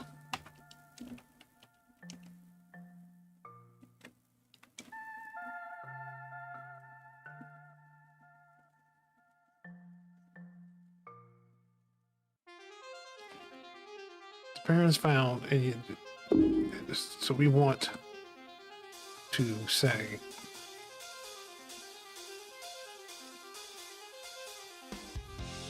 send them the current list to be added to be queued to.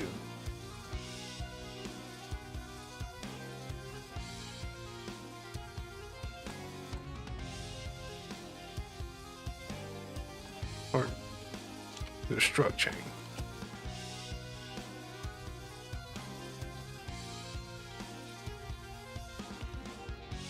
If the parent was not found and we are at 0,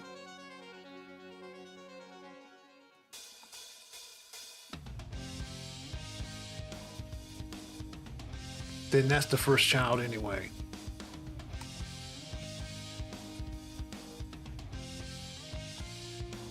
Yeah, so this should just be an or.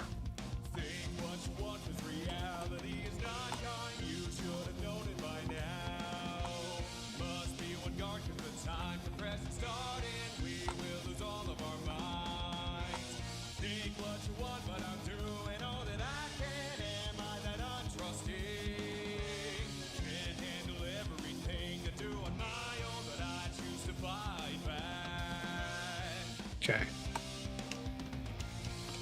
Maybe I'm a lion, or maybe I'm not. Else, these are siblings and they get their own chains.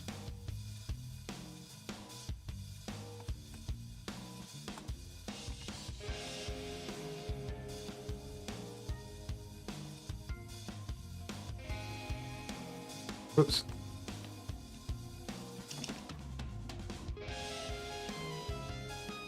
All right.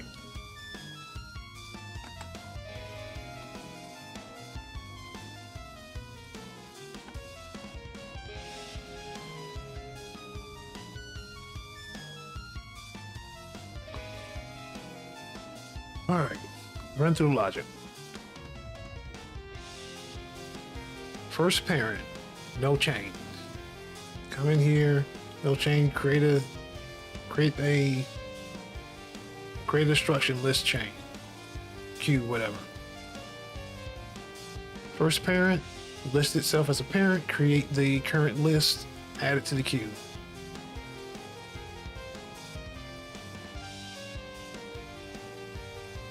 Then it comes in here, and then it goes through the chain bodies, which it can be in. But if it's in there, it'll get skipped, that first index. And for the second index, the child, it'll be added.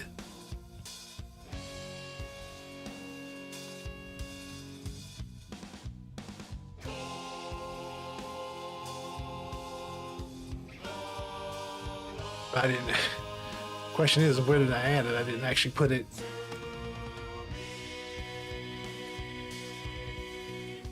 Okay, I should say this.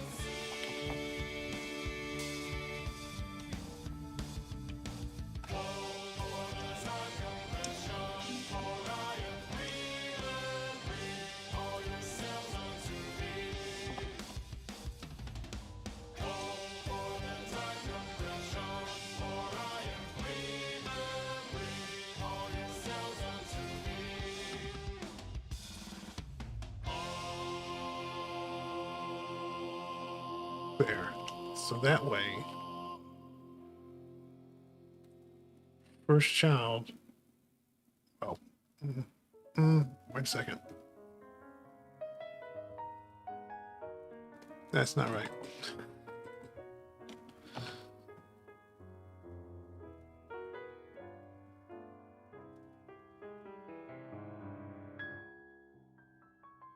Because it will be in here at this point.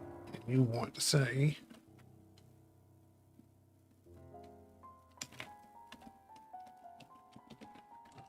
add it to the last one.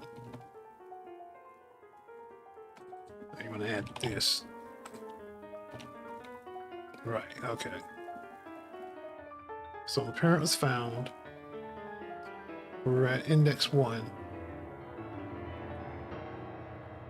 So we're going to send that Send your parent. Send the chain you're supposed to add yourself to.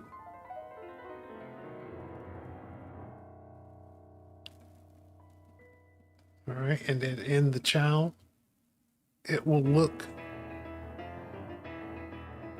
and it will see that it's a parent and it has one, and I will just send it down there and keep adding. Oh,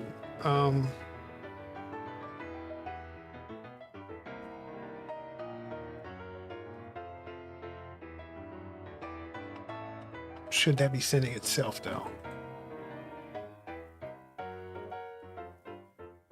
Yeah, this should actually be sending itself.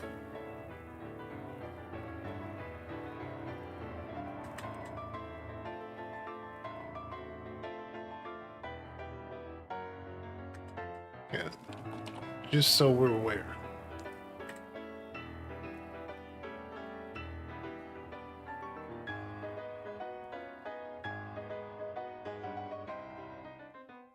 Okay, so back it up. Let's start over. All right, first parent, no list.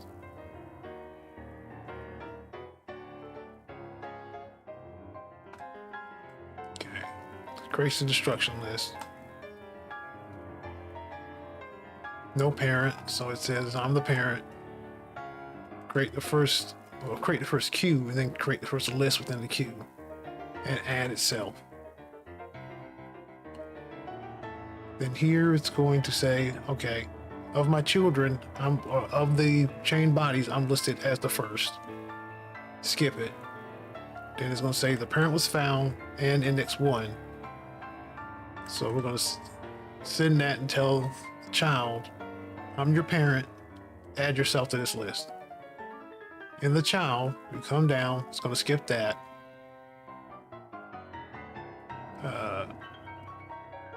It's not known, so it's going to add itself to the last list. Then it's going to come down here and say,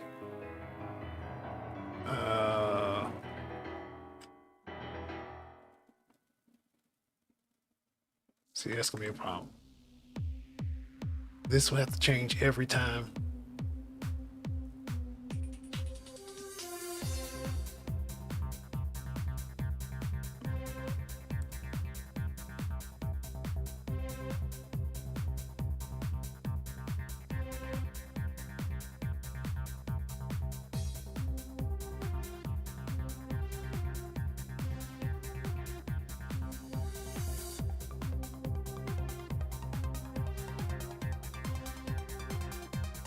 Or should I even be changing this? Yeah, I probably shouldn't be using that. I should just say, as long as you're not me.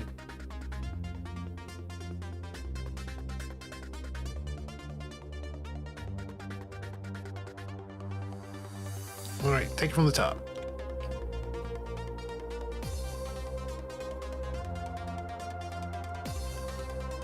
No parent, no queue. All right, create my queue. No parent, so I'm going to create my new list, and I'm going to add myself to it.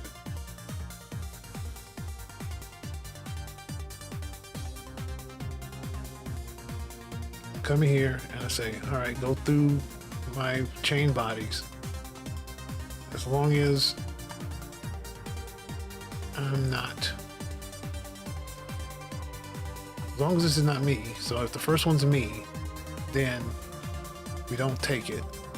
Now, if you found me and we're on the next one, then add my child. Send them me as the parent and the queue. If we don't make the queue, and since we see or we have a parent, we add ourselves to the last list. We come in here, we say, okay, not me. Okay, and we keep going down the child. Now, the first time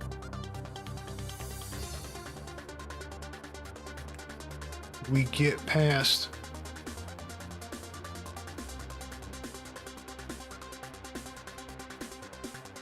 The first time we have a sibling,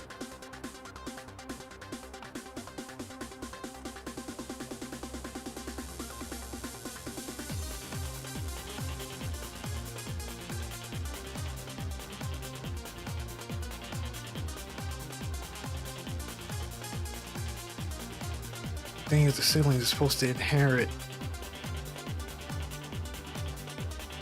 from the parent as well.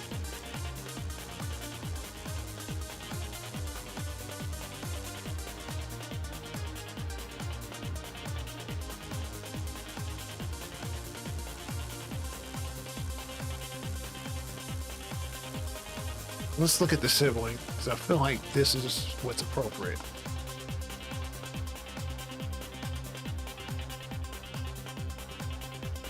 Okay, I come in, no parent, no son, no cue. All right, I do all that. I have myself, not myself, found my first child, and now I got my sibling. I got the sibling on my first child. I don't pass a cue because it needs to create its own.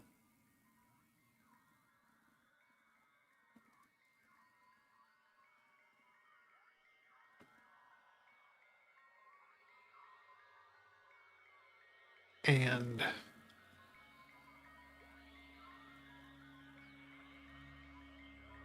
right, because all the siblings are connected to the parents.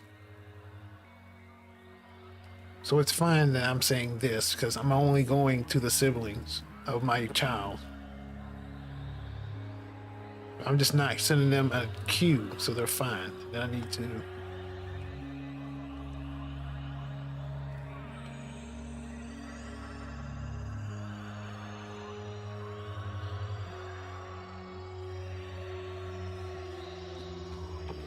So I need to add them to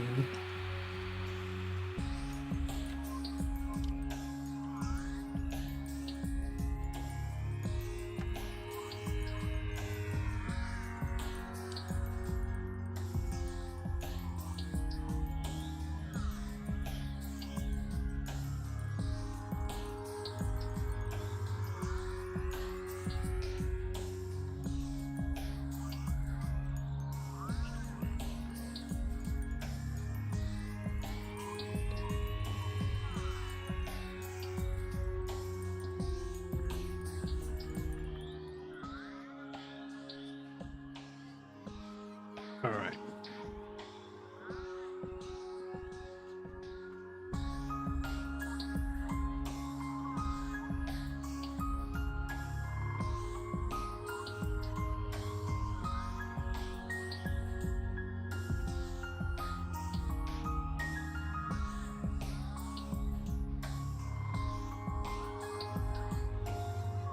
Feel like that's gonna work.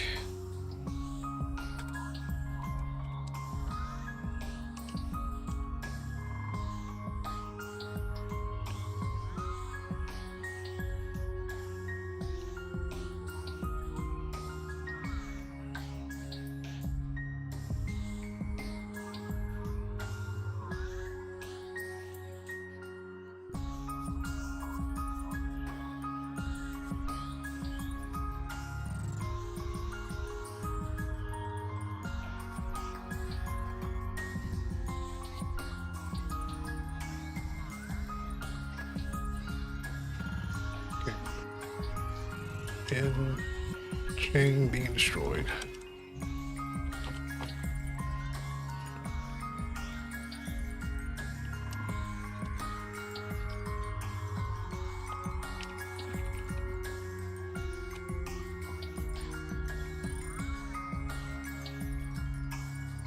Cues of chains being destroyed.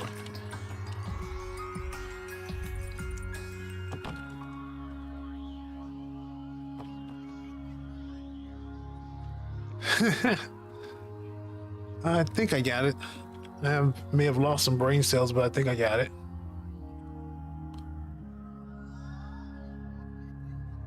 Um,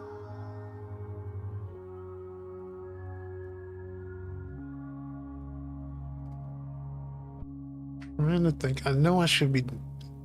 I probably should wait on actually trying to do the scoring and see how this actually plays out. But I do know I really want.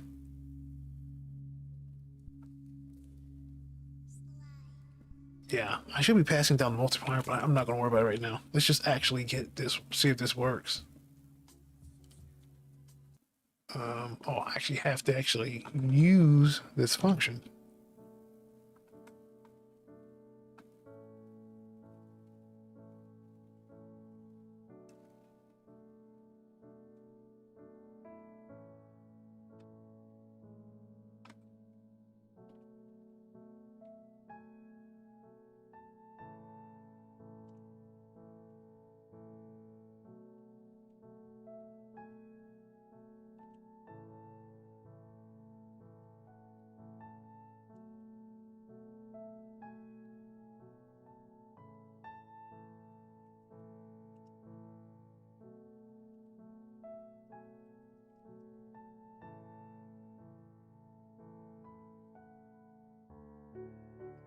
We will also keep that. All right.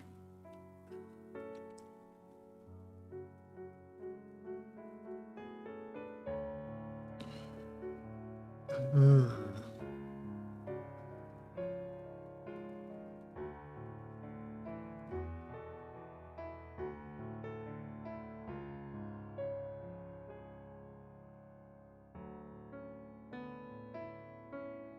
Question is, how do we actually test it? Because I don't have to actually. I just all I'm doing is collecting them at this point. I'm not actually doing anything to them.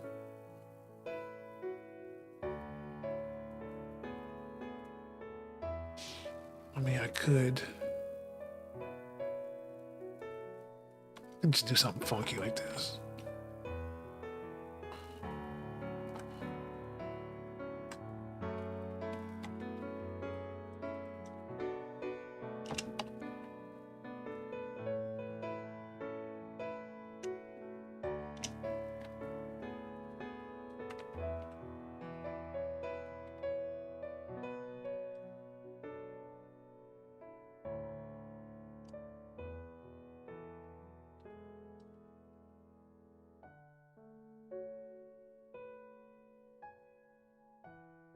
Feels like that shouldn't work, but we'll see.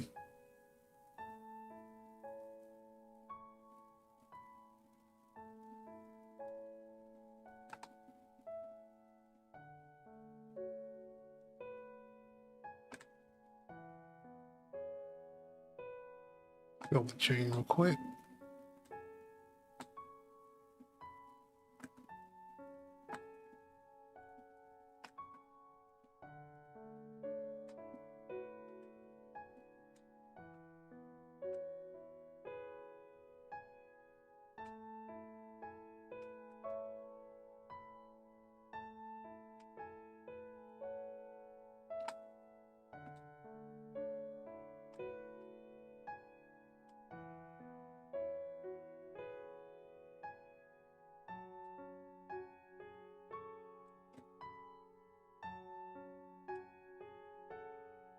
Uh, 702.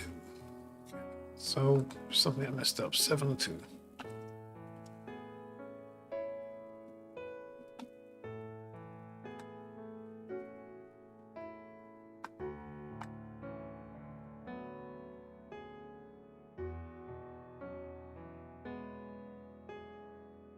Okay.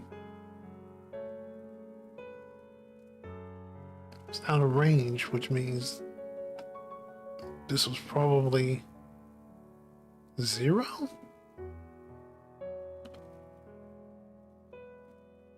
Huh?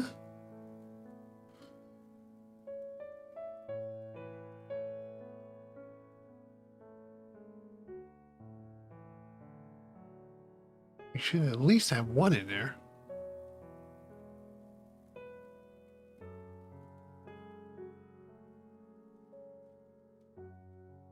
Oh, I didn't add it. No, yeah, I didn't add it. Or wait a minute. Does it get added down here?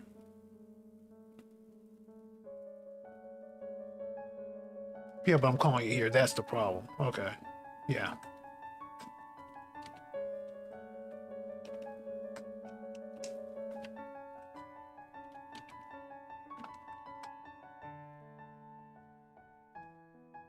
Okay. Run it through. Parent, no queue. Come through.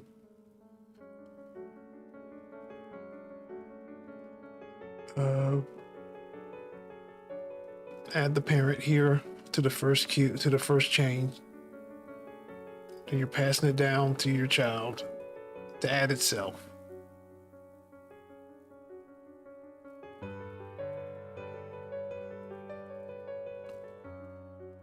And then the siblings will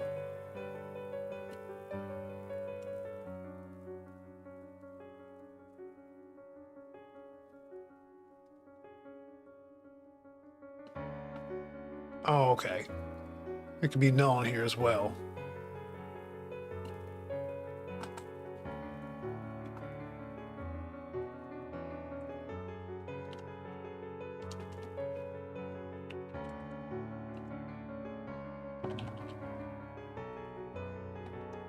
Or it could not have, wait. Yeah, if it's a sibling, this is no. Created, but then if you don't have anything,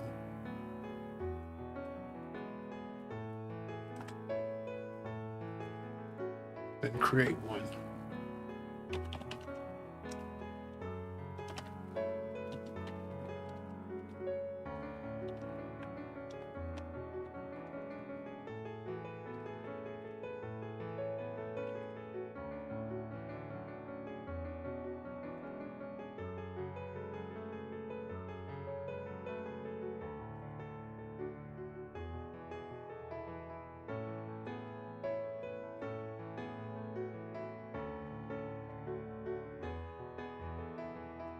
All right.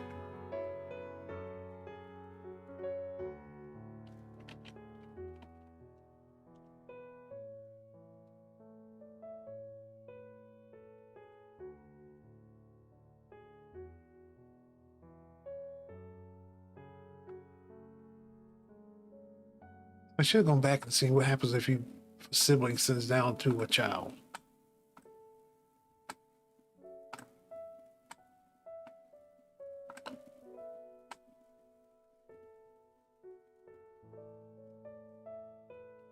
Hmm?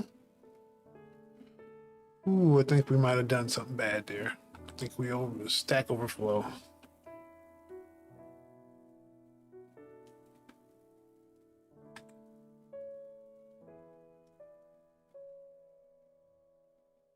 You so happy? What's up? Ooh, yeah. It didn't like that.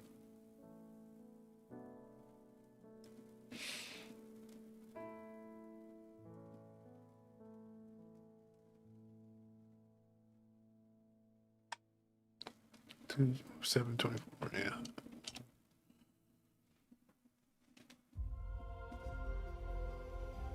What you happy about, man? I just made the right. Ah, okay. Cool.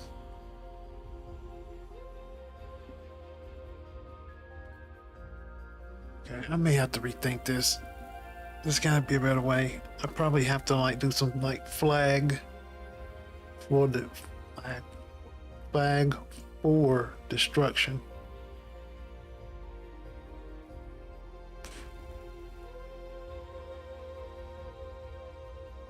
I don't know if I can do it tonight. Good grief, I'm gonna put my plan behind. Because I'm trying to get done with this, or at least get it to the point it was when I first created the game. Trying to get it to that point by the end of the week, so I can do a game jam starting next month.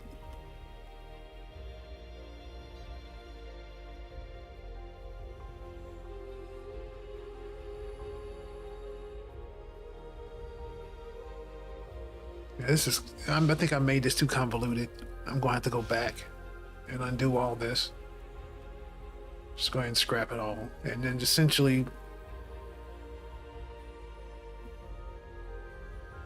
probably just pass down a function that lets you register to be destroyed. Yeah.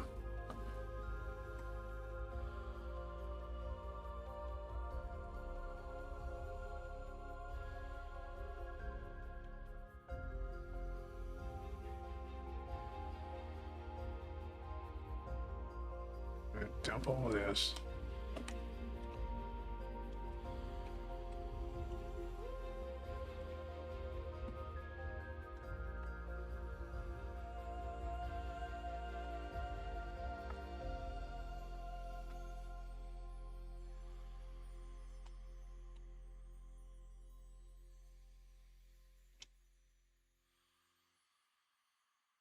Or at least leave the function, kick out the rest of this.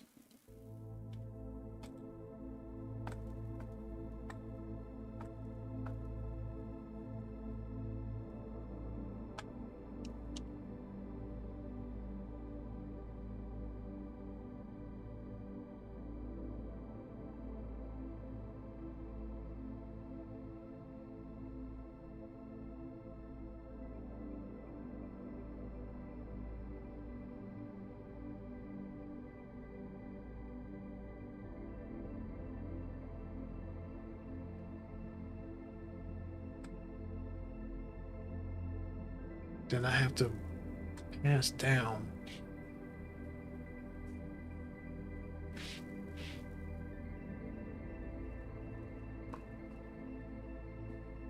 Yeah, I ain't gonna figure this one out tonight.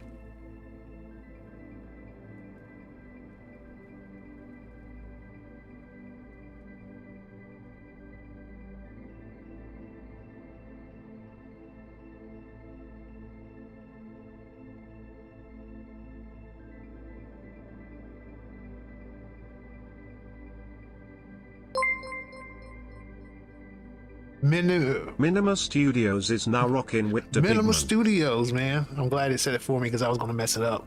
Thank you so much for the follow. Much appreciate you, man.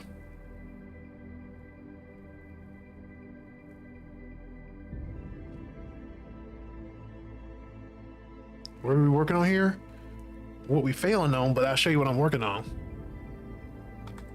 So I'm working on a 2D game in Unity, kind of a strategy game where you destroy chains of planets for points. Oh, it's broken. One sec. Let me fix a little something here. For real, man. All right. That should fix it.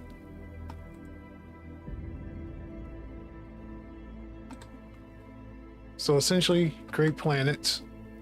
You can chain them together. You don't want to touch the red one until you're ready to destroy your chain. You're like, and it's not actually destroying because I just broke that. But what I was working on tonight is essentially if you hit one in a chain, it should destroy the chain and give you a multiplier.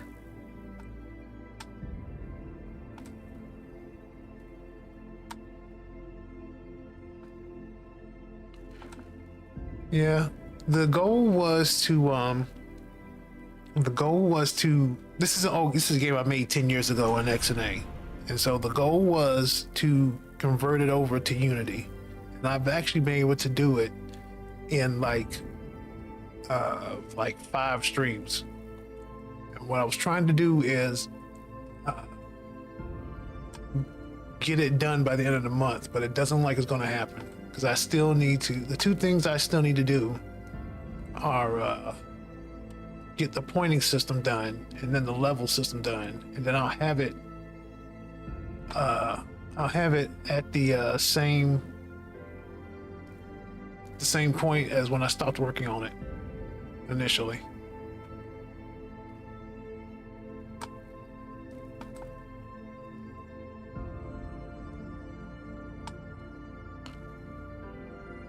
Yeah. And so what you can do is if you see like these different colors here, that means when you stick more, connect more than one to one object, you can create multiple chains off of a single object, and then it'll carry the chain multiplier down each. These will be new chains, and they'll carry the multiplier down the multiple chains and give you like the multiplier across multiple destructions or whatever.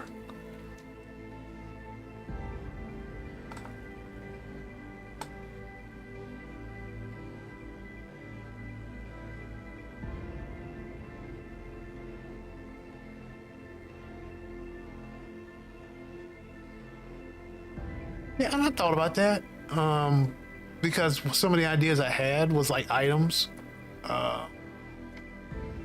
like say like an item that lets you like pull objects towards a planet, or like push stuff away. Because I thought about like some like head-to-head multiplayer as well.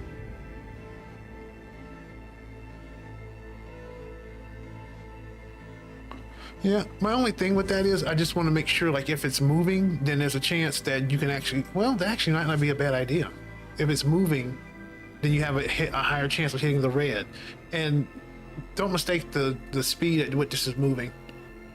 This is just the test version.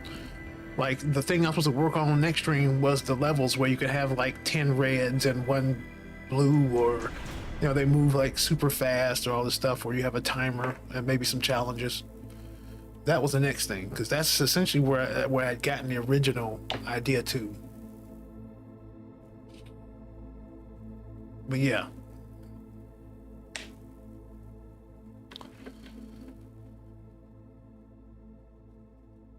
Exactly. Because I was thinking, like, after I got it to the state where it was quote unquote finished, I was gonna kind of come back and add in the sound effects and probably redo these assets, because these assets are like 10-year-old SD assets. You know, do some stuff off stream to it, to where you know, I might like put it on Steam or something. I might even throw like a leaderboard or something in there. And I had thought about head-to-head stuff, like you get items where like you can throw it on somebody's side and they like all their planets scatter or something like that, or you turn their blues to reds. Yeah, but like I said, that's further out. I just wanted to get the layer stuff done next stream, but I didn't get the point stuff done today, so I probably won't make that far, because I wanted to start working on a game jam in April.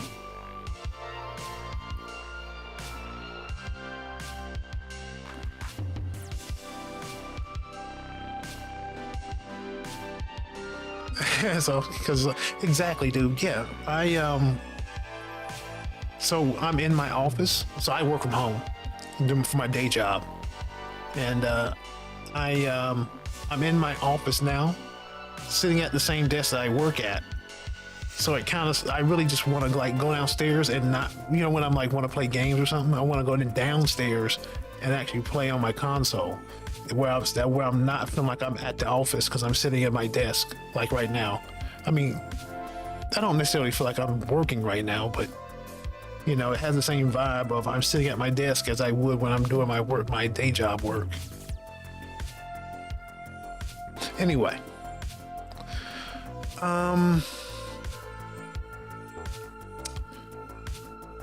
yeah, I'm not gonna be able to get this done tonight. It's almost 3 my time, so I need to start wrapping up.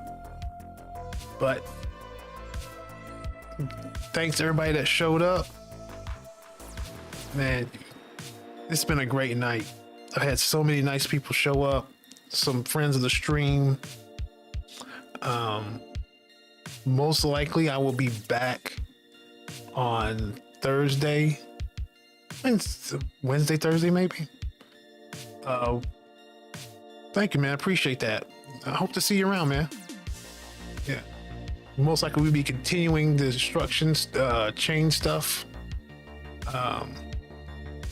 and we may just have to crawl into. Oh, thank you, man. If I say it right, Covect.